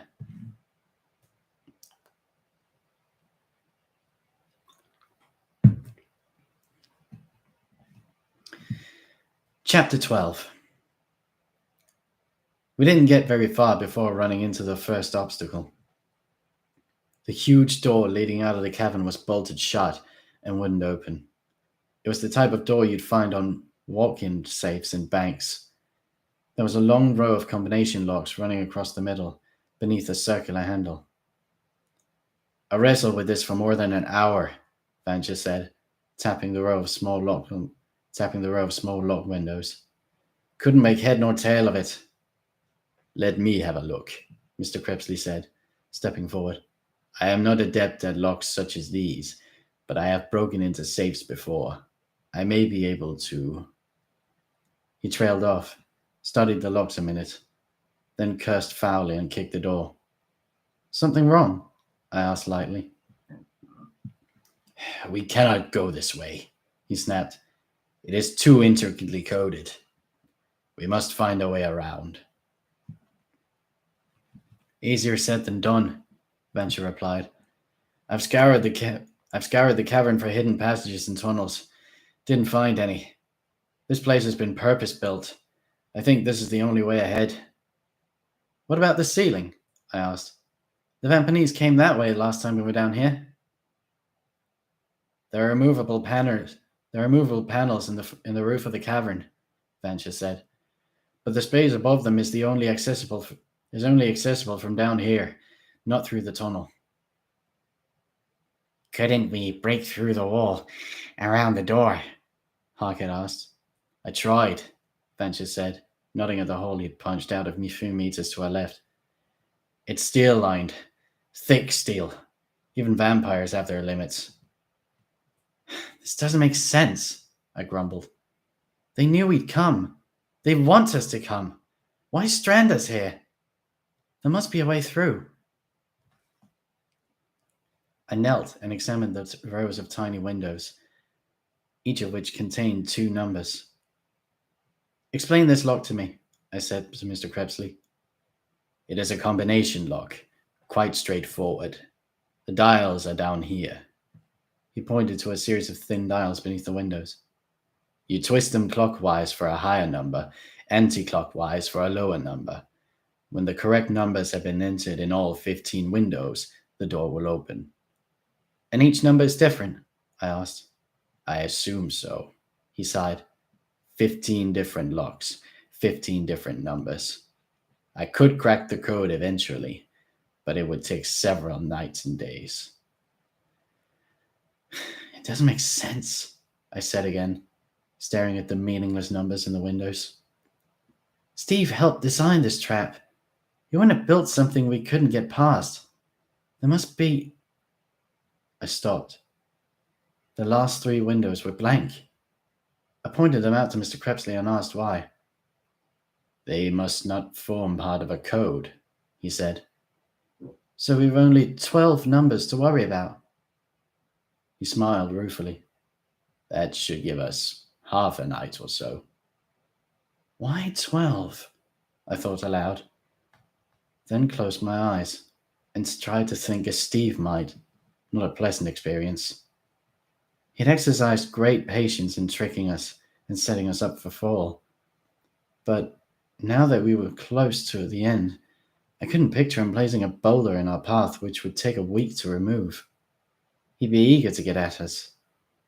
The code he picked must be one we'd be able to crack pretty quickly, so it had to be simple, something which looked impossible, but in reality was as plain as... I groaned, then began counting. "Try these numbers as I call them out," I said to Mr. Krebsley, eyes still closed. 19, 20, 5. I carried on until I got to 18, 4. I stopped and opened my eyes. Mr. Krebsley spun the last counter anti-clockwise to 4. There was a click, and the circular handle popped out. Startled, the vampire grabbed it and twisted. It turned easily at his touch, and the round door swung open. Mr. Krebsley, Harker, and Venture stared at me, awed. "How?" Venture gasped. "Oh, please," Alice Burgess snorted. "Isn't it obvious? He just converted the alphabet into numbers, starting with 1 and finishing with 26. The most simplistic code in operation. A child could work it out." "Oh," Harker said. "I get it now. A was 1, B was 2, and so on." "Right," I smiled. "Using that code, I dialed in Steve Leopard. I knew it had to be something easy like that." "Isn't education wonderful, Larton?" Venture smirked. "We'll have to attend night classes when this is over." "Quiet," Mr. Krebsley snapped, not amused. He was gazing into the darkness of the tunnel beyond. "Remember where we are and who we are facing." "You can't talk to a prince like that," Venture grumbled, but straightened up and focused on the stretch of the tunnel ahead. "Get in line," he said, moving to take the lead. "I'll go first, Harkett second, Alice in the middle, Darren behind, Larton at the rear." Nobody argued with him. Though I was of equal rank, Venture was far more experienced, and there was no doubt as to who was in charge. Entering the tunnel, we advanced. Though the ceiling wasn't high, the tunnel was wide, and we were able to walk quite comfortably. Torches were set in the walls at regular intervals. I looked for tunnels leading off this one, but I couldn't see any. We pressed on straight ahead. We'd gone maybe 40 meters when a sharp clanging noise behind us made us jump. Turning swiftly, we saw someone standing by the door we'd just come through. When he stepped forward into the light of the closest torch, hooks held up above his head, we knew instantly who it was. RV. "Ladies and gentlemen," he boomed. "Welcome. The proprietors of the Cavern of Retribution wish you well and hope you enjoy your stay. If you have any complaints, please don't hesitate to..." "Where's Debbie, you monster?" I screamed, trying to shove past Mr. Krebsley. The vampire held me back with a firm arm and shook his head tautly. "Remember what we discussed in the silo," he hissed. I struggled a moment, then stepped back and glared at the insane Vampanese who was jumping about from foot to foot, laughing crazily. "Where is she?" I snarled. "Not far from here," he chuckled, his voice carrying in the close confines of the tunnel. "Quite close as the crow flies, closer still as the crow dies." "That's a lousy pun," Harkett shouted. "I ain't a poet, but I don't know it," RV tossed back in reply. Then he stopped dancing and stared at us coldly. "Debbie's close, men," he hissed, "and she's alive. But she won't be much longer, not if you don't come with me now. Shen." Leave your rotten friends and surrender yourself to me. I'll let her go. Stay with them and pursue your hateful quest. I'll kill her. If you do, I growled. What? He jeered. You'll kill me too? You'll have to catch me first, Shenny boy, and that's a lot easier said than done. Harvey's quick on his feet, yes, indeed, he's quick as a gazelle. He sounds so much like Merlot, Mr. Crepsley whispered, referring to a mad Vampanese we'd killed many years earlier. It is as if his spirit has survived and found a home inside RV. I had no time to worry about the spirits of the past. As I thought over the offer, RV darted to a hole in his left. It had been covered by a panel when we passed it, ducked into it, then stuck his head out, grinning wildly. How about it, Shenny? Your life for Debbie's? Is it a deal, or do I make her squeal? This was my moment of truth. I'd given my life gladly if it meant sparing Debbie's. But if the Lord of the Vampanese got the better of us, he'd lead his people to victory over the vampires. My duty was to those who placed their faith in me. I had more than myself to think about.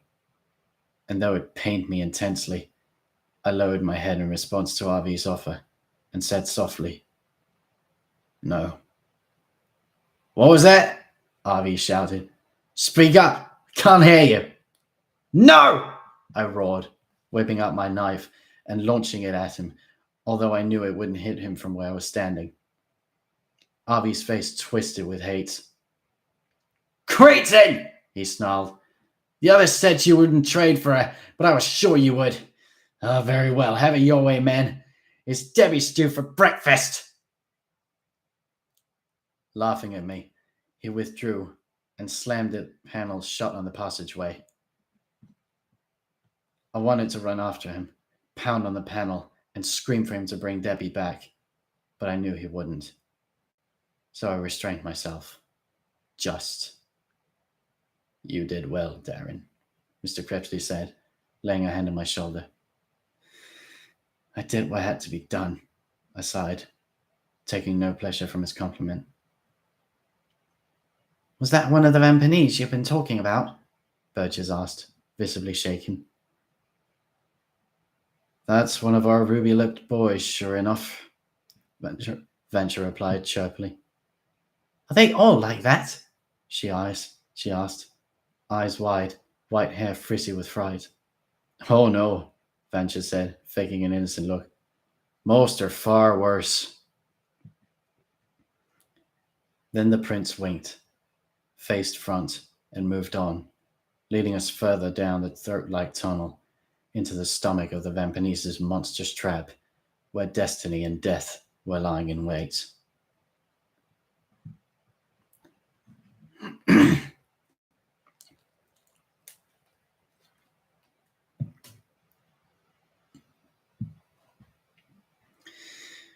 Chapter 13. The tunnel ran straight and downwards for 500 or 600 meters before opening out onto a huge man-made cavern with smooth walls and an extremely high ceiling. 3 heavy silver chandeliers hung from the ceiling, each adorned with dozens of thick red burning candles. As we entered the cavern, I saw that it was oval in shape, wide across the middle, narrowing at either end. There was a platform set close in front of the wall across from us, suspended on sturdy steel pillars, 15 meters high. We drifted towards it, weapons poised, spreading out to form an orderly line. Venture slightly in front, his eyes flicking left, right, upwards, searching for Vampanese. Hold it, Venture said as we approached the platform. We stopped instantly. I thought he'd seen a Vampanese, but he was gazing down at the ground, puzzled, but not alarmed. Have a look at this, he murmured, beckoning us forward. Stepping up beside him, I felt my insides turn to ice. We were standing on the edge of a pit, oval, like the cavern, which was filled with steel-tipped stakes 2 or 3 meters tall. It reminded me of the pit in the Hall of Death in Vampire Mountain, only this was much bigger. A trap for us to fall into? Harkett asked. I doubt it, Venture said. The Vampanese would have covered it over if they wanted us to walk into it. He looked up. The platform was built directly over the pit, the support pillars rising from among the stakes. Now that we were close, we could see a long plank connecting the rear of the right of the platform to a hole in the wall behind it. There was also a thick rope running from the front left side of the platform to our side of the pit, where it was tied to a large holding stake. Looks like that's the only way forward, I noted, not liking the setup of this one little bit. We could skirt the pit and climb the wall, Mr. Crepsley suggested. Venture shook his head. Look again, he said. I peered closely at the wall, as did Mr. Crepsley. He saw what we were looking for just before I did, and growled something foul beneath his breath. What is it? Harkett asked, his round green eyes not as sharp as ours.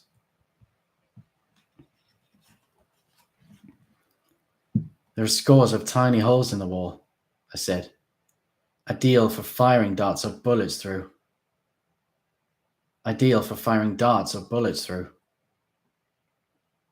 They'd cut us down in seconds if we tried climbing it, Venture said. That's dumb, Chief Inspector Burgess muttered.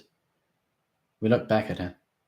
Why lay a trap here and not in the tunnel? She asked. The walls of the tunnel could have been peppered with holes like that one. We had nowhere to turn, nowhere to run. We were sitting ducks. Why leave it till now? Because it isn't a trap, Venture told her. It's a warning. They don't want us going that way. They want us to use the platform. The police chief frowned. I thought they wanted to kill you. They do, Venture said, but they want to play with us first. Dumb, she muttered again, clutching a knife close to her chest, turning slowly to survey the whole of the cavern, as though she expected demons to dart from the walls and floor. You smell that? Mr. Crepsley asked, his nose wrinkling. Petrol, I nodded. It's coming from the pit. Perhaps we should move back, Venture suggested, and we quickly withdrew without need of further prompting. We examined the rope tethered to the stake. It was thickly woven and taut, professionally tied. Venture tested it by crawling a few meters along, while we stood with our weapons drawn, covering him. The prince looked thoughtful when he returned. It's strong, he said. I think it would support all of us at the same time, but we won't chance it. We'll cross one at a time, the same order as we came through the tunnel. What about the platform? Harkett asked. It could be rigged to collapse when we are on it. Venture nodded. When I get up, I'll hurry to the opening across the plank. Don't come up until I'm safe. When you do, make straight for the tunnel. The same goes for the rest of you. If they take the platform down while we're crossing, only one of us will die. Great, the chief inspector snorted. So I have a 1 in 5 chance of making it across alive. Those are good odds, Venture said. Much better than those we'll be facing when the Vampanese make their move. Venture made sure his shurikens were strapped tight, grabbed hold of his rope, shimmied it up a few meters, then swung over onto his back, so he was hanging upside down. He started across, hand over hand, foot over foot. The rope cut up at a steep angle, but the prince was strong, and his pace didn't falter. He was almost halfway across, dangling over the pit of deadly stakes, when a figure appeared in the mouth of the tunnel. Burgess spotted it first. Hey! She shouted, raising a hand to point. Someone's up there!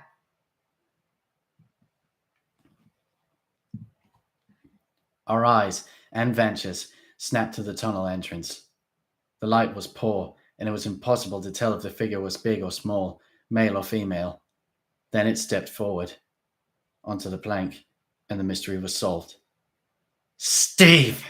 I hissed, eyes filling with hatred. Howdy, boys, the half Vampanese boomed, striding across the plank, not in the least bit afraid of falling and impaling himself on the stakes beneath. Find your way here, okay? I was expecting you ages ago. Thought you might have got lost. I was preparing a search party to send after you. Steve reached the platform and walked to the waist-high railing, which ran around the sides. He peered down at Venture and beamed as though welcoming an old friend. We meet again, Mr. March, he chuckled, waving sarcastically. Venture snarled like an animal and began crawling faster than before. Steve watched, amused, then reached into a pocket, produced a match, and held it up for our eyes to fix on.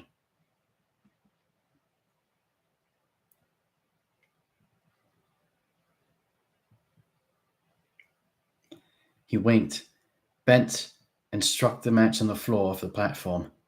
He cupped it close to his face for a moment, while it flared into life, then casually tossed it over the railing into the petrol-soaked pit. There was an explosive roar which almost burst my eardrums. Flames shot out of the pit like huge, fiery fingers. They billowed over the edges of the platform, but didn't threaten Steve. He laughed through the red and yellow wall of fire. The flames scorched the roof and wall to the rear and completely consumed the rope and Vancha, swallowing the prince whole in the blink of a flame-filled eye.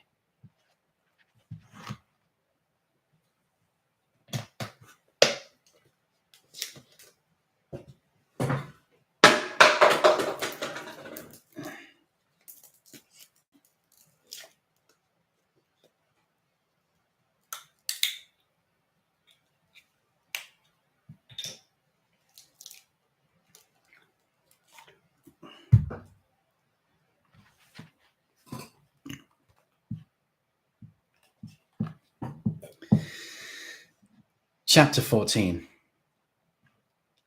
I darted forward impulsively when I saw Venture disappear amidst the flames, but was quickly forced back by the waves of fire which rolled down towards me.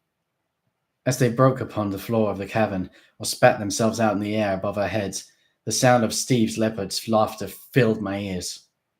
Shielding my eyes with my hands, I glanced up at the platform and saw him leaping about, a heavy sword held high above his head, cheering and whooping with wicked glee. Bye-bye, Venture, he hollered. So long, Mr. March. Adios, Princey. Farewell, Vamp. Don't write my death notices yet, Leonard, a voice roared from within the blanket of fire, and as Steve's face dropped, the flames died down slightly, revealing a singed, blackened, but very much alive Venture March, hanging by one hand from a rope, furiously slapping out flames in his hair and animal hides with the other. Venture! I yelled, delighted. You're alive! Of course I am, he replied, grinning painfully as he extinguished the last of the flames. You're a tough old badger, ain't you? Steve remarked sourly, glaring down at the prince. Aye, Venture growled, a gleam in his eye. And you haven't seen anything yet. Just wait until I get my hands on your scrawny evil neck. Ooh, I'm so scared, Steve snorted. Then, as Venture began climbing again, he hurried to the end of the platform where the rope was tied and tapped it with his sword. No, you don't, he chortled. One more centimeter and I'll send you crashing to your doom.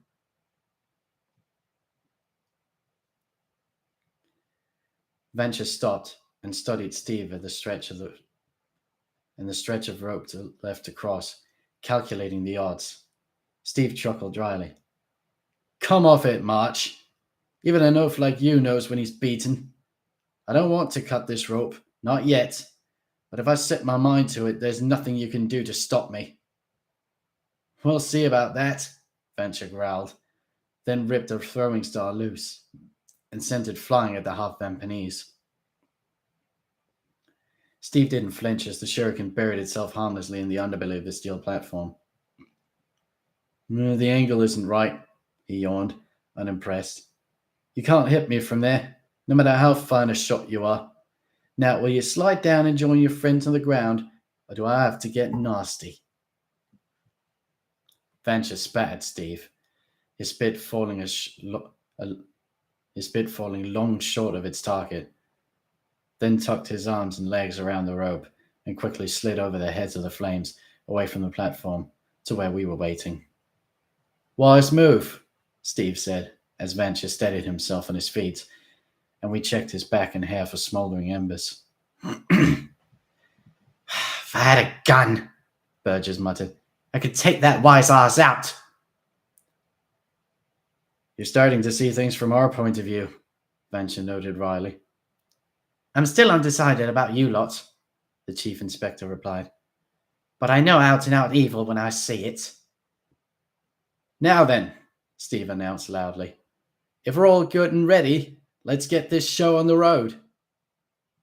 Sticking 2 fingers between his lips, he whistled loudly 3 times. Above us, panels in the ceiling were ripped free, and Vampires and Vampets descended upon ropes. Similar panels were removed in the walls of the cavern, and more of our enemies stepped through and advanced. I counted 20, 30, 40, more. Most were armed with swords, axes, and clubs, but a few of the Vampets carried rifles, handguns, and crossbows. We backed up to the edge of the pit as the Vampires and Vampets closed on us, so they couldn't attack us from behind. We stared at the ranks of the grim-faced soldiers, counting silently, hopes fading as we realized how hopelessly overwhelmed we were. Venture cleared his throat. I make it about 10 or 12 for each of us, he commented. Does anybody have any favorites, or will we divide them up at random? You can take as many as you want, I said, spotting a familiar face in the middle of the crowd to my left. But leave that guy over there for me. Chief Inspector Burgess gasped when she saw who I was pointing at. Morgan James? Evening, Mum. The sharp-eyed policeman / vampet saluted her mockingly. He changed out of his uniform. He was now wearing the brown shirt and black trousers of the vampets, and he daubed red circles of blood around his eyes. Morgan's one of them? The chief inspector asked, shocked. Yes, I said. He helped me escape. He knew that Steve would murder his colleagues, and he let him. Her face darkened. Shan, she growled, if you want him, you'll have to fight me for him. That bastard's mine. I turned to argue with her, saw the fierce glow in her eyes, and relented with a nod. The Vampires and Vampets stopped about 3 meters short of us and stood, swinging their weapons, eyes alert, awaiting the order to attack. On the platform, Steve grunted happily, then clapped his hands. Out of the corner of my eye, I saw somebody appear in the mouth of the tunnel behind us. Glancing over my shoulder, I realized 2 people had emerged and were crossing the plank to the platform. Both were familiar. Gannon Harst and the Lord of the Vampires. Look! I hissed at my companions. Vancha moaned aloud when he saw the pair, turned quickly, drew 3 of his shurikens, took aim, and fired. The range wasn't a problem, but the angle, as when he was on the rope and firing at Steve, wasn't favorable, and the stars struck and bounced off the underside of the platform.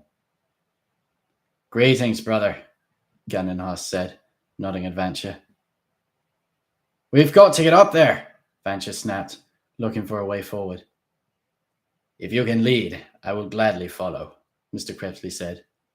The rope, Vancha began, but stopped when he saw a group of Vampires standing between us and the stake where the rope was tied. Even the wild, ever-optimistic prince knew there was no way through so many foes. If the element of surprise had been on our side, we might have battled through them, but after our last encounter, they were prepared for mindless lightning attacks. Even if we made the rope, Harkett said, those on the platform could cut it before we got across. So what do we do? Vancha growled, frustrated. Die? Mr. Krebsley suggested. Vancha winced. I don't fear death, he said. but I won't rush to embrace it. We aren't finished yet. We wouldn't be standing here talking if we were. They'd have rushed us by now. Cover me!" So saying, he turned to address to the trio on the platform, who were now standing side by side, close to the plank. "Gannon!" Vancha shouted. "What's going on? Why haven't your men attacked us yet?" "You know why," Horst responded. "They're afraid they might kill you in the heat of battle. According to Desmond Tiny, only our Lord is supposed to kill the hunters." "Does that mean they won't defend themselves if we attack?" Vancha asked. Steve barked a laugh. "Dream on, you stupid old—" "Enough!" Gannon Haas shouted, silencing the half-Vampanese. "You will not interrupt when I'm speaking with my brother." Steve glowered at the protector of the Vampanese lord, then lowered his head and held his tongue. "Of course they'll defend themselves," Horst said, facing Vancha again. "But we hope to avoid such a scene. Apart from the risk of killing you, we've lost too many good men already, and we don't wish to sacrifice any more. It might be possible to agree to a compromise." "I'm listening," Vancha said. Gannon Horst gave Steve a quick look. Steve cupped his hands to his mouth and shouted at the ceiling. "Lower away, RV!" There was a pause. Then a panel in the ceiling was thrown back, and somebody was lowered through the gap on a rope. "Debbie!"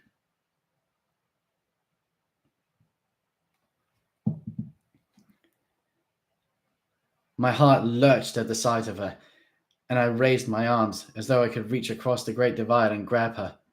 She didn't appear to have suffered at the hand hooks of the insane RV, though her forehead was gashed, her clothes were ripped, and she looked incredibly weary. Her hands were tied behind her back, but her legs were free, and she kicked out at Steve and the others as she came level with the platform. They only laughed, and RV lowered her another meter, so she was too low to aim at them. "Debbie!" I shouted desperately. "Darren!" she screamed. "Get out! Don't trust them! They let Steve and RV do as they please. They even take orders from them. Flee, quick, before—" "If you don't shut up," Steve snarled, "I'll shut you up."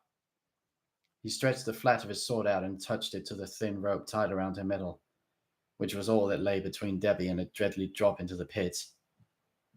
Debbie saw the peril she was in and bit down on her tongue. "Good," Gannon Haas said when silence had returned. "Now, our offer. We are interested only in the hunters. Debbie Hemlock, Alice Burgess, and the little person don't matter. We have you outnumbered, Vancha. Our victory is assured. You cannot win, only injure us, and perhaps foil us by dying at the hands of the one who isn't our lord." "That'll be good enough for me," Vancha sniffed. "Perhaps," Haas nodded.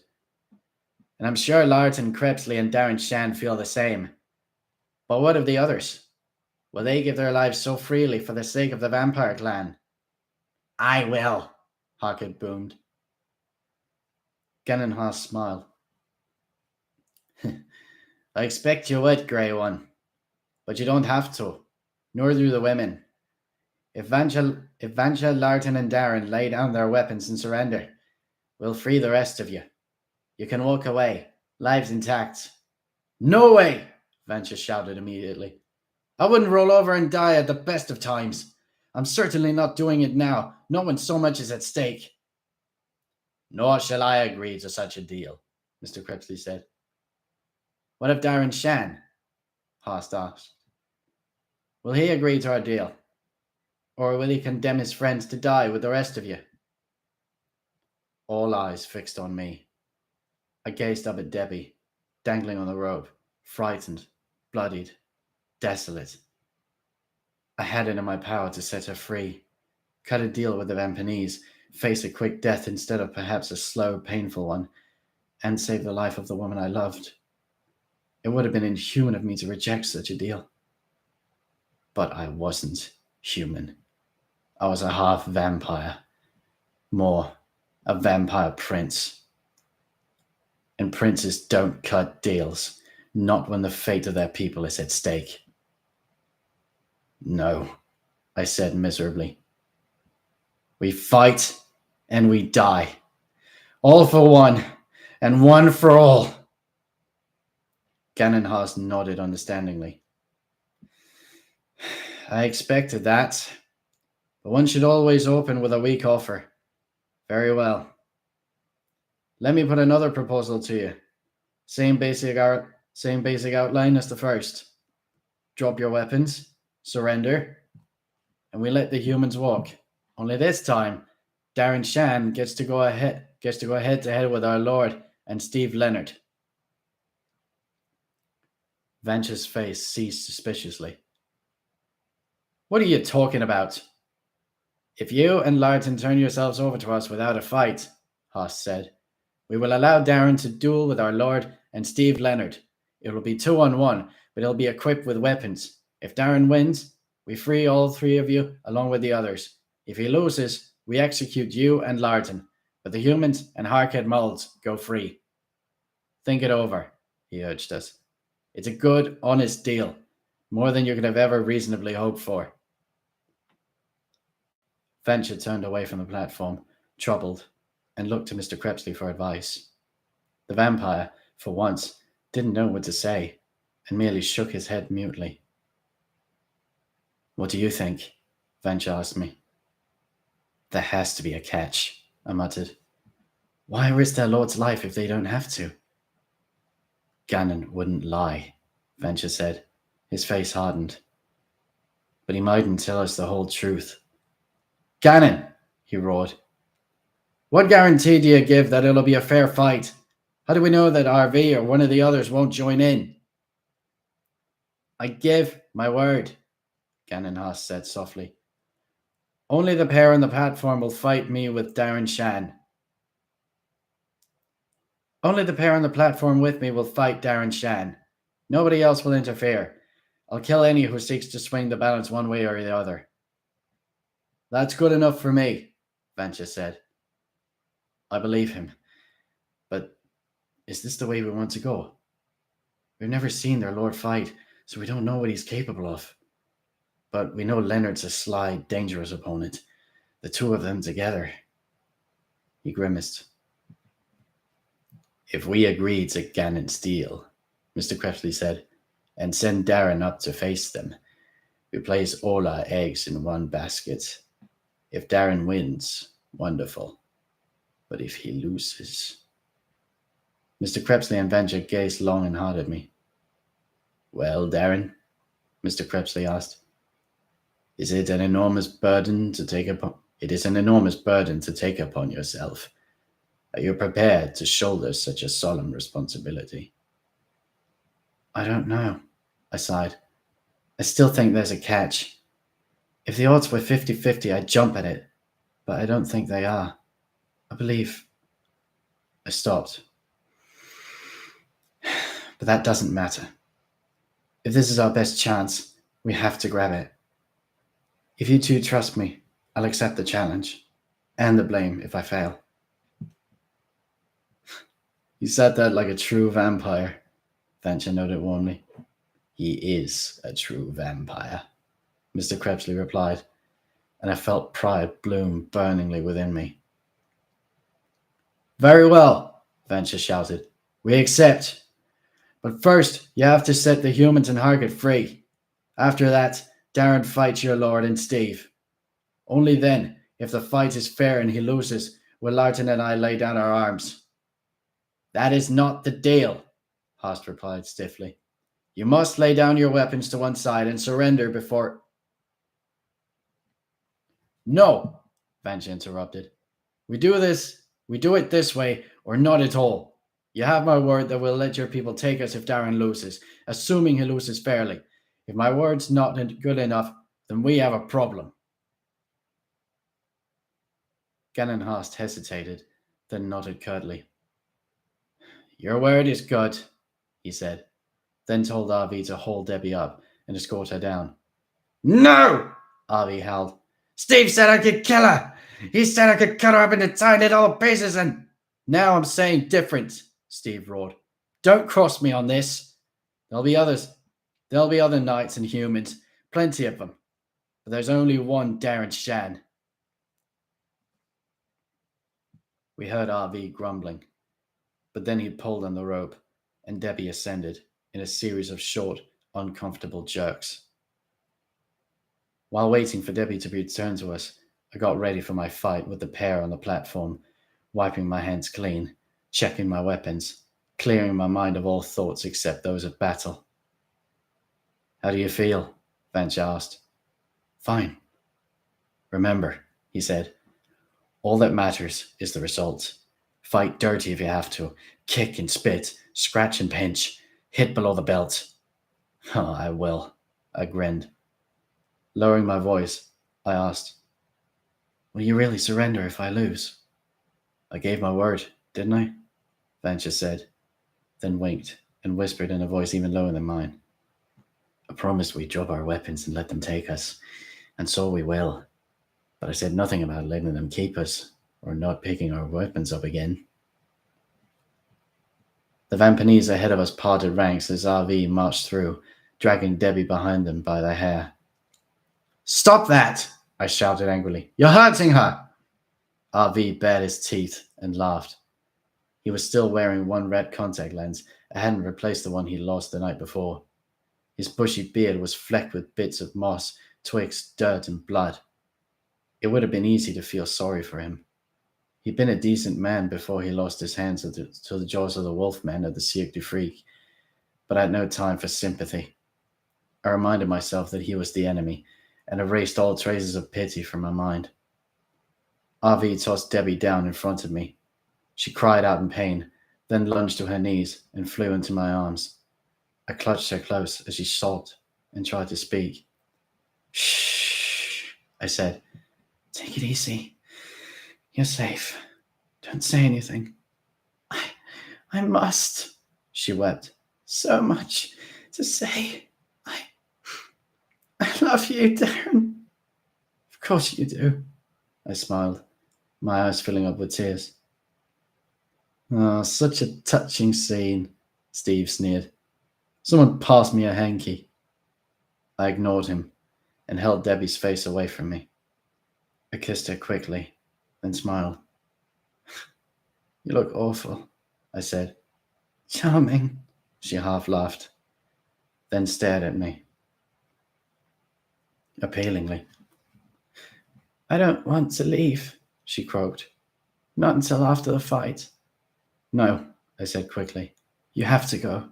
I don't want you to stay unwatched." "In case you're killed?" she asked. I nodded, and her lips thinned to almost nothing. "I want to stay too," Harkett said, stepping up beside us, his green eyes filled with determination. "It's your right to," I agreed. "I won't stop you, but I'd rather you didn't. If you value our friendship, you'll take Debbie and the Chief Inspector, lead them to the surface, and make sure they get away safely. I don't trust these monsters. They might go on a rampage and kill us all if I win." "Then I should stay here to fight with you," Harkett said. "No," I said softly. "Not this time. Please, for my sake, and Debbie's, will you leave?" Harkett didn't like it, but he nodded reluctantly. "Come on then," someone snapped behind us. "Let's get them out if they're going." I looked up and saw the treacherous police officer called Morgan James striding towards us. He was carrying a slim rifle, the butt of which he poked into his chief inspector's ribs. "Get the hell away from me!" she snapped, turning on him furiously. "Easy, Chief," he dawdled. He drawled, grinning like a jackal, bringing up the rifle. "I'd hate to have to shoot you." "When we get back, you're history," she snarled. "I won't be coming back," he smirked. I'll guide you lot to the cabin at the end of the tunnel, lock you out to make sure you can't create a disturbance, then take off with the others when the fighting's over." "You won't escape that easy," Burgess snorted. "I'll track you down and make you pay for this, even if I have to travel halfway around the world." "Sure you will," Morgan laughed, then nudged her in the ribs again, harder this time. The chief inspector spat at her ex-officer, then pushed him away and crouched next to Vansha to tie her laces. As she was doing that, she whispered to him out the side of her mouth. "The guy in the hood and cloak, that's the one you have to kill, right?" Venture nodded wordlessly, guarding his expression. "I don't like the idea of sending the kid up to fight them," Burgess said. "If I can create a bit of space and provide firing cover, do you reckon you or Crepsley could get up there?" Maybe, Venture said, lips barely moving. "Then I'll see what I can do." Burgess finished tying her laces, stood, and winked. "Come on," she said aloud to Harker and Debbie. "The air stinks here. The sooner we're out, the better." The chief inspector started walking, shoving ahead of Morgan, purpose in her stride. The rows of Vampanese ahead of her parted, clearing a path. Only a few now stood between us and the stake the rope was tied to.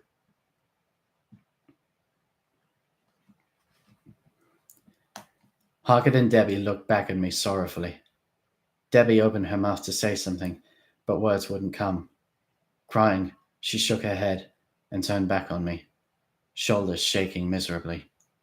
Harker put his arms around her and led her away, following the chief inspector. Burgess was almost at the mouth of the tunnel leading out of the cavern when she paused and glanced over her shoulder. Morgan was close to her, cradling his rifle. Harker and Debbie were several meters behind, progressing slowly. "Hurry up," Burgess snapped at the dawdling pair. "This isn't a funeral procession." Morgan smiled and looked back automatically at Harker and Debbie. As he did, the chief inspector swung into action. Throwing herself at him, she grabbed the butt of the rifle and dug it into the soft flesh of his stomach, fast and hard, winding him.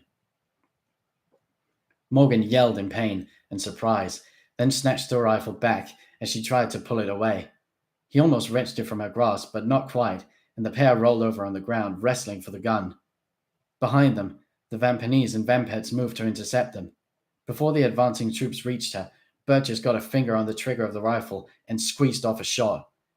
It could have been pointing anywhere. She didn't have time to aim, but as luck had it, it was pointing at the jaw of the Vampet she was struggling with. Morgan James! There was a flash and a roar of gunfire. Then Morgan was falling away from the chief inspector, shrieking with agony, the left side of his face a bloody, shredded mess. As Morgan surged to his feet, hands clutching the remains of his face, Burgess slammed him over the back of his head with the butt of the rifle, knocking him unconscious. Then, as the Vampanese and Vampets swarmed towards her, she leant a knee on the ex-officer's back, swung her rifle up, took careful aim, and fired off a volley of shots to the platform at Steve, Gannon Haast, and the Lord of the Vampanese.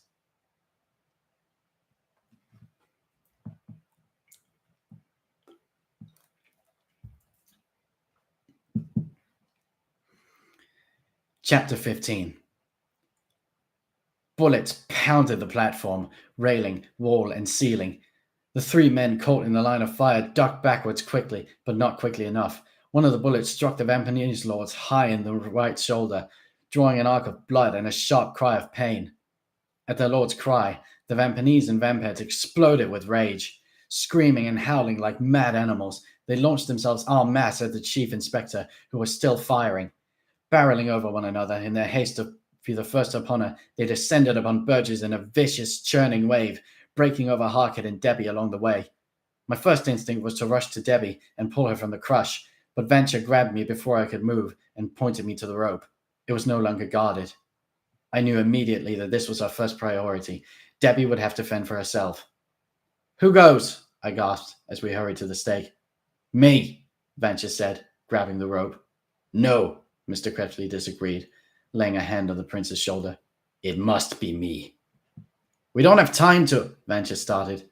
"That is true," Mr. Crepsley interrupted. "We do not have time, so let me pass without any arguments." "Lorton," Venture growled. "He's right," I said softly. "It has to be him." Venture gulped at me. "Why?" "Because Steve was my best friend, and Gannon's your brother," I explained. "Mr. Crepsley the only one who can concentrate wholly on the Vampanese lord. You or I would have one eye on Steve or Gannon, no matter how hard we tried to ignore them." Venture thought about that, nodded, and let go of the rope, clearing the way for Mr. Crepsley. "Give them hell, Larton," he said. "I will." Mr. Crepsley smiled. He took hold of the rope and started across. "We must cover him from this side," Venture said, drawing a handful of shurikens and squinting up at the platform. "I know," I said, eyes on the thrashing Vampanese ahead of me, ready to combat them when they awoke to the threat of Mr. Crepsley's challenge. One of the trio on the platform must have spotted Mr. Crepsley, because Venture suddenly let fly with a couple of throwing stars. He had a clear shot at them from where he was standing, and I heard a curse above as whoever it was jumped back out of the way of the shurikens. There was a pause, then a roar which filled the cavern and cut through the cries and mayhem of the battling Vampanese. "Servants of the night!" Ganon Hast bellowed. "Look to your lord! Danger approaches!" Heads turned, and eyes fixed at first on the platform, then on the rope and Mr. Crepsley. With fresh yelps and gasps, the Vampanese and Vampheads spun and rushed towards the spot where Venture and I were standing. If there hadn't been quite so many, they'd have mown us down, but their numbers worked against them. Too many attacked at the same time, resulting in confusion and chaos, so instead of facing a solid wall of warriors, we were able to pick off individuals. As I swung my sword wildly and Venture lashed out with his hands, I spotted Ganon Hast stealing towards the end of the platform, where the rope was tied, a sharp dagger in his right hand. It didn't take a genius to work out his intentions. I roared at Venture, warning him, but there was no room for him to turn and throw. I shouted at Mr. Crepsley to hurry up, but he was still a long way from safety and could go no faster than he was already going. As Hast reached the rope and prepared to cut it, someone fired at him. He ducked low and rolled back out of the way of the bullets, and ducked out of the way as bullets turned the air red around him. Standing on my toes, I spotted a bruised, battered, but still living Alice Burgess on her feet, rifle in hand, quickly reloading it with bullets she'd snatched from Morgan James. Just ahead of her stood Harkett Moulds and Debbie Hemlock. Harkett wielding his axe, Debbie awkwardly swinging his short sword, both of them protecting the chief inspector from the handful of Vampanese and Vampets who hadn't been drawn away to deal with the rope. I felt like cheering aloud at the sight, and would have if a Vampanese hadn't crashed into my back and knocked me to the ground. As I rolled away from the stomping feet, the Vampanese dived after me. Pinning me to the floor, he wrapped his fingers around my neck and squeezed. I lashed out at him, but he had the beating of me. I was finished. But the luck of the vampires was on my side. Before his fingers could close and crush my throat, one of his own men was punched by Venture, fell back, collided with the Vampanese on top of me, and knocked him off. As he yelled, frustrated, I leapt to my feet, grabbed a mace, which someone had dropped from the fighting, and let him have it in full in the face. The Vampanese dropped, screaming, and I was back in the thick of fighting. I saw a Vamphead swinging an axe at the rope tied to the stake. Roaring, I threw the mace at him, but too late. The head of the axe cut clean through the strands of the rope, severing it entirely. My eyes darted to where Mr. Crepsley was hanging, and my insides clenched as she swung down underneath the platform, through the red flames of the pit, which still burnt brightly. It seemed to take an age for the rope to reach the length of its arc and swing back towards me. When it did, the vampire was no longer in sight, and my heart dropped. Then my eyes slid down, and I realized he was still clinging to the rope, but had slipped a few meters. As flames licked the undersides of his feet, he began climbing again, and within a couple of seconds was clear of the fire and back on course for the platform. A quick-minded Vampet broke clear of the melee, raised a crossbow and fired it at Mr. Crepsley. He missed. Before he could fire again, I found a spear and sent it soaring. It struck him in the upper right arm, and he fell to his knees, moaning. I glanced to where Burgess was firing again, covering Mr. Crepsley as he climbed. Debbie was struggling with a Vampet twice her size. She'd thrown her arms around him so he couldn't use his sword, and had buried a knife in the small of his back. She was raking his face with her nails, and putting a left knee to very naughty use. Not bad for an English teacher. Harkett, meanwhile, was chopping Vampanese and Vampets to pieces. The little person was an experienced, lethal fighter, much stronger and faster than he looked. Many Vampanese charged him, expecting to swat him to one side. None lived to write their memoirs. Then, as Harkett dispatched another Vampet with an almost casual swing of his axe, there was a loud, animal-like cry, and a furious RV entered the fray. He'd been trapped in the middle of a crowd of Vampanese, unable to join the fighting.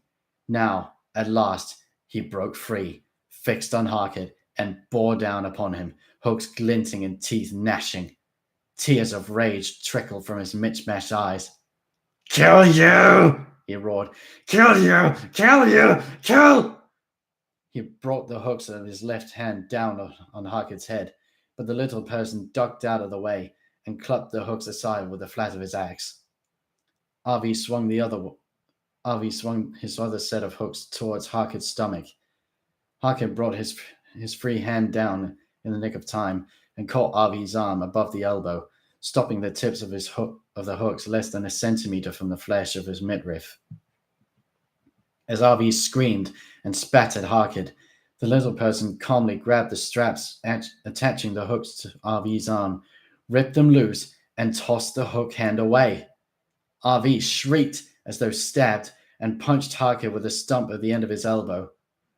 Harkett took no notice, only reached up, caught hold of Arvi's other hook hand, and ripped that off too. "No!" Arvi screeched, diving after the hooks. "My hands! My hands!"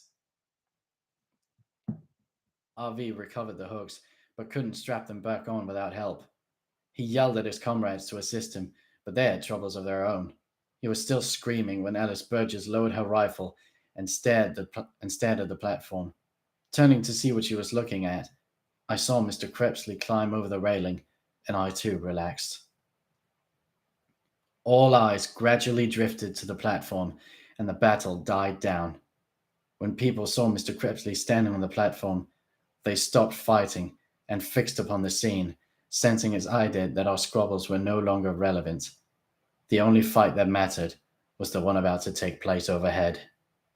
When everyone was still, a strange silence settled on us, which lasted a minute or more.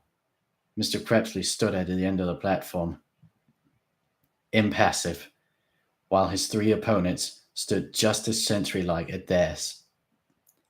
Finally, as the hairs on the back of my neck were beginning to lie down, they'd been standing up stiff since the start of the battle, the Lord of the Vampanese stepped forward to the railing, lowered his hood, faced those of us on the ground, and spoke.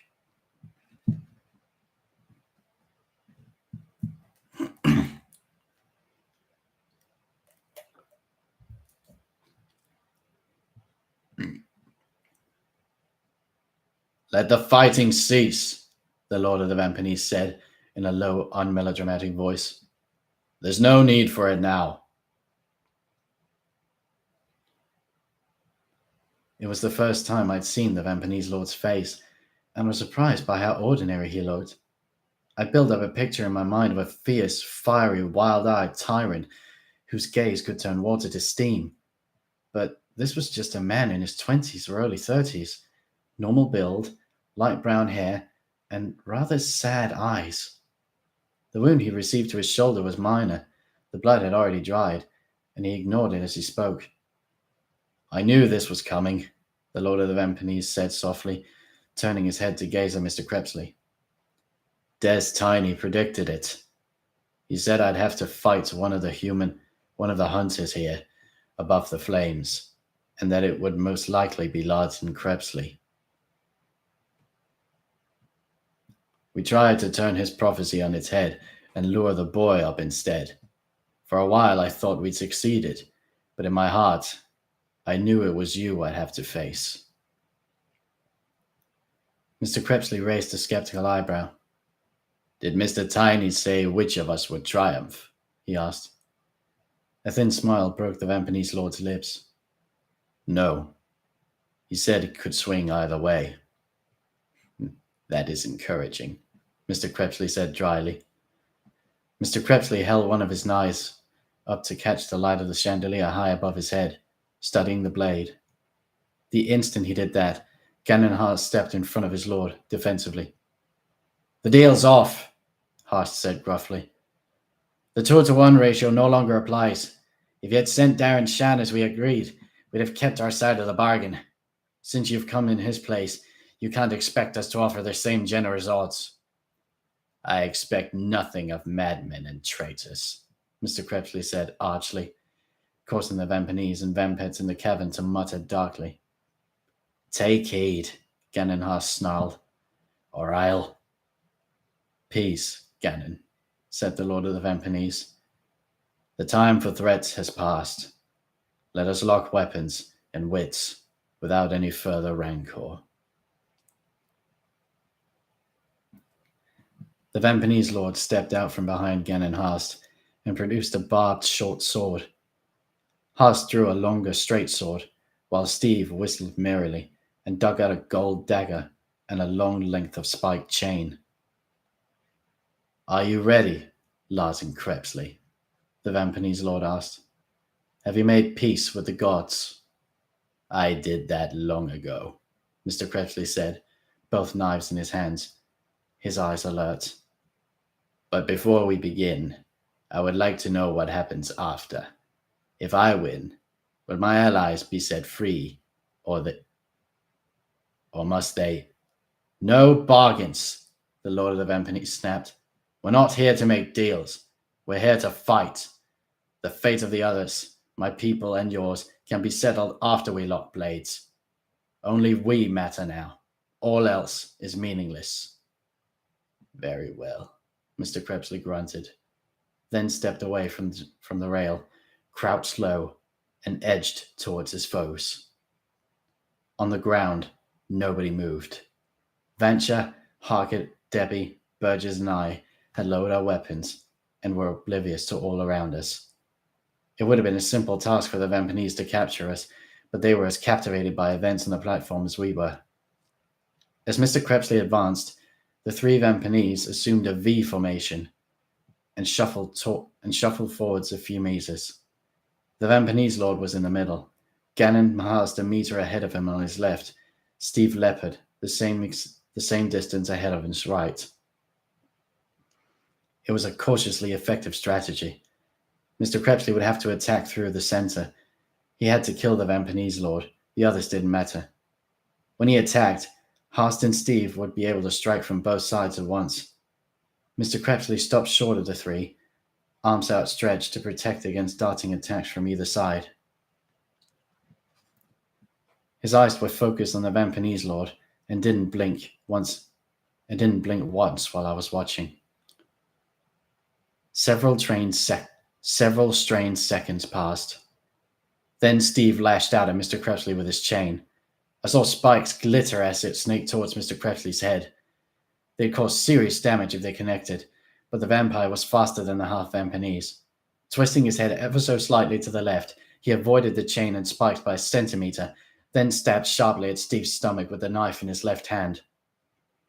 As Mr. Crepsley attacked Steve, Gannon Haas swung at the vampire with his sword.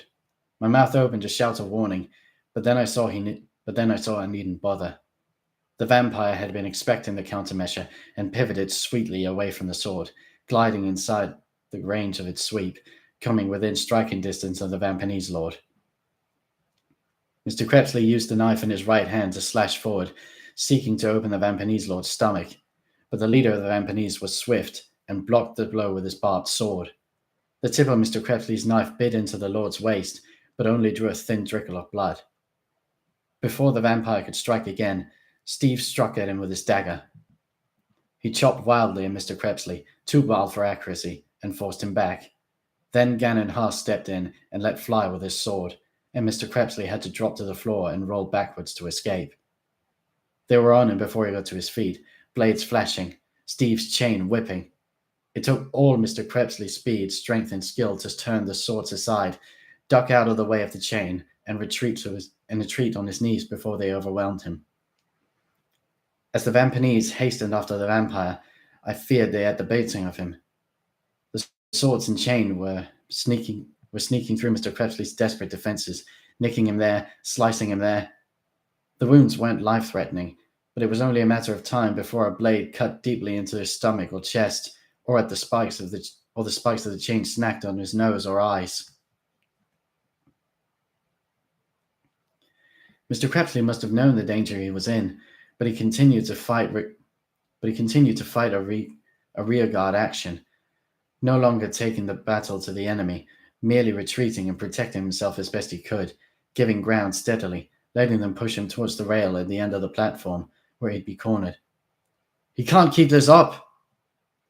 He can't keep this up! I muttered to Vansha, who was standing close by, his eyes glued to the platform. He's got to take a risk, and soon, before they trap him. You think he's unaware of that? Vansha replied tersely. Then why doesn't he? Hush, boy, the scruffy prince said softly. Larton knows what he's doing. I wasn't so sure. Mr. Krebsley was an expert fighter, but I felt he was in over his head this time. 1 to 2, he could handle any Vampinese. Even in a 2-to-1 situation, I'd fancy him to walk away victorious. But 3-to-1? I looked for some way up the platform.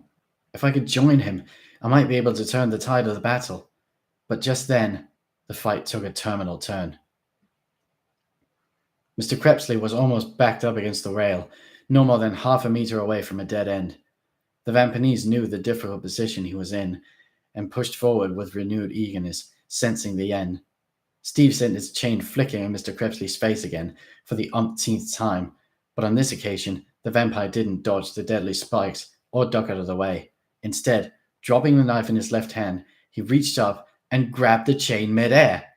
His fingers closed in on the spikes, and his mouth tightened with pain, but he didn't let go.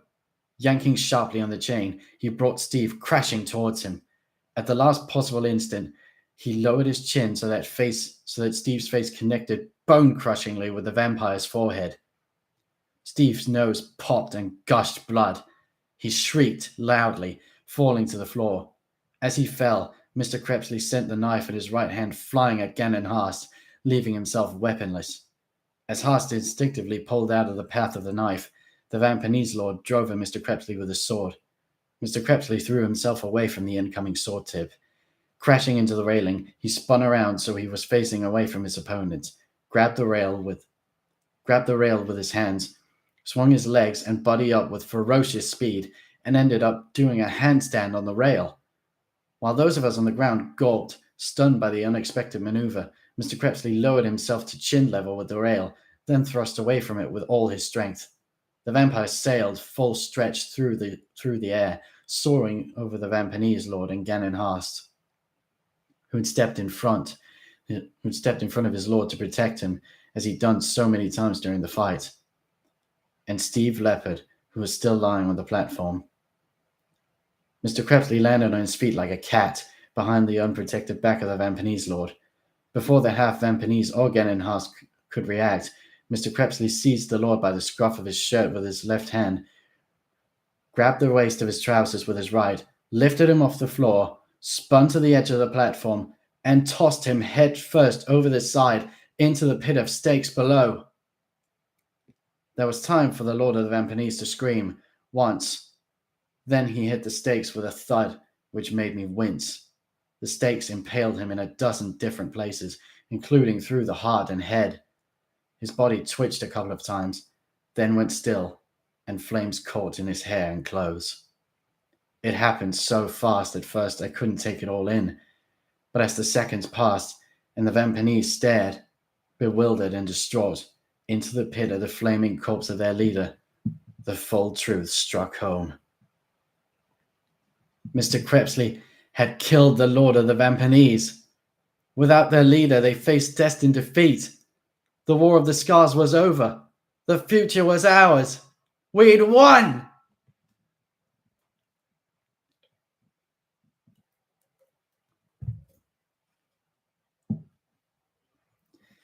Chapter 17.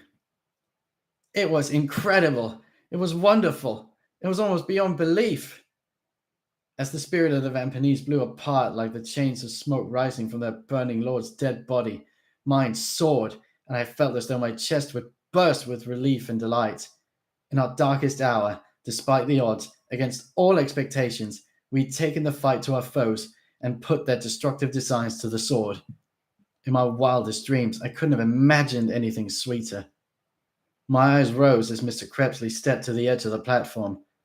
The vampire was bloodied, sweating, and exhausted, but a light shone in his eyes, which would have illuminated the entire cavern.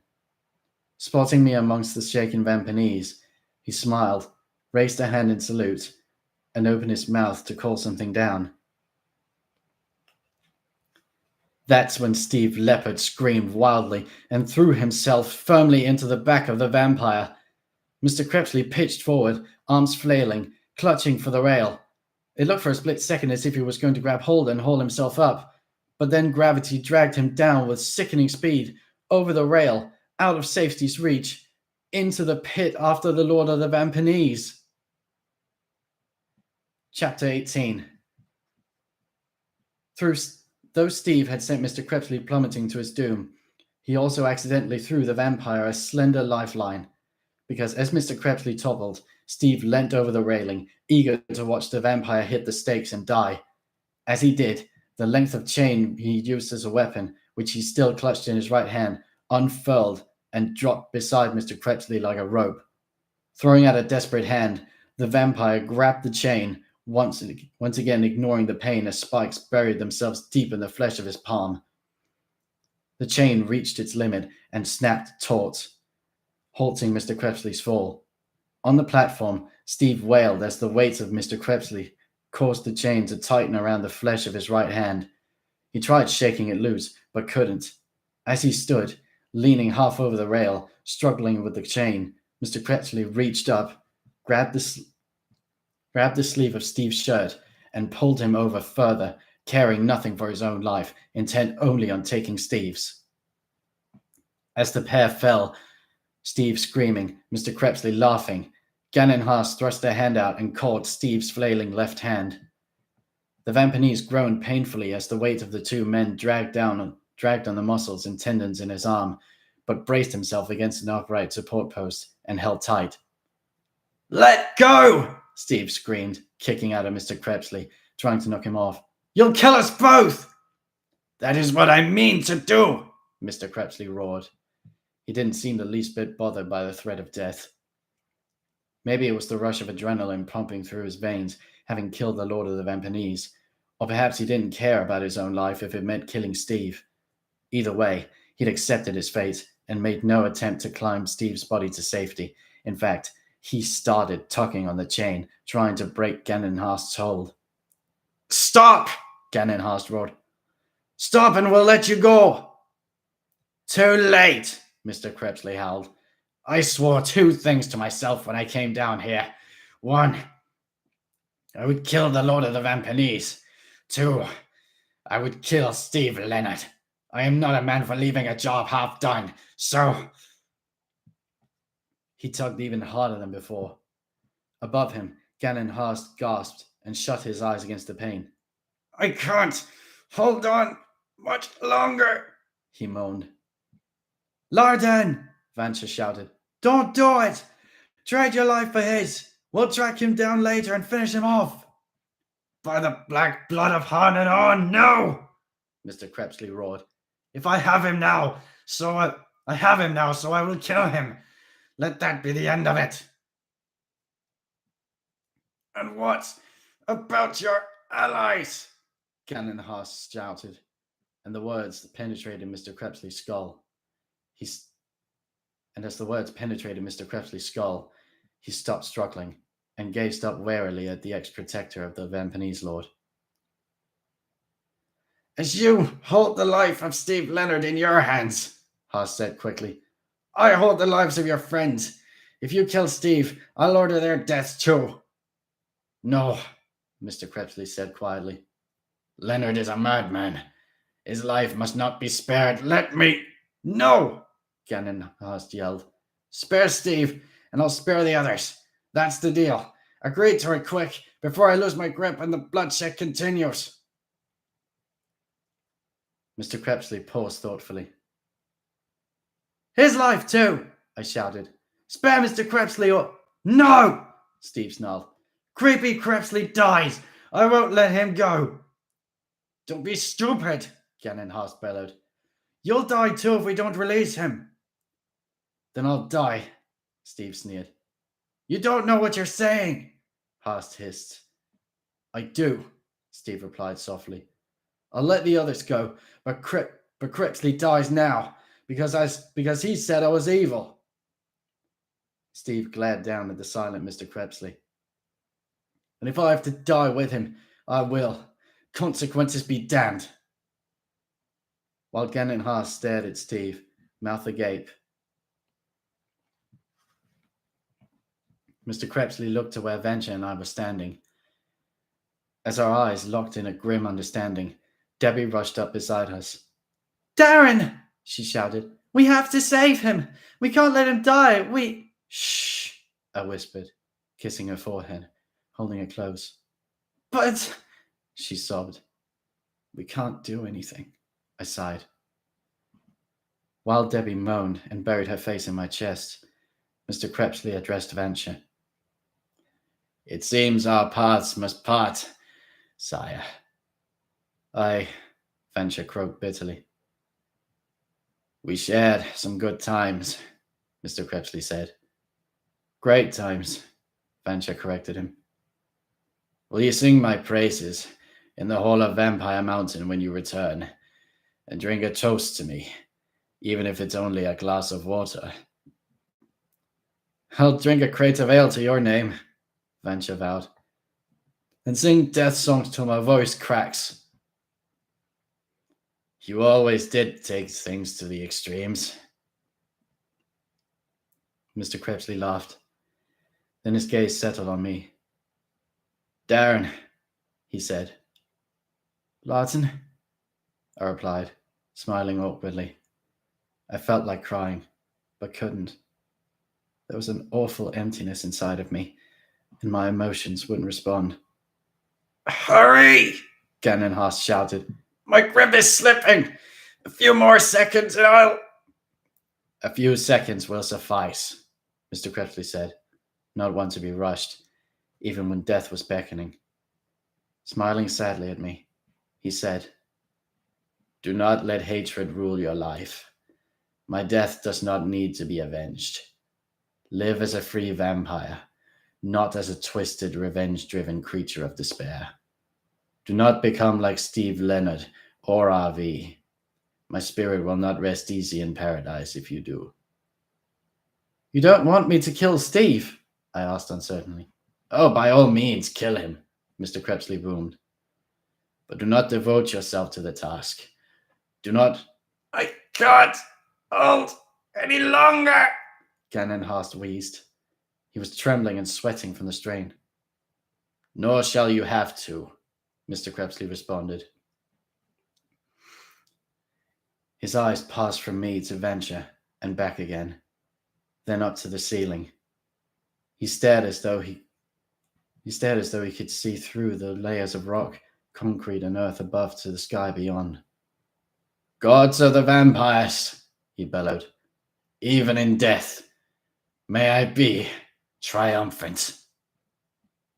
Then, as the echoes of his final cry reverberated around the walls of the cavern, Mr. Crepsley let go of the chain. He hung in the air in impossible moments, almost as though he could fly, then dropped like a stone towards the steel-tipped stakes beneath.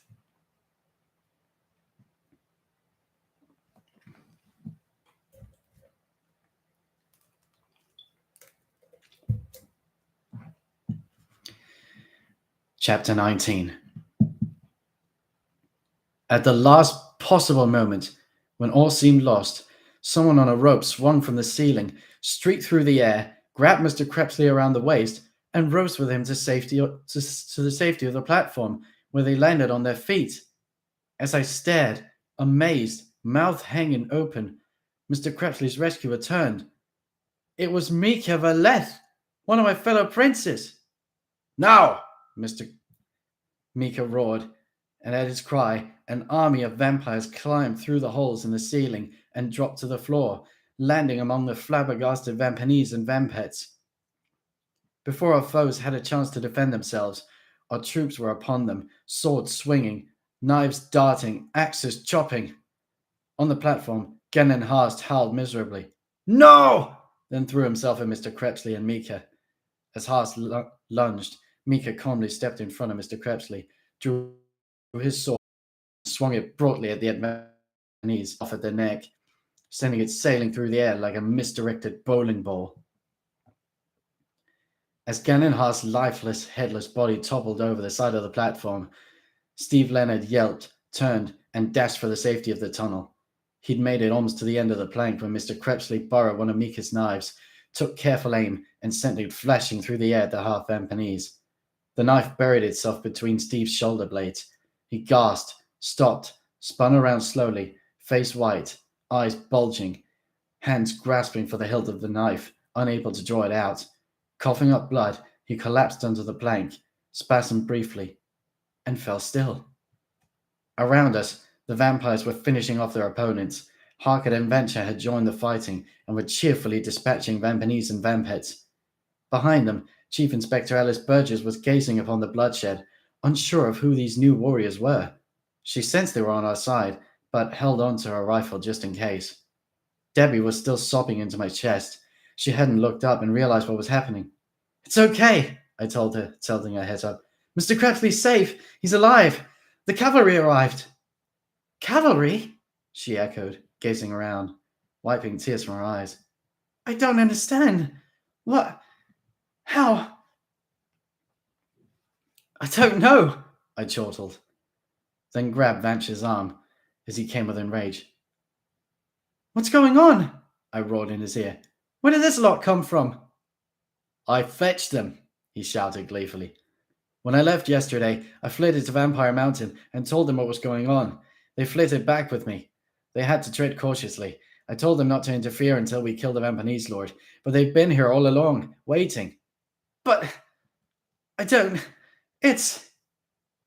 I stopped before my babbling got the better of me. I couldn't understand how they crept up so quietly, or how Vancha had reached Vampire Mountain and gotten back so quickly. Even flitting, it should have taken him a few nights, but what did it matter? They were here. They were kicking ass. Mr. Crepsley was alive, and Steve Lefford and the Lord of the Vampanese were dead. Why question it? As I spun around like a child on Christmas Day, surrounded by a full room of the most amazing presents, I saw a fabulously familiar figure pushing through the fighting, orange hair flecked with blood, a few new scars to add to the long one, which carved up the left side of his face, limping on a sore ankle, but otherwise unbowed. "Mr. Crepsley!" I roared, throwing myself into his arms. "Master Shan!" he laughed, hugging me tight to his chest. "Did you think I was finished?" "Yes," I sobbed. "Ha!" he chuckled. "You do not get rid of me that easily. You still have much to learn about our ways and customs. Who but I would have the patience to teach you?" "Vain old git," I snuffled. "Rude young brat," he retorted, then pushed me back to study my face. Raising a hand, he thumbed tears of dirt away from my cheeks, and then...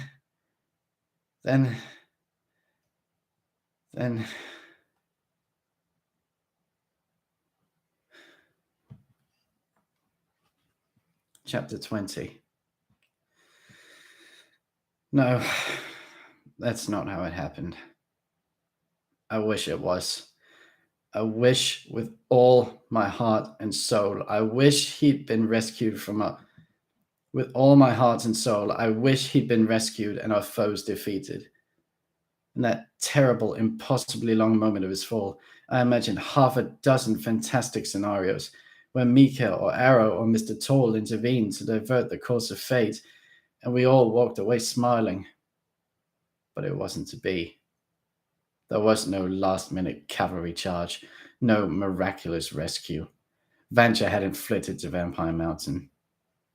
We were alone, as we had to be, as destiny willed it. Mr. Crepsley dropped. He was impaled on the stakes. He died. And it was awful. I can't even say that it was quick and merciful as it was for the Lord of the Vampanese, because he didn't die straight away. The stakes didn't kill him instantly, and though his soul didn't linger long, his cries while he writhed there, bleeding and dying, burning and screaming, will stay with me till I die. Maybe I'll even carry them with me when I go. Deppy wept bitterly. Venture howled like a wolf. Green tears trickled from Harcourt's round green eyes. Even the chief inspector turned away from the scene and sniffed miserably. Not me. I couldn't. My eyes stayed dry.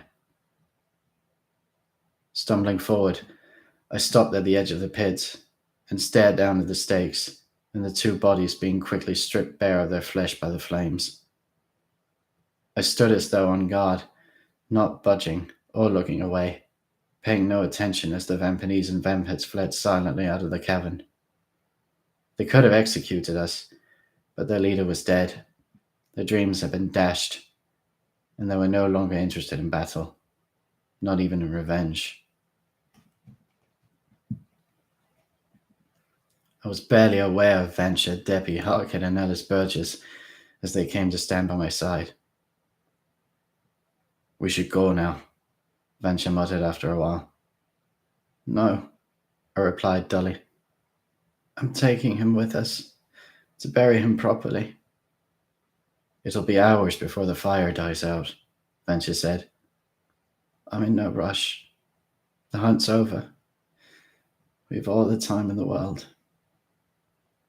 Venture sighed deeply, then nodded. Very well. We'll wait. Not me, Debbie sobbed. I can't. It's too horrible. I can't stay in. She broke down in tears. I wanted to comfort her, but couldn't. There was nothing I could think to say to make her feel better. I'll look after her, Burgess said, taking charge. We'll walk up the tunnel and wait for you in the smaller cavern. Thanks, Alice, Venture said. Burgess paused before leaving. I'm still not sure about you guys, she said. If you're really vampires or not. And I haven't a clue what I'm going to tell my people about this. But I know evil when I see it. And I like to think I know good too. I won't stand in your way when it's time for you to leave. And if you need my help, you only have to call. Thanks, Venture said again. And this time he managed a thin, grateful smile. The women left, Debbie crying, Burgess supporting her. They pushed through the departing ranks of Vampanese and Vampets, who gave way meekly to the pair who had helped bring about the downfall of their lord. Minutes passed. The flames flickered on. Mr. Crepsley and the Lord of the Vampanese burned.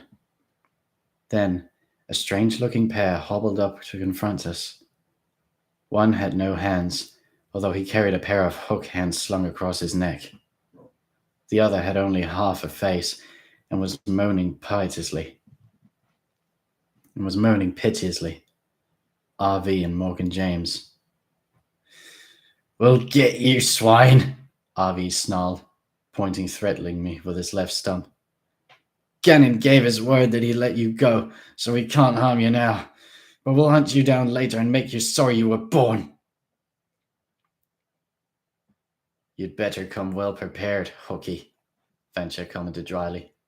You'll find us a real handful. Avi hissed at the joke and made to attack the prince.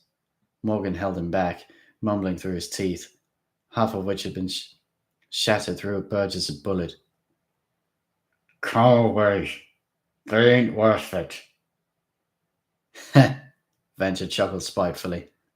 That's easy for you to say. This time, RV had to push Morgan James back as he struggled to get his hands on Venture. Cursing and fighting with each other, They backed off, joined the ranks of their numbered colleagues, and drifted away to patch themselves up and plot mean-spirited revenge. Again, we were alone in the pit. The cavern was quieter now. Almost all of the Vampinese and Vampets had exited. Only the last few stragglers remained. Among them were Gannon Haast and a grinning Steve Leopard, who couldn't resist ambling over one last mocking laugh. "What's cooking on the fire, boys?" he asked, putting up his hands as if to warn them. "Go away," I said blankly, "or I'll kill you." Steve's face dropped and he glared at me. "It's your own fault," he pouted. "If you hadn't betrayed me..." I swung my sword up, meaning to cut him in two. Venture swatted it aside with the flat of his hand before I drew blood. "No," he said, stepping between us. "If you kill him, the others will return and kill us. Let it drop. We'll get him later." "Wise words, brother," Gannon Haas said, stepping up beside Venture. His face was drawn. "There's been enough killing. We..." "Get lost!" Venture snapped. Haas' expression darkened.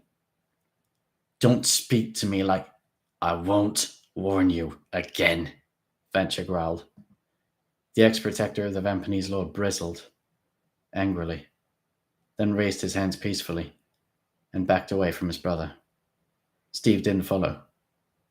"I want to tell him," the half-Vampinese said, eyes pinned on me. "No," Gannon Haas hissed. "You mustn't. Not now. You..." "I want to tell him," Steve said again, more forcefully this time. Haas cursed beneath his breath, glanced from one of us to the other, then nodded tensely. "Very well. But over to one side, where nobody else can hear." "What are you up to now?"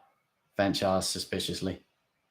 "You'll find out," Steve giggled, taking a hold of my left elbow. I shrugged him off. "Keep away from me, you monster!" I spat. Now, he said. "Don't be hasty. I've news I'm bursting to tell you." "I don't want to hear it." "Oh, but you do," he insisted.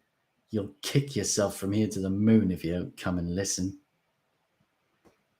I wanted to tell him what he could do with his news, but there was something in his wicked eyes which made me pause.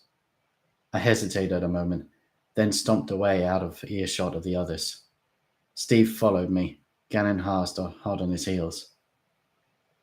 "If you hurt him," Venture warned them.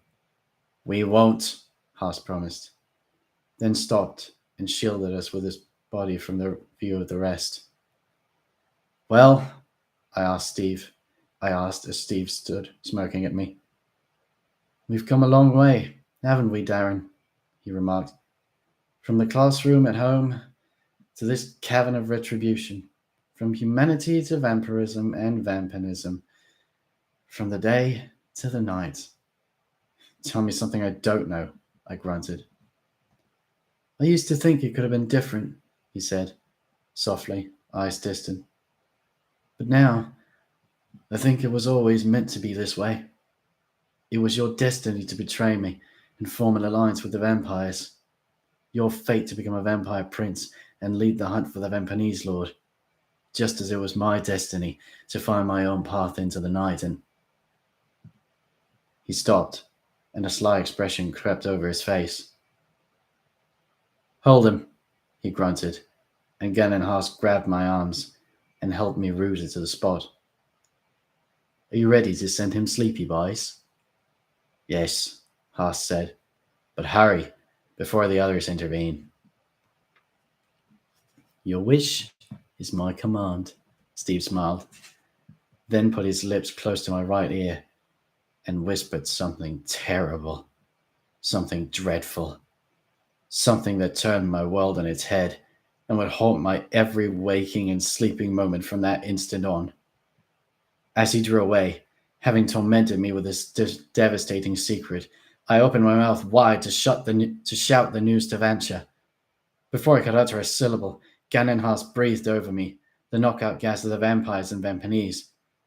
As the fumes filled my lungs, the world around me faded, and then I was falling, unconscious, into the tortured sleep of the damned.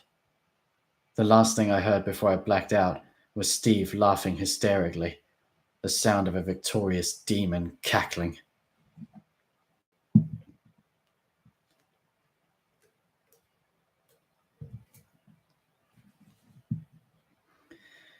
Chapter 21. I didn't know where I was when I awoke. I opened my eyes and saw a ceiling high above me, with lots of panels ripped out of it, 3 chandeliers burning dimly now that their candles were mere waxen stumps.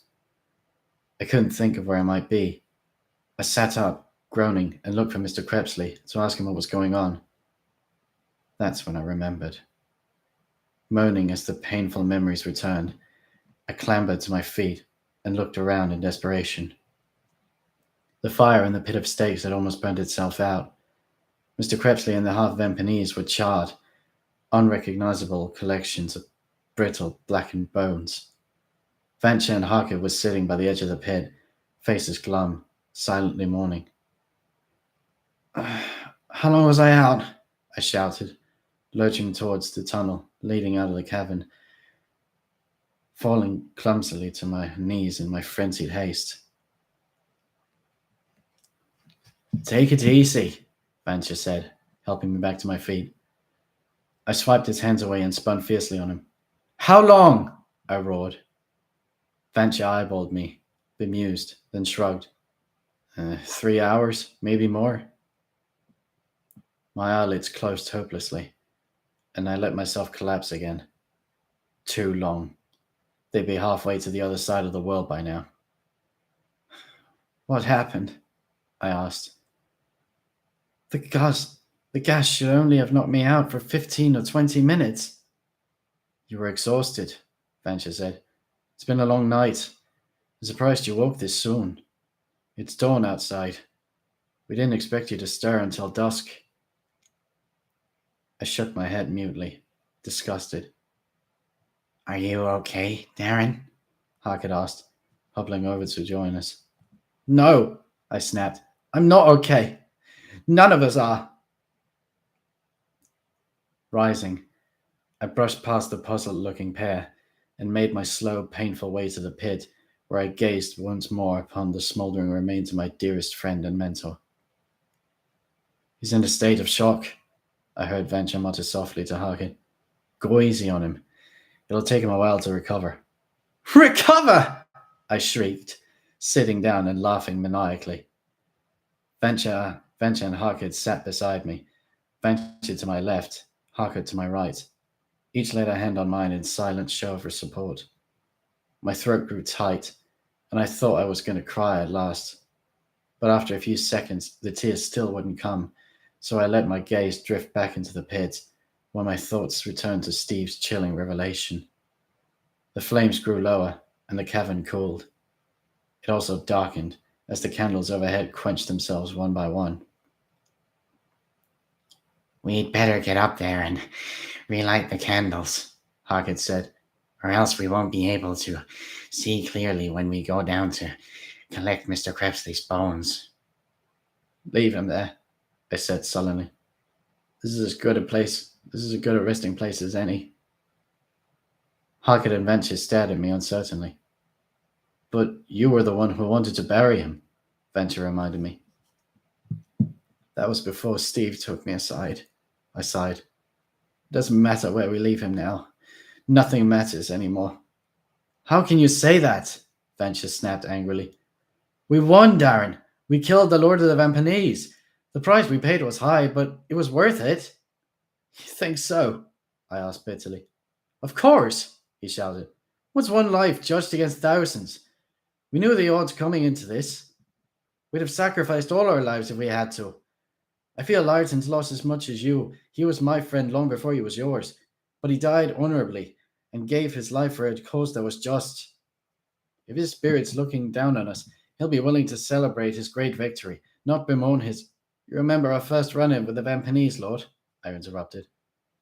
You recall how he masqueraded as a servant, so we paid no notice to him and attacked the others, allowing him to escape. Vancher nodded warily. Aye? What of it? They tricked us then, Vancher, I said. And they've done it again. We've won nothing. Mr. Crepsley died in vain. Vancher and Harker gawped at me. What? I don't... Are you saying... What?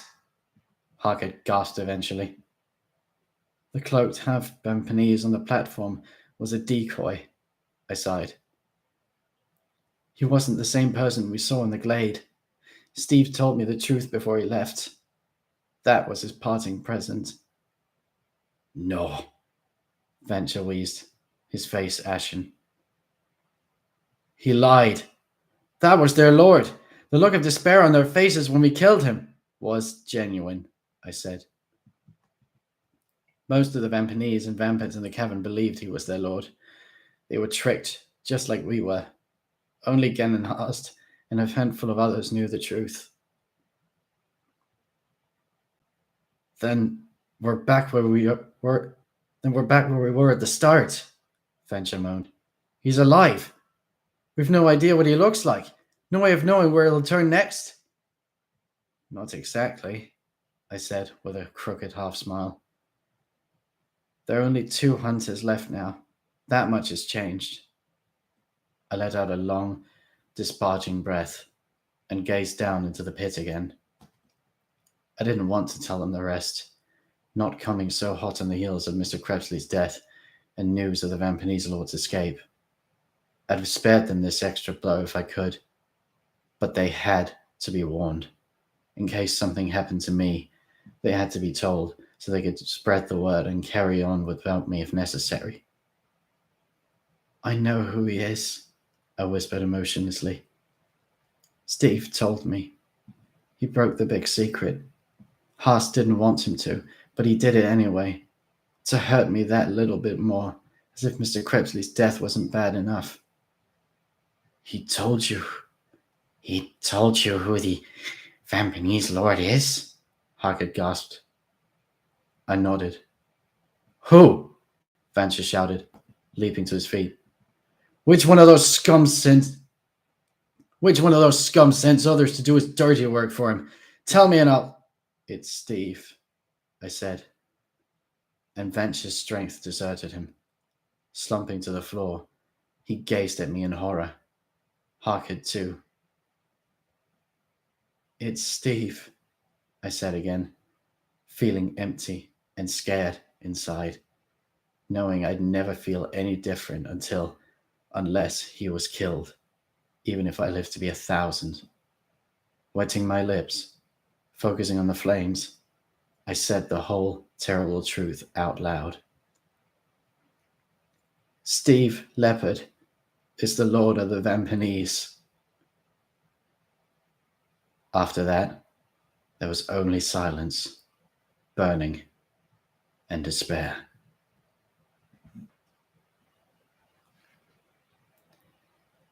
To be continued.